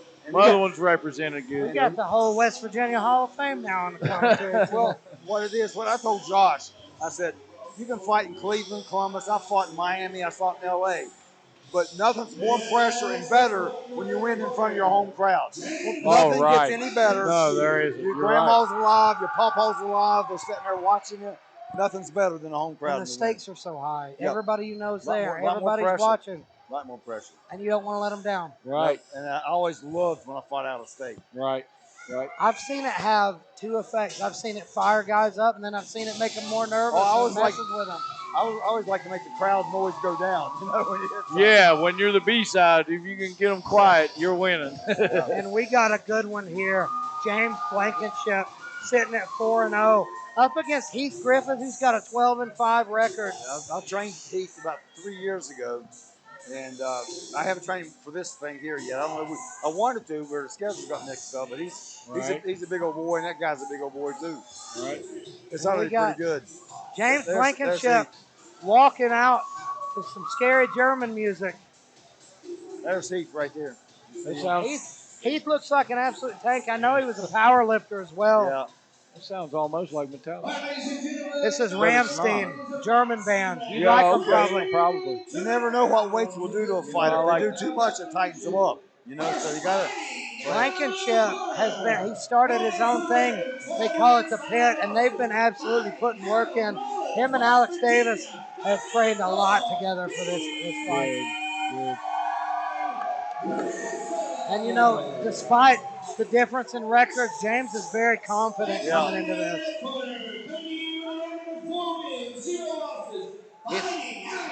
Okay, well, I just want to come by and say hi. I want to thank all the people for coming out. I want to thank all the people at home I want to thank all the people at home for buying. And, I hope you've enjoyed yourself. I hope that it's been a great show for you at home. And I'm going to let your daughter take the mic here. Scott, we appreciate you, brother. Definitely, man. And I look forward to calling fights again. Oh, yeah, definitely soon. Definitely soon.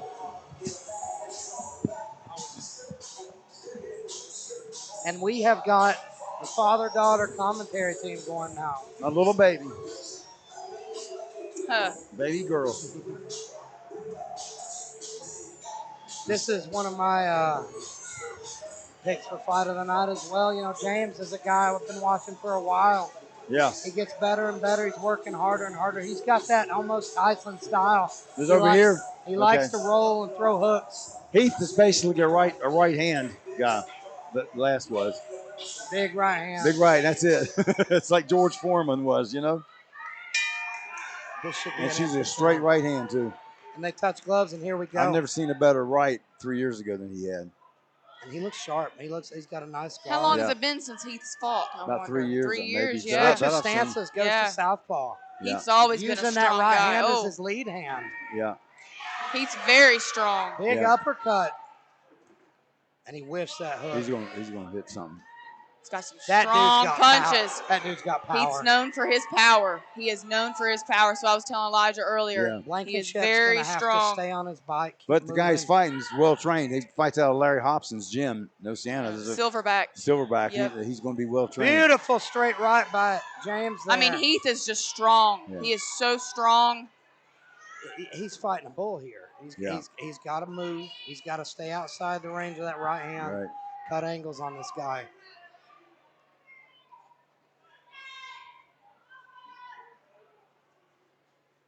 Heath about to come in and throw some bombs right He's now. looking to dip he's into that looking. overhand. He's looking, and James is looking too. They're both looking for the same thing. James doing a good job at learning Heath's distance. You can see James is wary of this guy's power. Yeah, you can. Yeah. He's throwing from almost too Oh, far yeah. away because of it. Yeah. Ooh, that got him. That hurt him. That as got well. him. Hurt him. That got him. When a guy And nods and James acknowledges it, you know he's cracked him. Yep. Backed him up. James has some power. He has got. Yeah, he is good. strong too. He's fast too. I think he's got the speed advantage. But I here. mean, if Heath lands one of those punches, that's strong. Yeah, strong too. But he's a little bit short.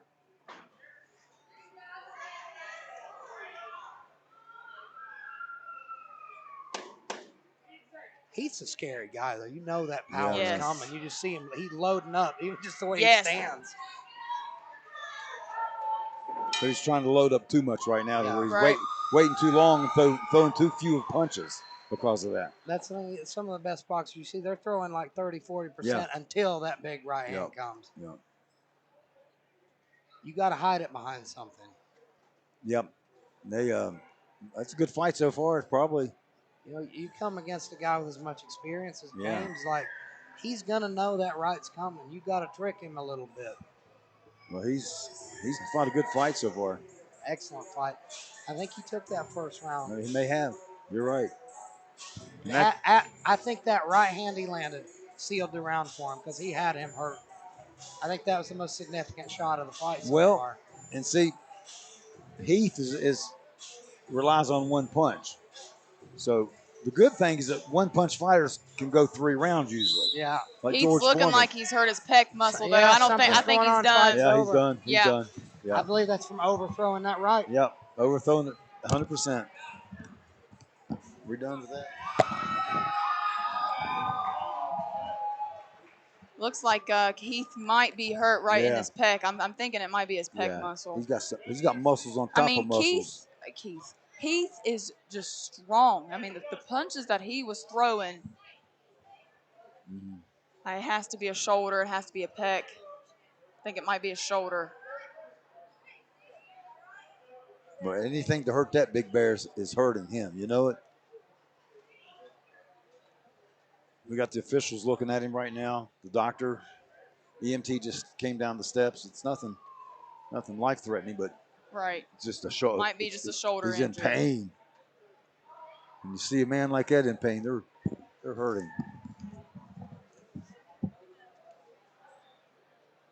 Got the EMTs up there with the packages and their bags and stuff. And just sort of looking, I think, putting some ice on it or something.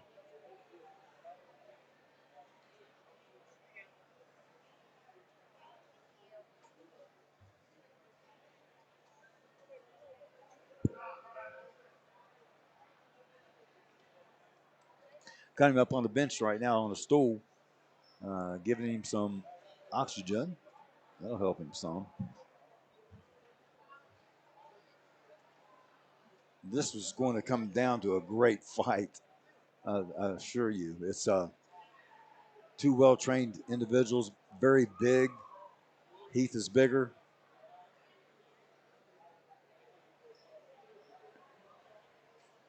We still have 1, 2, 3, 4, 5, 6, 7 people tending to him.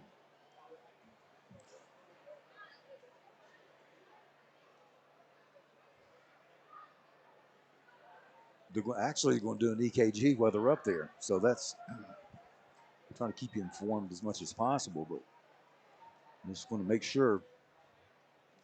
That's the great thing about these matches when they're all of them are headed and guided by the West Virginia Athletic Commission, and then everybody has to be here. The EMTs have to be here. There has to be a doctor here, ambulance, just like probably any other sporting event now. They're just now getting his gloves off.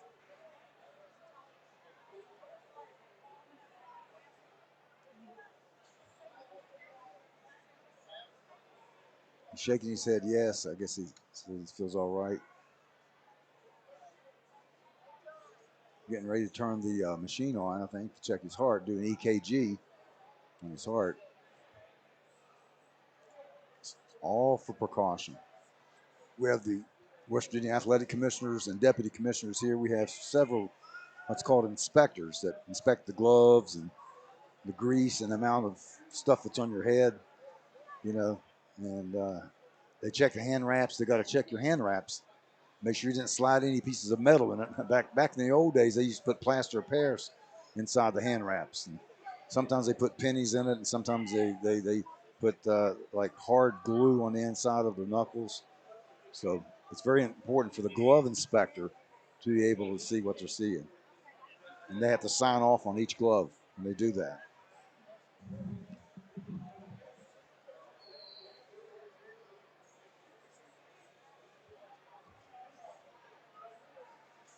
Still good crowd still here. As lazy as it is.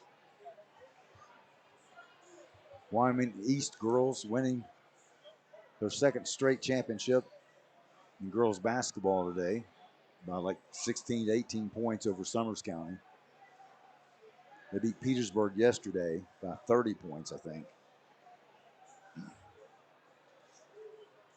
An excellent girls basketball team. Wyoming County has such athletes in it. Every year somebody's going somewhere to state. Okay, they're sort of hustling them around a little bit. They're getting their bags out, so they're through with the EKG, I guess.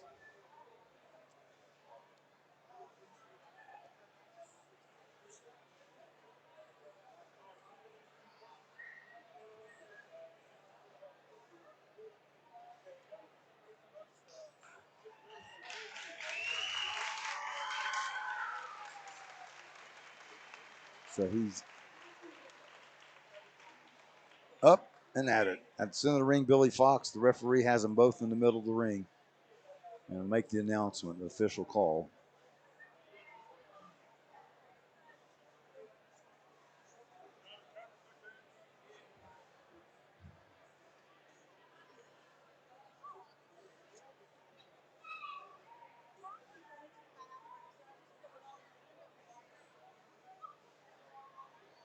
All right, ladies and gentlemen. Now, but here comes the announcement. Fighting out of the blue corner, trying to match Theo. So the NLC winner by TKO. Fighting out of the corner, James Blankenship. As they announce the winner, good job. I guess they call it a referee stops contest or something. I'm not sure what they call it, medical reasons or something. Didn't quite get the signal.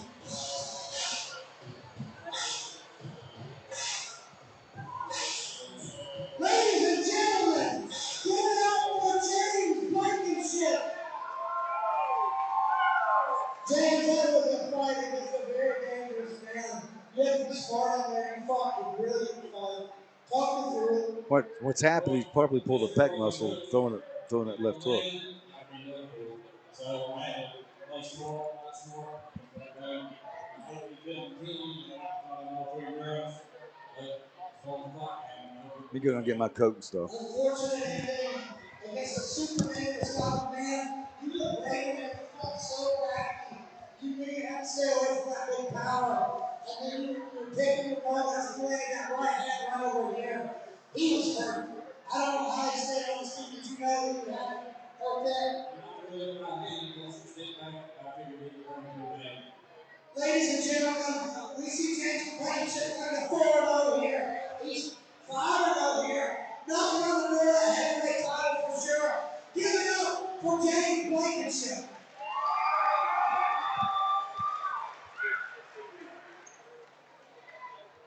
All right, ladies and gentlemen.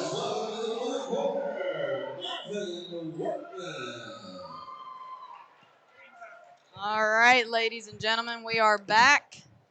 Short little break. Had to get the paramedics back to the ring.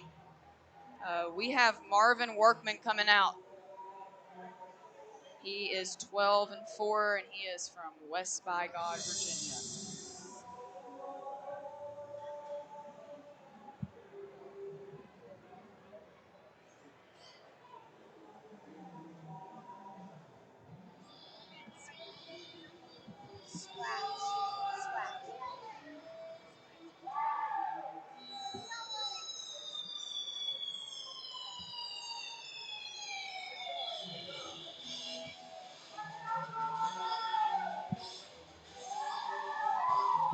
Here we see Marvin making his way into the ring.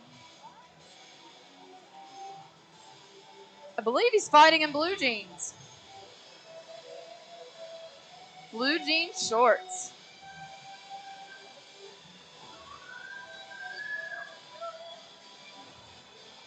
All right, let's welcome to the ring red corner, Zackary Craddock.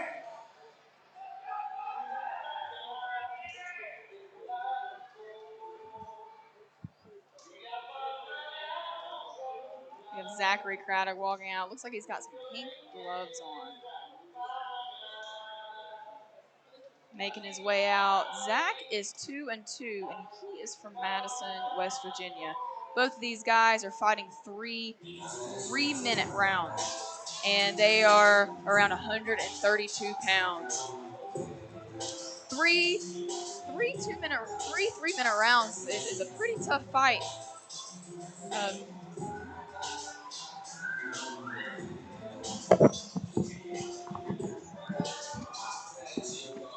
Ladies and gentlemen, this is a fight I've been looking forward to all night.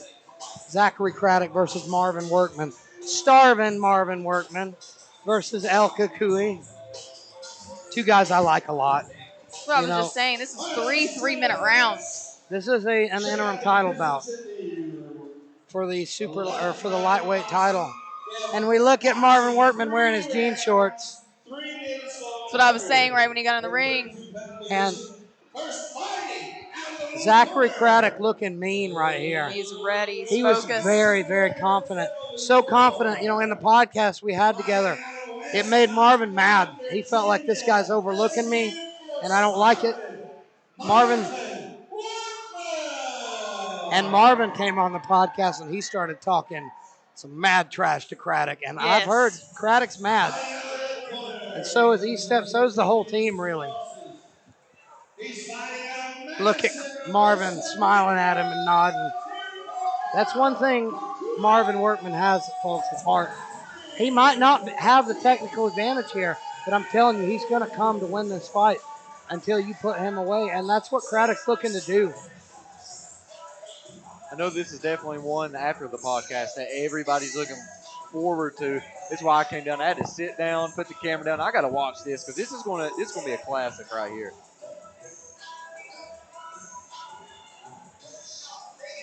Marvin got the blue jean shorts on. Here we go. And here we go. They touch gloves. And Marvin lands the first shot with a beautiful jab that comes over the top of that missed left hook. Woo! Overthrew that right a little bit, though. Craddock is a guy who's known to have been in wars and to come out on top. Both these guys really. Beautiful jab by Craddock. Snaps the head back of Workman. But Workman throws a beautiful straight left hand. Good right barely misses by Craddock.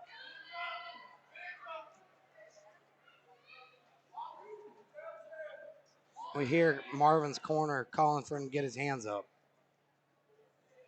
But Marvin's known to fight with his hands low like that. Craddock is just waiting. He's waiting for Marvin to throw those.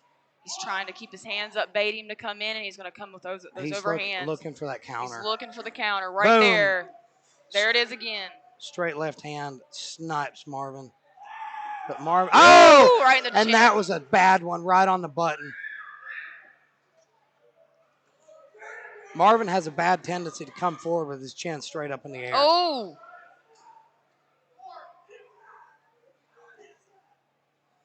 But he gets by on his toughness. He'll survive stuff like that and then crack you. Ooh. But Craddock has a lot of experience. Marvin's going right into those jabs. He's got to be careful. Marvin trying to pop his jab out there.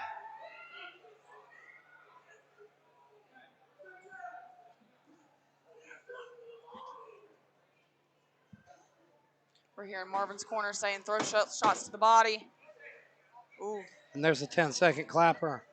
Very methodical first round from Zackary Craddock, and he landed some beautiful shots. Marvin had a couple moments there where he landed, but I think that was Craddock's round. And you see there, he puts a stamp on it at the end. been a long 10 seconds. It sure has. Maybe I was wrong. Maybe that's final minute. Might be Maybe. final minute. 40 seconds. Oh, man. There's that. You There heard the goes power on Marvin. that. But And- Marvin keeps coming forward, and he lands his own. And another one by Marvin. Zach's got to get out of here and cut an angle on him. Zach told me he doesn't want to make this a war like his earlier fights. He wants to be the technical guy here. Well, he is definitely being more technical. Good jab. I think that jab hurt Marvin a little. Yes. Oh, Ooh, beautiful 1-2. 1-2.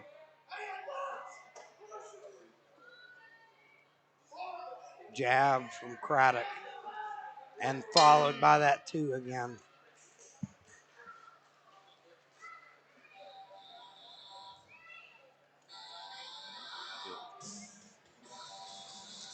You know, ladies and gentlemen, our next fight was supposed to be Chandler Carver versus Austin Runyon for the title.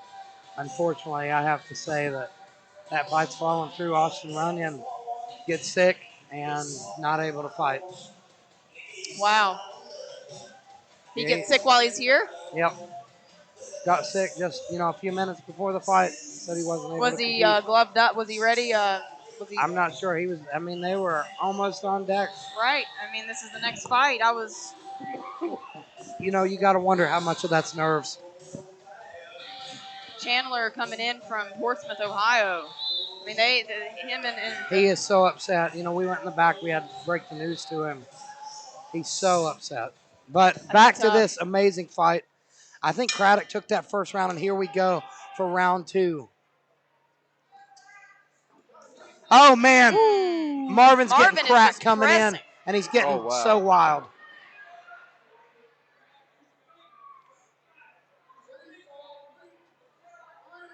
I really would love to see a guy like Marvin find a gym and start training with a coach because he's very tough. He's just at a huge technical disadvantage right now.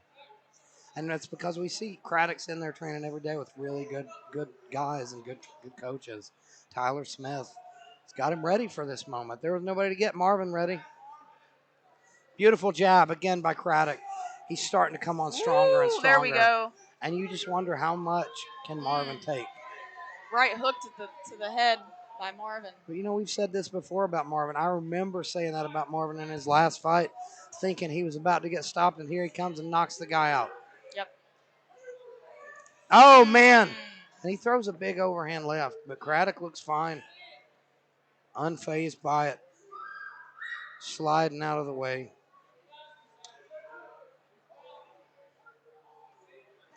Ooh. Good straight left to the body by Marvin Workman.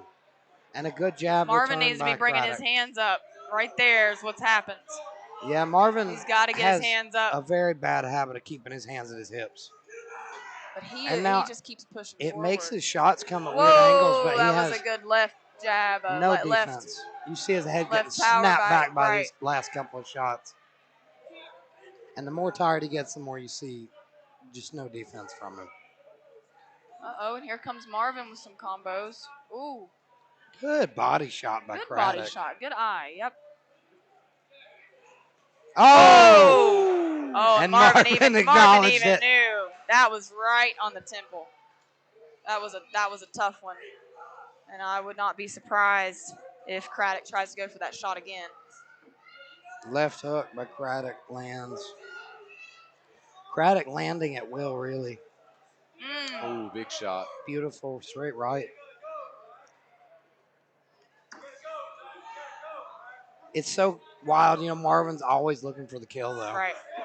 He's always trying to find that game-changing shot. He's just up against a really technical guy here who I think just has an edge on him. Craddock is definitely looking at those windows. Oh. Not sure what happened there. Craddock breathing a little hard. He had a tough weight cut.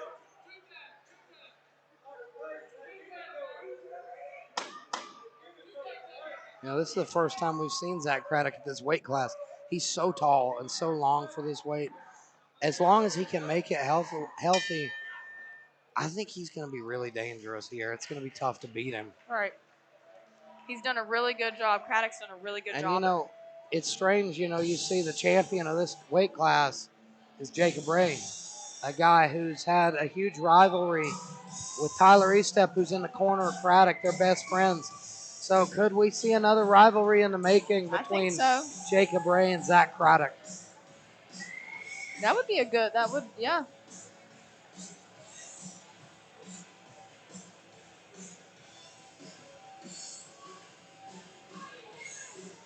You see Dalen Jemerson and Jeremy Browning in the corner there of Marvin Workman. If you're in the corner of Workman, what are you telling him for this third round? I'm telling him you got to move your head. You need to get inside, keep Craddock on his back foot, try to get him to the corner of the ropes. That's the only time he's having success is when he's up there against the ropes and he's just swinging. He's making it a dogfight. Craddock doesn't want it to be a dogfight. He wants it to be a technical war at distance. And here comes Marvin Workman with his hands at his waist again. Eating shots, still marching forward. But how many can you take? Oh, man, that one was nasty. They are swinging here, though. Crazy. You know, it is just absolute will from Marvin Workman because he's been getting pieced up. Pieced up.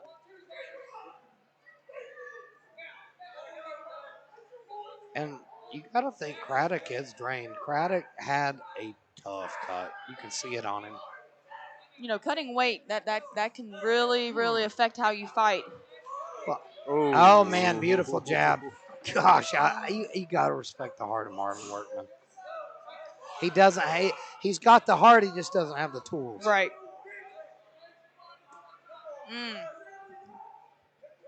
And he is still leading. Whoa, that was a good left right there. Marvin's corner calling for him to go to the body. And there he does. He's listening.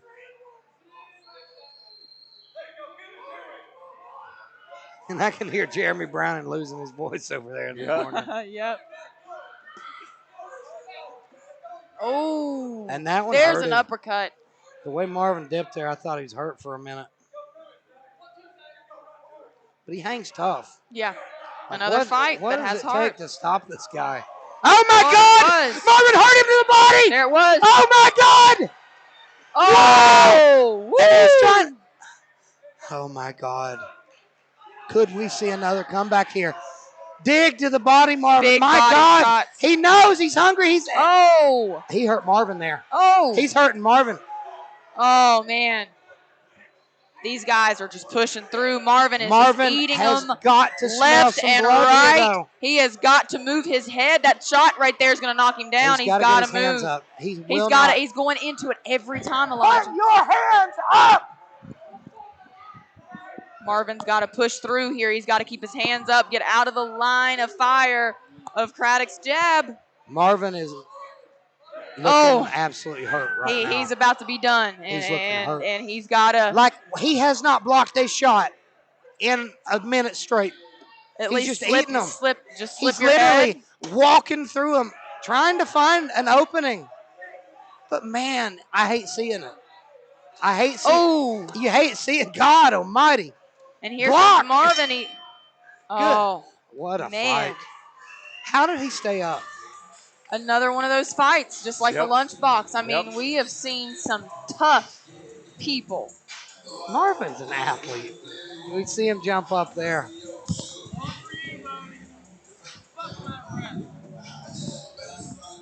Wow, I mean, that was, a lot of another fight. Really tough fighters can take some hits. You know, sometimes you don't realize that you can take a hit until you step up in the ring.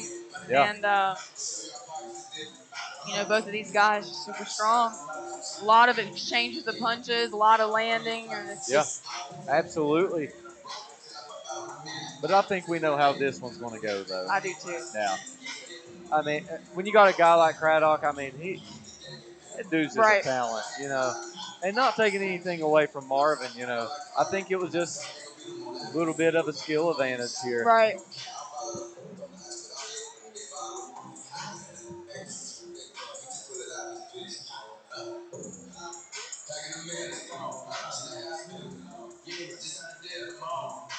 Waiting on the final decision here.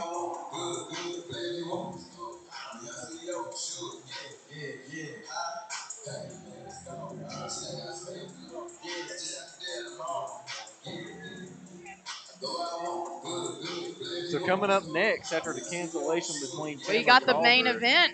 We have got Yep. Alex Davis versus Jeremy Karshner. This is going to be, and we've said it every time here in recent events with Alex, we're always saying this is going to be Alex's toughest fight. Yes. But this really is going to be, this is going to be huge. For the winner, fighting out of the red corner, Zackary. We saw that one coming. We did. More technical, I think, got him there. A lot more technical. Oh, absolutely. A little bit more cardio, but I mean, Marvin, he earned my respect. You're training with such great guys at the gym, and then Tyler up there. He's another great boxer that he's training with. They're best friends. I mean,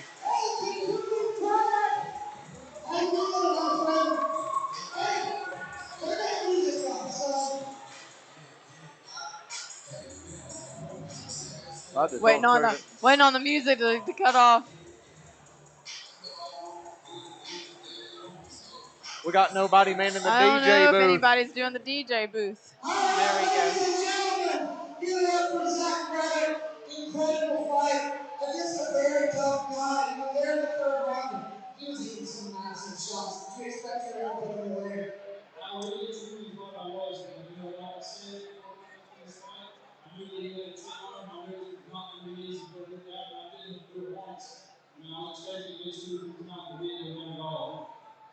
There was a little bit of back blow between you two. Do you feel like you learned each other just after that fight? Because it was a scrap.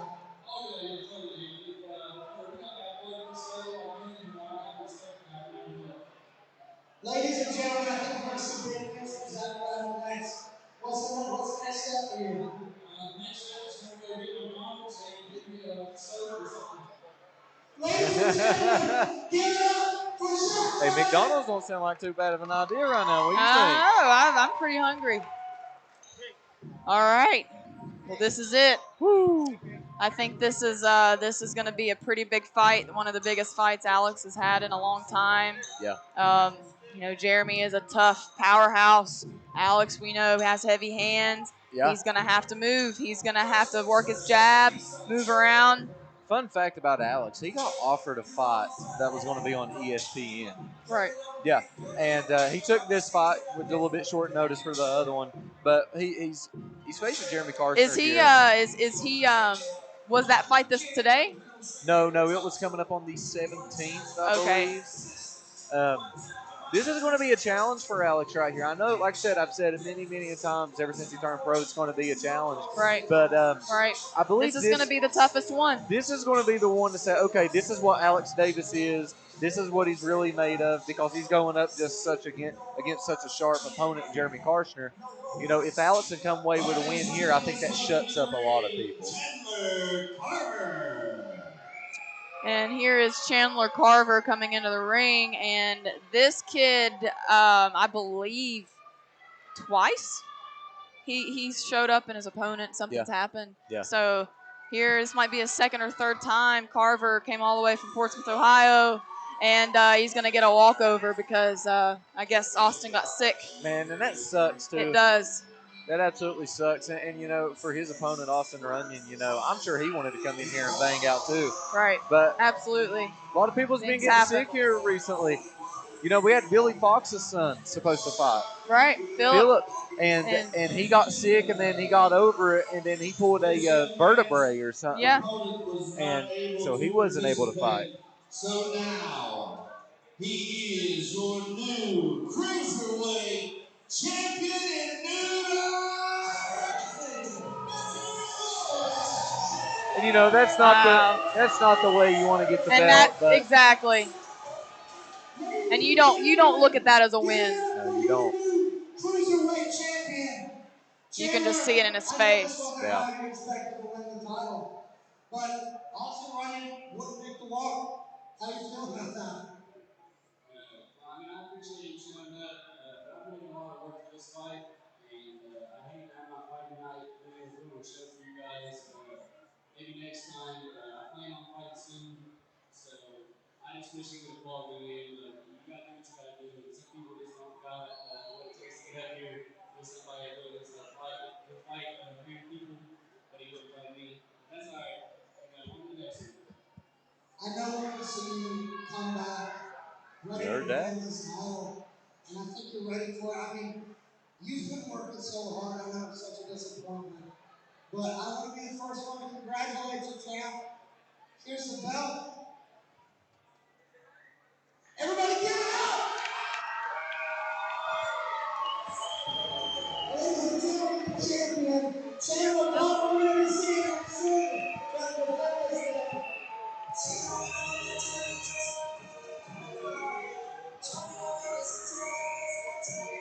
Not really how you want to have a win. I know. No. I know it's But now there's going to be a big target on his back, saying that he's not a real champion. Right. You know, he don't deserve that belt, and everybody's going to be he's coming more for of a his champion throat. than what people think. Oh, you know, him and absolutely. Thor. You know, they've persevered through a lot, and they're real fighters in my book.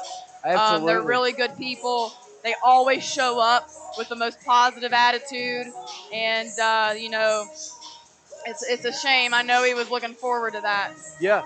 You know, people's going to talk, and they're going to talk. You know, he just got to be ready to come in for the next fight, which he wants to fight right now, but his next fight, you know, he's going to have to come and he's going to have to prove it. Not for himself, but just to shut the people up. You know, the people's going to talk. And it's unfortunate we didn't get to watch him fight tonight because I was looking forward to him fight. he is one heck of a fighter, man. I really enjoy watching him fight. You can see him over side of the ring. They're jawing a little bit. Yeah, I was trying to see maybe what was going on here. This individual is the 2008 Junior Olympic champion. He's a two-time tough man champion, former NABP Cruiserweight champion. There's the real deal. West Virginia heavyweight state champion. He's currently reigning and defending West Virginia state heavyweight champion. He is the newly crowned WWF International heavyweight champion. Let's hear it for Sean Zackary.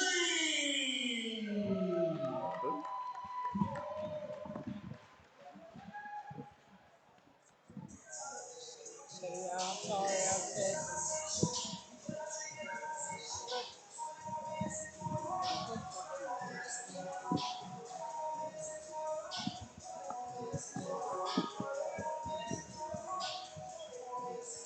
Well, Elijah, we've sit here and we've jawed about the Alex Davis fight coming up, fighting a guy like Jeremy Karshner. We want to hear your side of it. What do you think about the matchup coming up? This is a fight a lot of people are saying is clear cut. A lot of people picking Karshner here, but you know, I think a lot of people have counted out Alex Davis before. Yep. And he's sitting here on that undefeated record still. Yeah, you know, we just got done saying this right here is going to really set in stone who is Alex Davis. I think this is his toughest fight so far, though. You know, he came down to my gym one time, and I told him, you know, work your jab. You've got to be quick. You've got to be quick with your feet. It's something Alex is really grounded. He's really strong, but he's grounded. And this is going to be a challenge for him. I think Alex Davis' path to victory here is to drag Karshner into deep water. Not only that, but make Karshner work. Yep. You've got to get him tired. Yes. We've seen in Alex Davis's pro debut, you know, he was getting whooped there at first, but he drug his opponent into deep water and came back and got the TKO. That was a fight we called together, Davis versus Jeremy Chapman. Oh, my Lord. A fight. Davis was a massive underdog. Comes out and gets floored by a left hook. Most people thought it was over. Davis is sitting there with a smile on his face. Yeah. Gets up, weathers the storm, and then puts Chapman away. Could he do it again here? This is one right here I'm so excited for. There's a reason they call it the main event. Alex has had many main events. You know, he really is the star of the show, and he's kind of like the underdog a little bit in a lot of senses. And Alex works hard. Yeah. You know, he works a full-time job. He's got a newborn. Yes. And I mean, he has a lot of heart in the game. Alex also is just such a likable guy. Yeah. He's humble. He's down to earth. Austin, you and I were there in the beginning. Yeah. You were there his very first fight. I was. Against Matt Workman. Yep. You saw his beginnings, and you've seen how far he's come. That's why. So what are your thoughts on this fight? You know, I definitely agree this is going to be his toughest fight, but I've seen him from the beginning, and I think that's why there's such a connection there. It's so special for me to watch him fight because I've literally seen him from the ground to where we're at now. I think the keys of victory, just like you said, you got to drag this man into deep water. You know, we said this when he was fighting for New Line's title, remember, and it came out to be a draw in the amateurs. You remember that fight? Absolutely, that was a war. Him and Brandon Boggs scrapped. Yes. That was a fight. That was a fight that everyone counted him out on. Everyone counted him out on his pro debut. You know, he's made me change my mind because when he first turned pro, I was like, I would like to see him have a few more amateur fights. And, you know, but I'm full supporter of this guy right here. I think if anybody can do it, it's Alex. I wouldn't choose anybody else to go up against this opponent. It's got to be Alex. Alex had a big fight offer. Yeah, depending That's on what we were talking about. Depending on what happens here, we might see him in Vegas soon. And I would love to just see somebody from the area make it out, even if you fight one time in Vegas, man. You know, it's such an honor. It's such a privilege. And we see Alex talking to Tucker Lambert there. Alex, one thing about him, he's always so calm. Very calm. And here we see Jeremy Chapman getting ready to make this walk. I think this is a very significant fight for him. This is to even the record. And for the heavyweight title, what a big moment in Jeremy Chapman's pro boxing career. And I'll tell you this, I find Jeremy Chapman, oh my God, I'm crazy.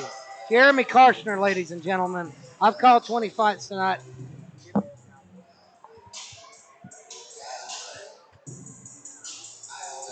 Ladies and gentlemen, just got visited by Dalton Estep, the ugliest man I've ever seen.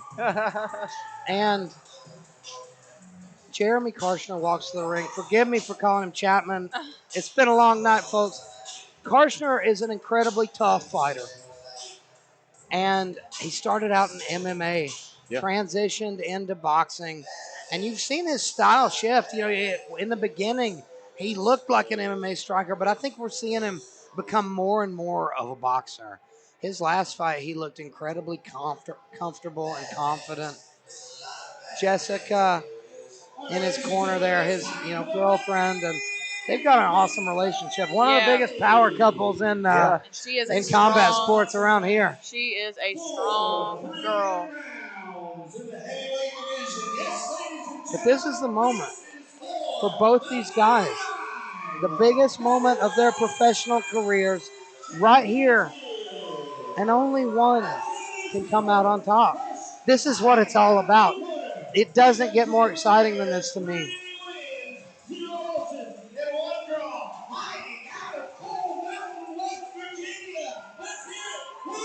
And listen to this crowd, folks.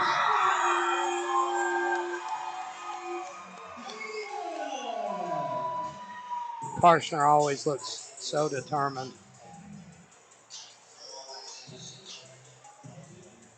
And he's no stranger to walking into the hometown and fighting the hometown guy. He's coming to us out of Commerce Point, Ohio. Let's hear it for Jeremy Karshner.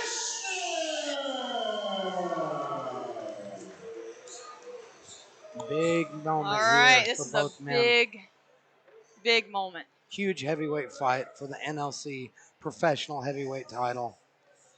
We've got Jess standing right behind And Jeremy. you can tell both these guys have a ton of respect for each other. Ton of respect. Here we go, Elijah. Here we go. Oh, my goodness. The feeling right now. And they touch gloves, and here we go. Jab Alex to start the fight by Alex Davis. Already circling, doing good. Sticking this jab. And he overthrows that left a little bit, but he doesn't pay for it. Big right-handed left hook by Jeremy Karshner, but Alex hangs tough. Alex has got to get in there. He's got to get in there and press. He's being a little lazy with that I feel like left. if Alex would throw some punches, get in there right there, stop him midway, throw his game plan off. That's what Alex has got to do. Alex. They're like just there. Back him up. Is Back looking him up. like the slower man here. So he's going to have to be smarter. Woo, there goes Damn. Jeremy. And there goes Jeremy. Karshner throwing some power, looking to close the show. You can tell.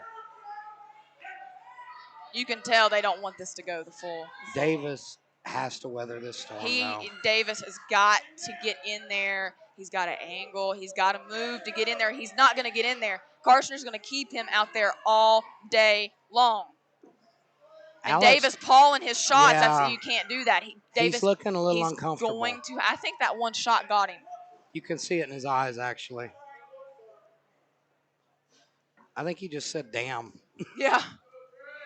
Davis has got to get in there and pop his jabs like that, but he can't give up. He's given up too quick. He's got to I like keep this, going. though. He's making Karshner move as long as he doesn't run into something. He needs to make Karshner work as much as possible because that's what Karshner talked about. He said, early in my career, I had a tendency to gas. He says he's fixed that, though. And if he has, this is a bad fight for Alex now. Alex has got to have head movement. Oh, Karshner big shots by Karshner. Big left hook. Big overhand right earlier. So far, Alex has not found a home for anything. And Karshner's being real smart. Very smart. Anytime Davis gets in range there and starts to open up, Karshner's clinching him. To clinch him and wrap him up, yes.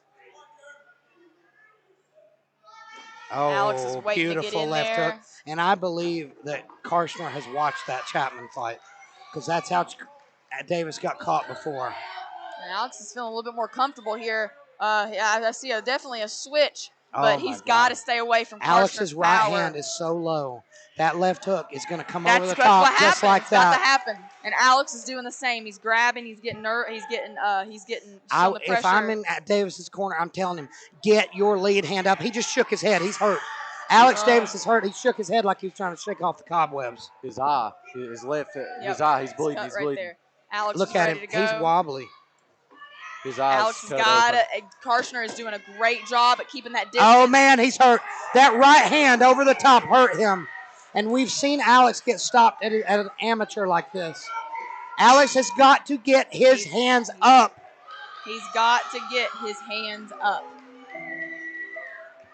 He's hurt bad. I think he might quit. His eyes closing up on him. Yeah. He looks mentally defeated a little bit here. Your only hope is to think if we can go all rounds and try to wear this guy out. If Alex can get in there, Karshner's breathing kind of hard, but Karshner's ready. You have to know he's smelling blood right now. Yeah, he knows that finish is close. You got to think he's in his head. He's thinking, I'm breaking this man. Right, it's coming. The end's coming. What can Alex do? Alex, he needs to pressure. He needs to throw some combos. He needs to get in there. He needs to move his head. And I'd like he needs to see to him pressure maybe Karshner. utilize his own clinch some. Right. In this round, while he's hurt. I'd like to see some pressure from Use Alex. the clinch. Survive a while. This is a long fight. And Karshner's just coming with those overhand punches. I mean, and they're landing. You He's can rocking see Alex in back and Alex's forth. eyes, he's not very clear-headed. No. If And Alex can just weather this storm, he looks a little wobbly here. Hope that your opponent gasses. There we go. That's what we need to see. Yep. That's There's exactly what Alex clinching. needs. Right. Uh-oh. Oh, man. Oh, exchange of words right here, and it's about to go, ladies and gentlemen. Alex both of these guys are ready. Almost used him to hold himself up. Both of these guys are ready. They're both saying some stuff. Well, they might be. With a guy like Davis, the one shot can change anything if he could just find that shot. But right now, he's in deep water, and he's in trouble. Alex has got to pull something. Karshner's fighting smart as well. Keeping Alex out of a rhythm. Right. Karshner setting him up for that power. He's looking to sail that overhand right. Boom, right there. It is. Overhand right, left hook, and he's found that. And Alex is coming over back. and over. Alex is coming back. I got him in the eye. That's good. Oh. He's quitting. Alex Davis takes a knee, and that's it. He just quit. He waved the fight off like Alex quit. That is definitely And in Billy's the eye. still giving him an 8 count. It's over. Fight's over, folks. Fight's over, ladies and gentlemen. Fight's Wow. over, ladies and gentlemen. Wow. Wow, oh wow. Something's wrong with Alex over there. Like he's actually. I really think that might be. It could be orbital socket. Yeah, Could as be. soon as We he don't got know. hit, you saw his hand come up and you Right. saw his mouth like he Right. screamed. We can't really see right now what Alex looks like, but I'm anxious to see how his eye looks. Yeah, I think It might be his nose. like you said, in his eye, he got Yeah. clipped right there on that eye. That He was cut. done, and he knew. Oh, Alex can't. No, he's. Yeah, and he screamed in pain.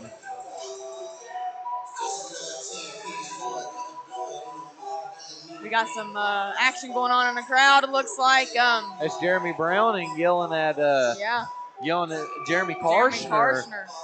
I don't know what's going on here. I mean, it was a clean fight. It was a good fight.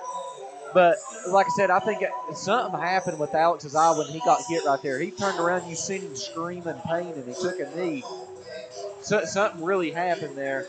And we probably won't know until we get him up and out of the ring. Yeah. We might find out through Facebook later tonight or something after he visits the hospital. I'm pretty sure that his eye might be busted wide open. Yeah. That's what it's looking like to me. We can't really tell. And He's got ice all over his eye, but ladies and gentlemen, I'm pretty sure Alex is cut open pretty bad. Yeah. He seems to be okay. He's fine, but let's see. I can't get an angle to look. I'm hoping he's okay, man. You never want to see anybody seriously hurt, you know.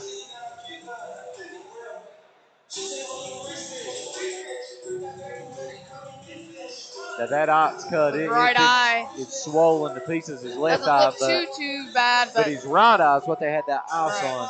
I'm not able to get a look at it.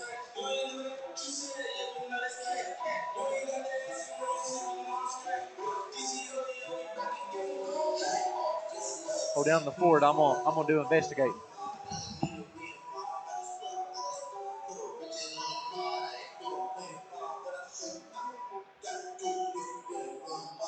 We're trying to see, ladies and gentlemen. Just it's definitely Alex's right eye. Yeah.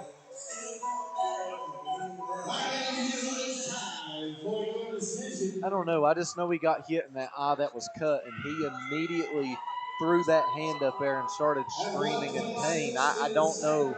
Well, it doesn't look like he's bleeding or anything, but it definitely.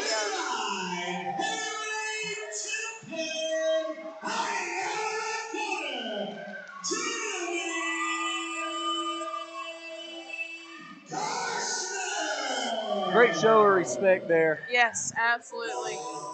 Here's the thing about Alex, though. He's going to take his loss like a man. He's going to hit the film back. And he is one of the most laid-back people I've ever met. Yeah, and you know, he's going to come back harder. He's going to learn from it. Heavyweight champion! Jeremy, how you feeling, my friend? Man, this is a long road. 6 fights, 11 months, 39 years old. You'll find another old man putting that work in. This has been an incredible streak. It's been inspiring. So tell me now, you're here, you're at the top of the mountain. What's next? I'm going to take the next 2 or 3 months away from boxing. I'm going to still stay in shape, spar.